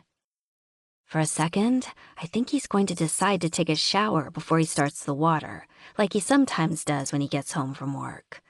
I can hardly stand to wait any longer before sharing my news with him, so I actually sigh audibly with relief when he goes to the stove and grabs the pot. Removing the lid, he picks it up and frowns when something jangles in the bottom. "What's this?" he asks, picking up the object. It's a pair of baby booties with tiny bells on them. Pinned inside one of them is the pregnancy test. I don't turn around right away. Instead, I subtly angle the darkened screen of my laptop so I can watch his reaction in its reflection. Gunnar stares at the booties. For a moment, he doesn't move at all. Then, the pot clatters loudly as he drops it onto the stove. Then, I'm in the air, in his arms, as he laughs loudly and swings me around. "You're fucking kidding me," he growls as he pulls me against him. "I would not joke about that," I laugh, loving how excited he is. "You're a sneaky little minx, aren't you? How long have you known?" "Not until this afternoon," I answer. "I wouldn't keep that from you, Gunnar. But I've suspected for about the last week. I wanted to be sure before I told you." He cups my chin and looks deeply into my eyes. He nods, and I know I don't have to explain why. "Holy shit, I'm gonna be a dad," he rasps. Laughter bubbles out of me. Holy shit is right, I agree. "Looks like we won't have a guest room for much longer." He bends down and kisses me, deep and tender. "You know, my mom is gonna lose her mind when she finds out she's gonna be a grandma." I nod. We should wait until I'm a little further along to tell her, though. Lucy has been asking us to give her grandchildren from almost the second after we tied the knot at the courthouse last year. As painful as it is that my own mother won't be here to meet her first grandchild, I'm so thankful that Gunnar's mom is such an amazing mother-in-law, and she's going to be an even more amazing grandma. All evening, Gunnar and I talk about baby stuff, from what color to paint the nursery to whether we want to find out the sex of the baby before he or she is born. They're all things we've talked about before, but now that I'm actually pregnant, it's suddenly real, not just make-believe. We're going to be parents. Even more than we were before, Gunnar and I are a family. And not only that, our babies will have everything that Eden and I didn't. Not just a mom who loves them, but a dad who will love them fiercely and protect them with his life. And a grandma who dotes on them. And a whole bunch of other kids who will be like cousins to them as they grow up. Jenna's 2 kids, Mariana and Noah. Samantha and Hawk's boy, Connor, Sydney and Brick's new little baby, Sierra, and all the other children of the Lords of Carnage, including Eden's and Lugnut's, if and when they have children. Lugnut, Bryson, fell for Eden not long after he helped Gunnar and the others rescue her from Gonzalo and his men. The two of them had to take it slow for a while because of how damaged Eden was after her ordeal with Gonzalo. But things are good between them now, solid. Eden just moved in with him after living at Lucy's place for almost a year and then getting a studio apartment on her own for a little while so she could know what it was like to live alone. Eden is fitting right in with the other old ladies of the MC, too. She and Lugnut aren't married yet, but he proposed to her about a month ago, and Eden said yes right away. He told her he wanted to make sure Eden would know he'd always be there for her. And apparently, he can't wait to start a family. As soon as Eden's ready, of course. So, soon enough, my little ones will even have biological cousins of their own. It's more family than I ever thought I'd have in my life. I can't believe how lucky I am. Even though the baby isn't even as big as the head of a pin yet, I find myself putting my hand protectively over my stomach all evening. I can hardly believe there's a little life in there, and that it shares half of its genes with my wonderful, strong, sexy husband. That night in bed, Gunnar is so tender with me at first that I have to convince him I won't break just because I'm pregnant. As our passion mounts, he locks eyes with me. It's so intimate, it takes my breath away. Gunnar knows everything about me, inside and out. He knows my body better than I know it myself. He knows my soul. And most importantly, he knows my heart. With a final thrust, Gunnar buries himself deep inside me, and it's all I need to fly over the edge, calling his name as I do. He tenses and erupts with a shout. As I shake and shudder, his arms envelop me, warm and strong. This man who saved me once and who continues to give me everything I've ever wanted. He's all I'll ever need. I love you, Gunnar Storgard, I whisper as I lean against his chest. So much. I love you, Alex Storgard, he growls. Forever. This concludes Gunnar by Daphne Loveling. Narrated by Troy Duran and Gillian Macy. Copyright 2017 by Daphne Loveling. This unabridged audiobook is published by arrangement with Daphne Loveling and was produced in the year 2018 by Tantor Media Incorporated, a division of Recorded Books, which holds the copyright thereto. Please visit tantor.com for more information on our growing library of unabridged audiobooks. Audible hopes you have enjoyed this program.